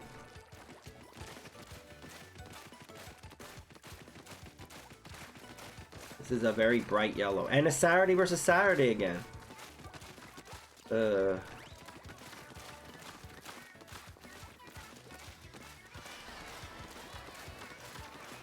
This Splatfest is so boring that just to make it more interesting, that's why I'm like changing up my weapon a lot.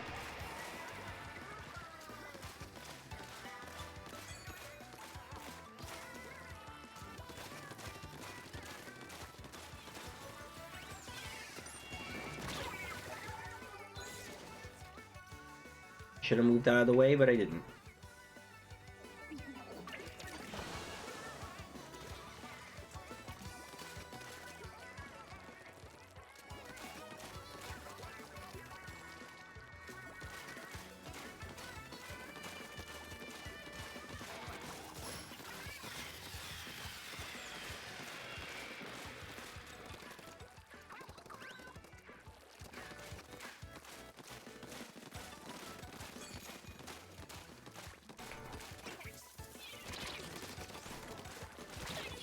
Ouch.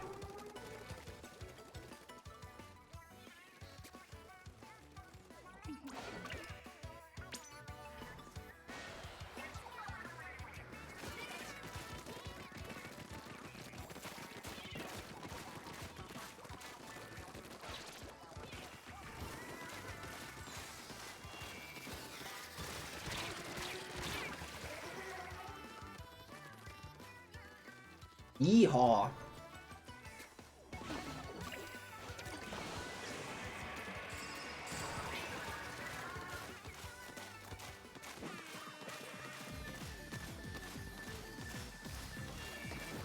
Why is someone jumping to me? I'm literally like right at the spawn point. Not anywhere interesting. Oh no.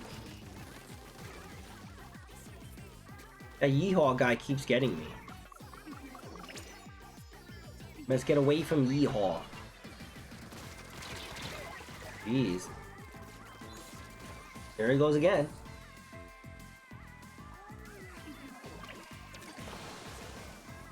I try to go in a different direction to get away from him and he's there.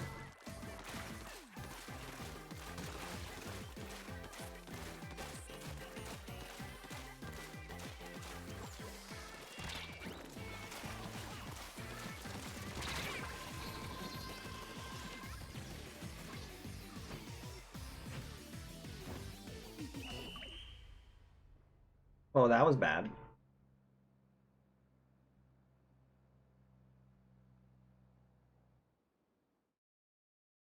Yeah, it sucked. I just kept getting splattered over and over again. Also, it doesn't matter if we lost, we still won.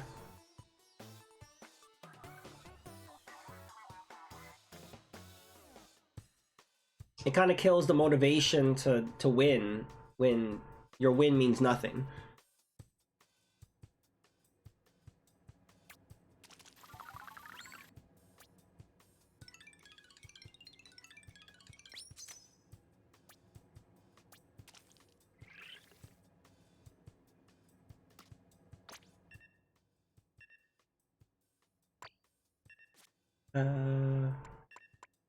The hero shot replica and then that, wow.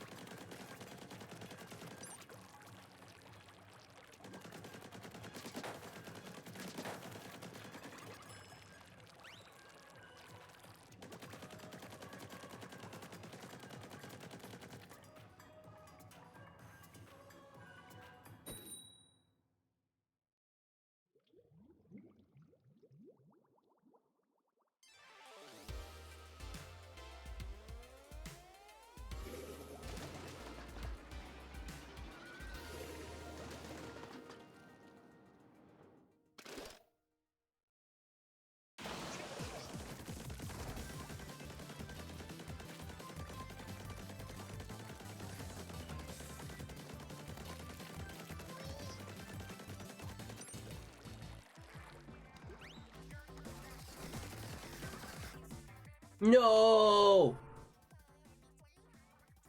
No!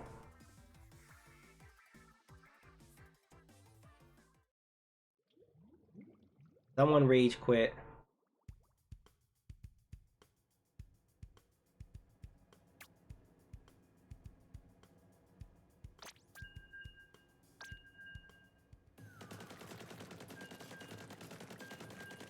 How rude.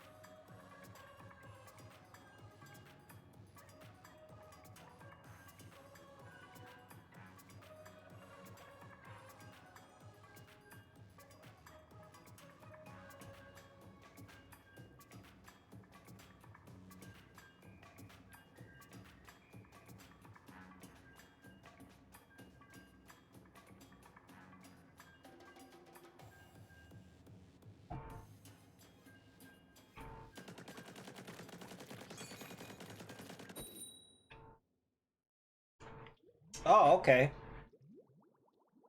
Well, I noticed Deviant's Splatfest experience are always the complete opposite of ours, Stitched.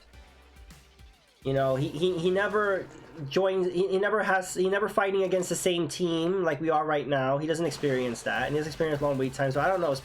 Deviant's Splatoon experience is the complete opposite of ours for some reason. I don't know why that is. I think maybe because he just plays pro. Because apparently there is a huge difference between pro and open. But I don't want to play pro. I want to play with friends. Like, you know, I would rather us play. Like, if we weren't playing, I don't know if I would have the motivation to play Splatfest, you know?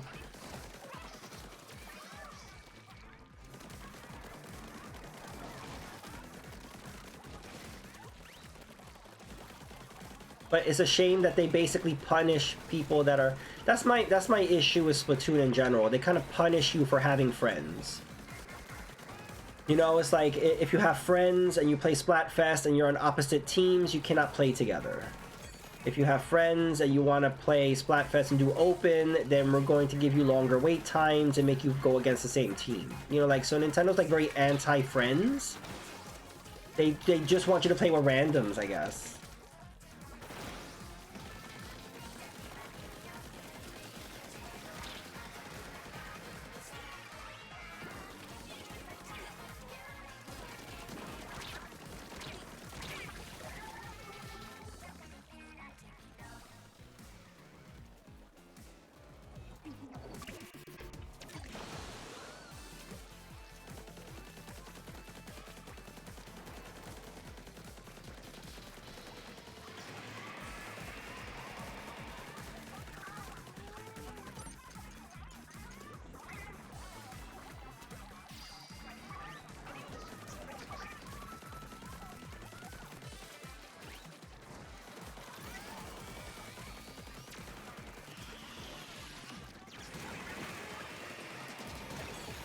Oh, that was nice. Got him.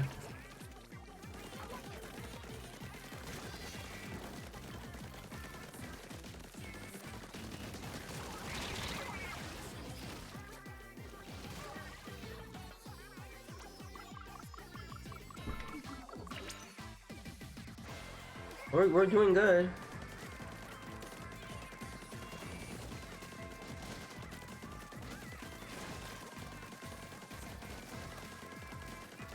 You know what I'm excited about? What extra items will you get, like, for beating side order? Is there like something special that you will get, like some special outfit or weapon for beating side order?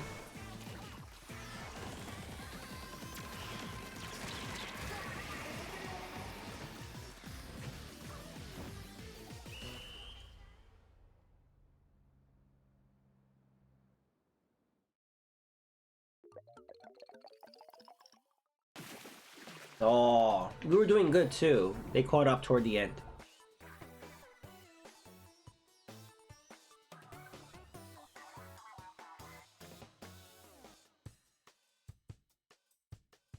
Yeah, we were dominating. I'm gonna stop when I get to Saturday Ruler. I think I'm almost there. Just a little bit more. You just gotta lose a little bit more.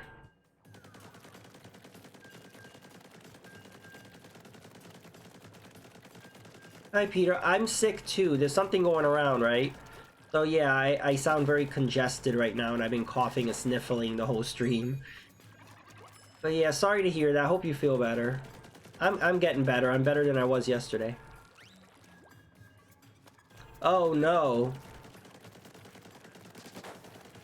Well, if he wants to, cause yeah, I'm gonna be signing off once I hit Ruler. You get a replica version of the main weapon. Not sure if it's allowed you to pick the kit from the original weapon. Okay, you should get something. Cause I like the hero replica. Like, just from a design, I think is a really cool looking weapon.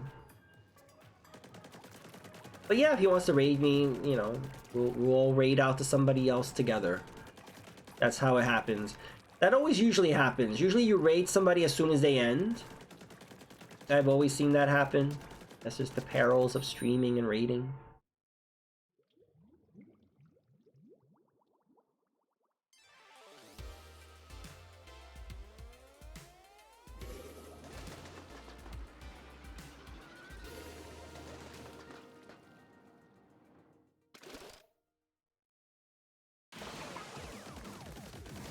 Another Saturday versus that. Yeah, this is just getting me down. Just this whole Saturday versus Saturday thing. It kind of makes me not want to play anymore. It's just so stupid because this is completely unnecessary. It doesn't have to be this way, so why is it happening? Like that's why are we picking sides then? What is the point of picking a side if we're just going to be fighting against each other? So it just, I'm confused.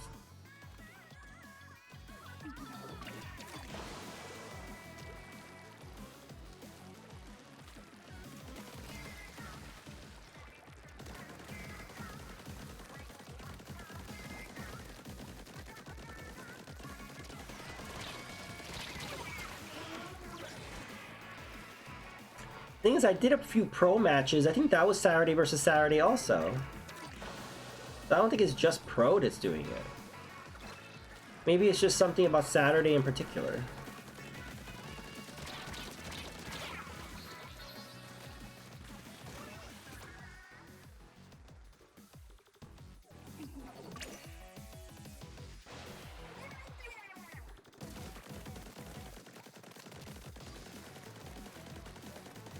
Hey, Retro Game Brews, how are you?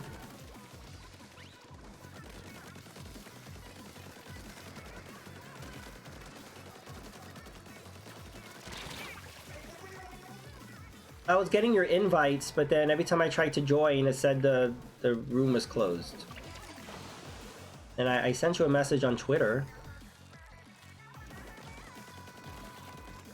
I hate codes when your whole body ouches. Yeah, it affects your whole body. You end up feeling so yucky afterward, yeah.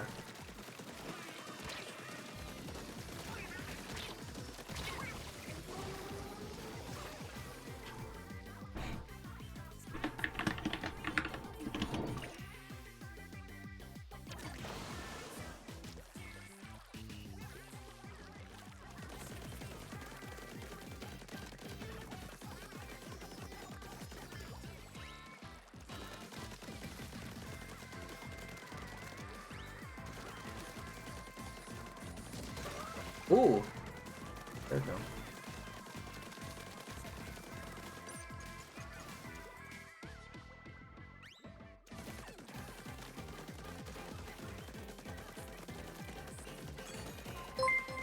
Hey.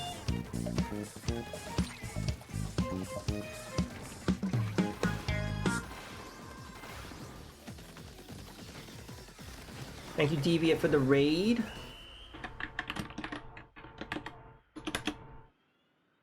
Hype, hype, hype.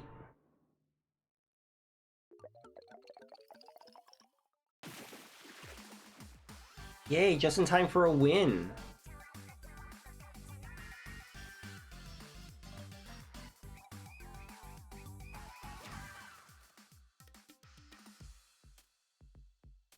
Yeah, thank you for the raid. We might be ending as soon as I hit ruler though. But how was your experience? You were wrecking them, very good, Stitched.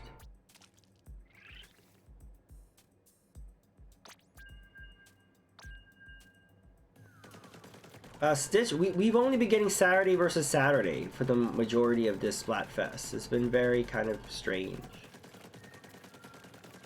And very long wait times.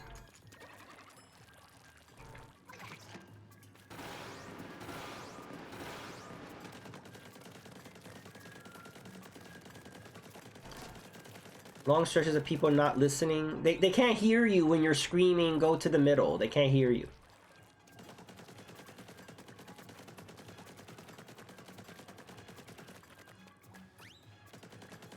Yeah, I played a little of pro and I still got Saturday versus Saturday.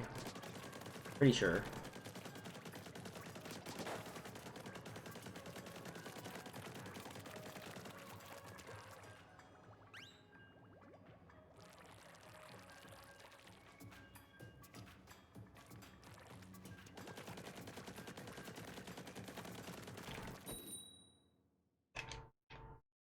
That's some good stuff, Peter Steves. That'll cure a cold.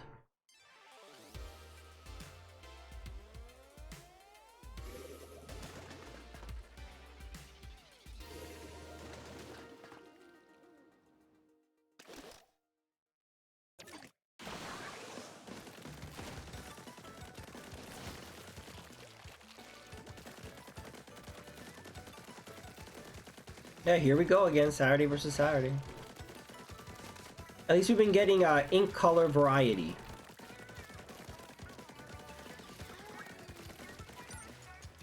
Yeah, Team Saturday hype. Well, congrats for winning a 10x battle.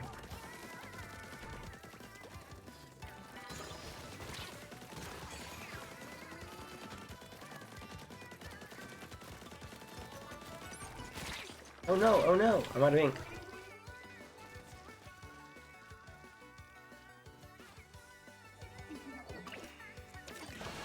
I guess there's just like a lot of Saturdays playing right now, I guess.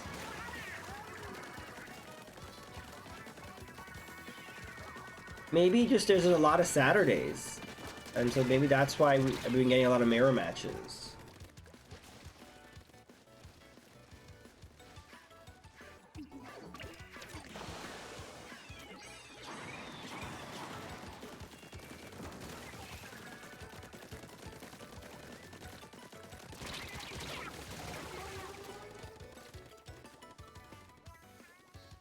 Oh, I don't think Deviant would agree with that.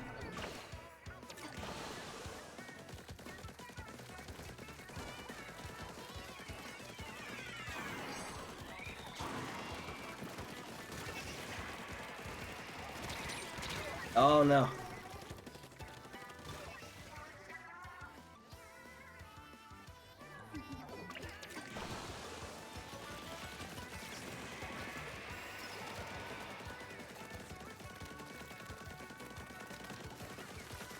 Well, Garfield hates Mondays.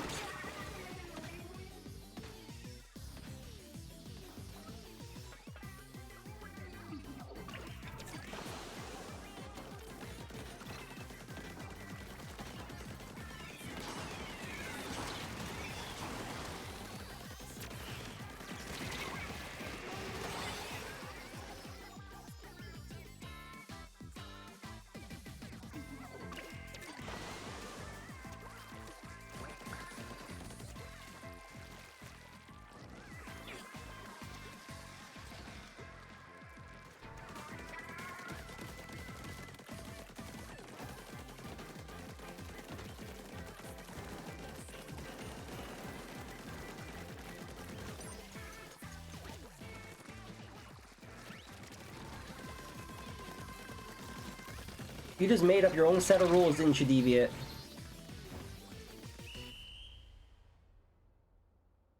How is Saturday entitled Cubicle People?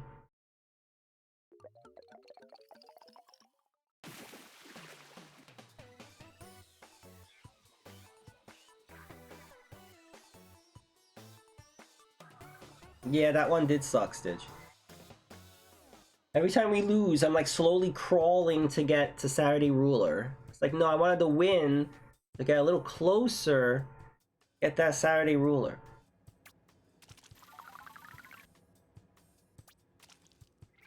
Ugh.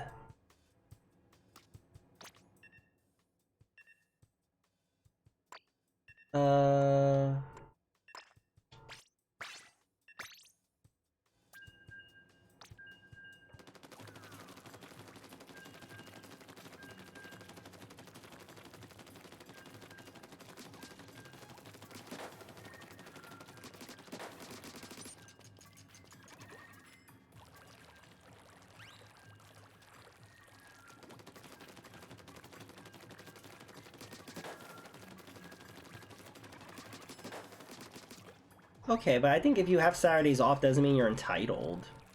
A little harsh. But I understand, retail's tough.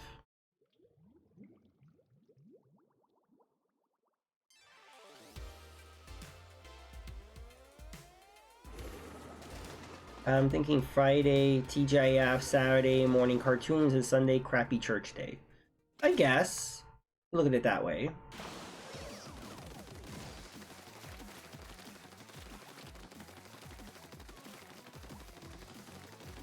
I was surprised that didn't Sunday win Sunday was winning the midpoint. The halftime, which is really weird.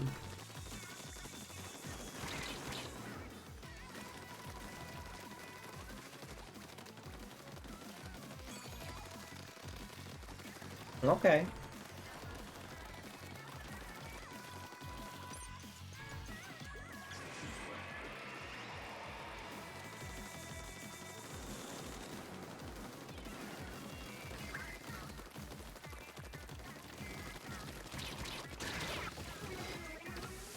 Oh, I was hoping that would get him.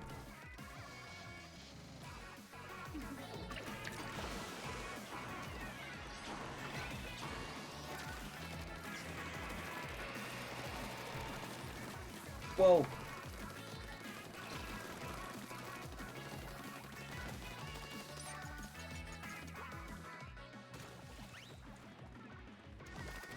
What they should have done is Monday, Tuesday, Wednesday. That would have been the real Splatfest.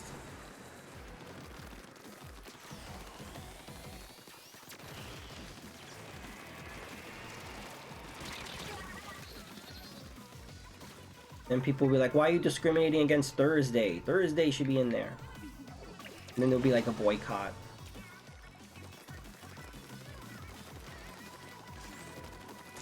Walmart employees get Tuesdays off, maybe Thursday if they're lucky, Friday. Okay.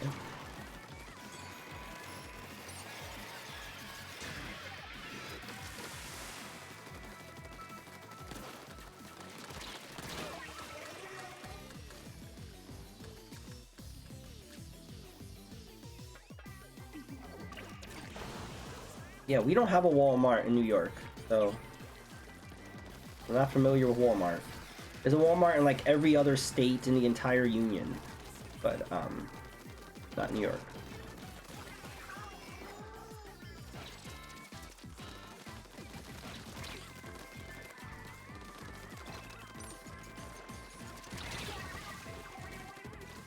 For the longest time, there was no Target in New York. Then the last few years, we have Target. They're like almost like a Target Express. 'Cause we don't have room for big stores here. A lot of the JCPenney's closed. But I think they're trying to make a comeback. The pandemic really hurt because nobody was buying clothes. The Gap is still around. But again, people don't buy clothing like they used to. So, they've been hurting.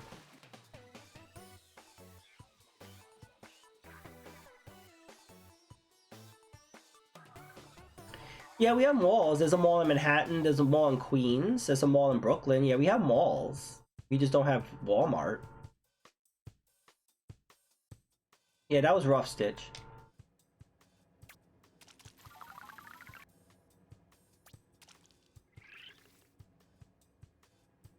We got one more.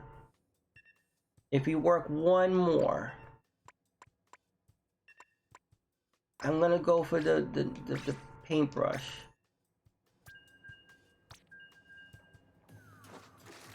You went to university in Long Island. Did you go to Long Island University?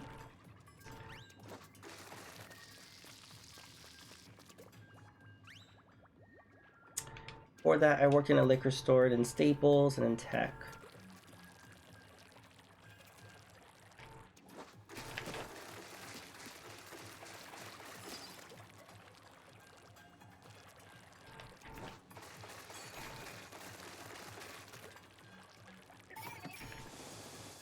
For me, I work in mental health. I'm a peer support specialist. So I just, assist people through their mental health crisis.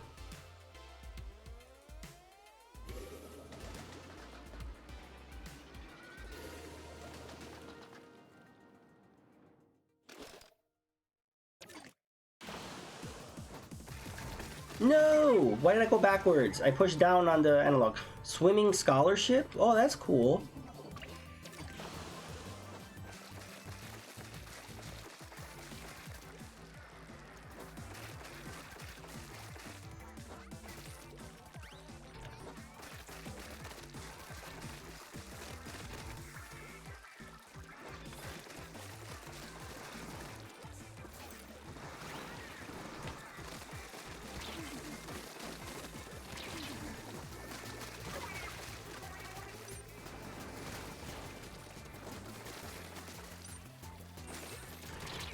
Yeah, we could all use therapy, I think.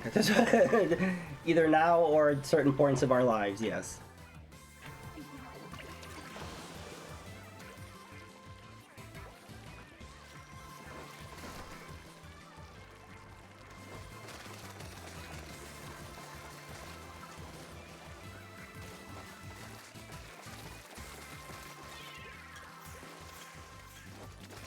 Whoa! Oh.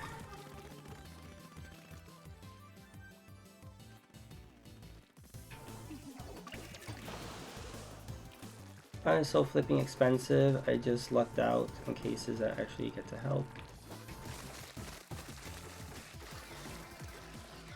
Therapy's gotten very expensive. I've even had trouble finding a therapist. Because you have to find one that accepts your insurance, and then you have to find one that's available. You know, some of them, they take your insurance, but it's like, no, we have no availability. So there's actually not that many therapists available right now. What is available is doing stuff through virtually, like Better Health, Better Therapy. I forgot what that thing is called. I see ads for it everywhere. Yeah, there's a lot of virtual ones available. But even those, I think, are out of pocket. So it's definitely not easy. Also depends on where you live. But there are a lot of resources to help with that, too.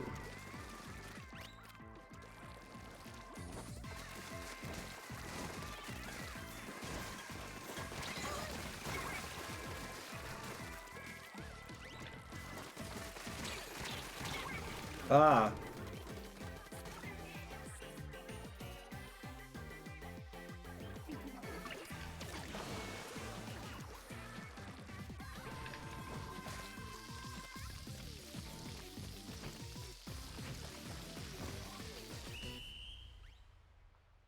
Was that enough to get us to Saturday Ruler? Woohoo! Nice.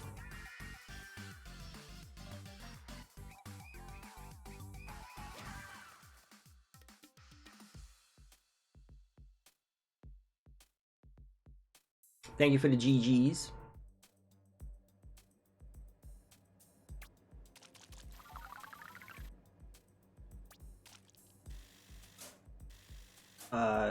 So I might end it. Yes. Okay, so we're gonna be ending it. Woohoo! But yeah, so thank you everybody for coming out. This was a lot of fun. What did I get here? Ooh. Got a sticker for the paintbrush. Just you use it. Oh, a lot of conch shells.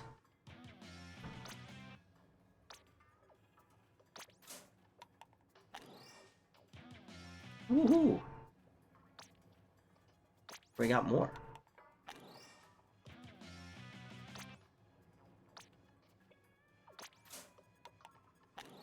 $1,200 turf wars. That's a lot. Oops.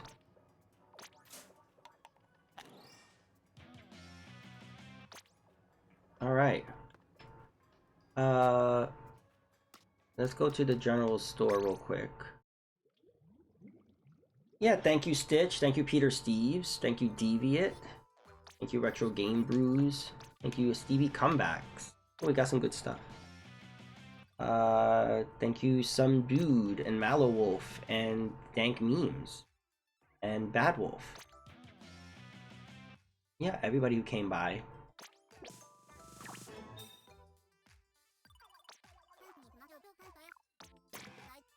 All right. Alright, cool. I think we will raid.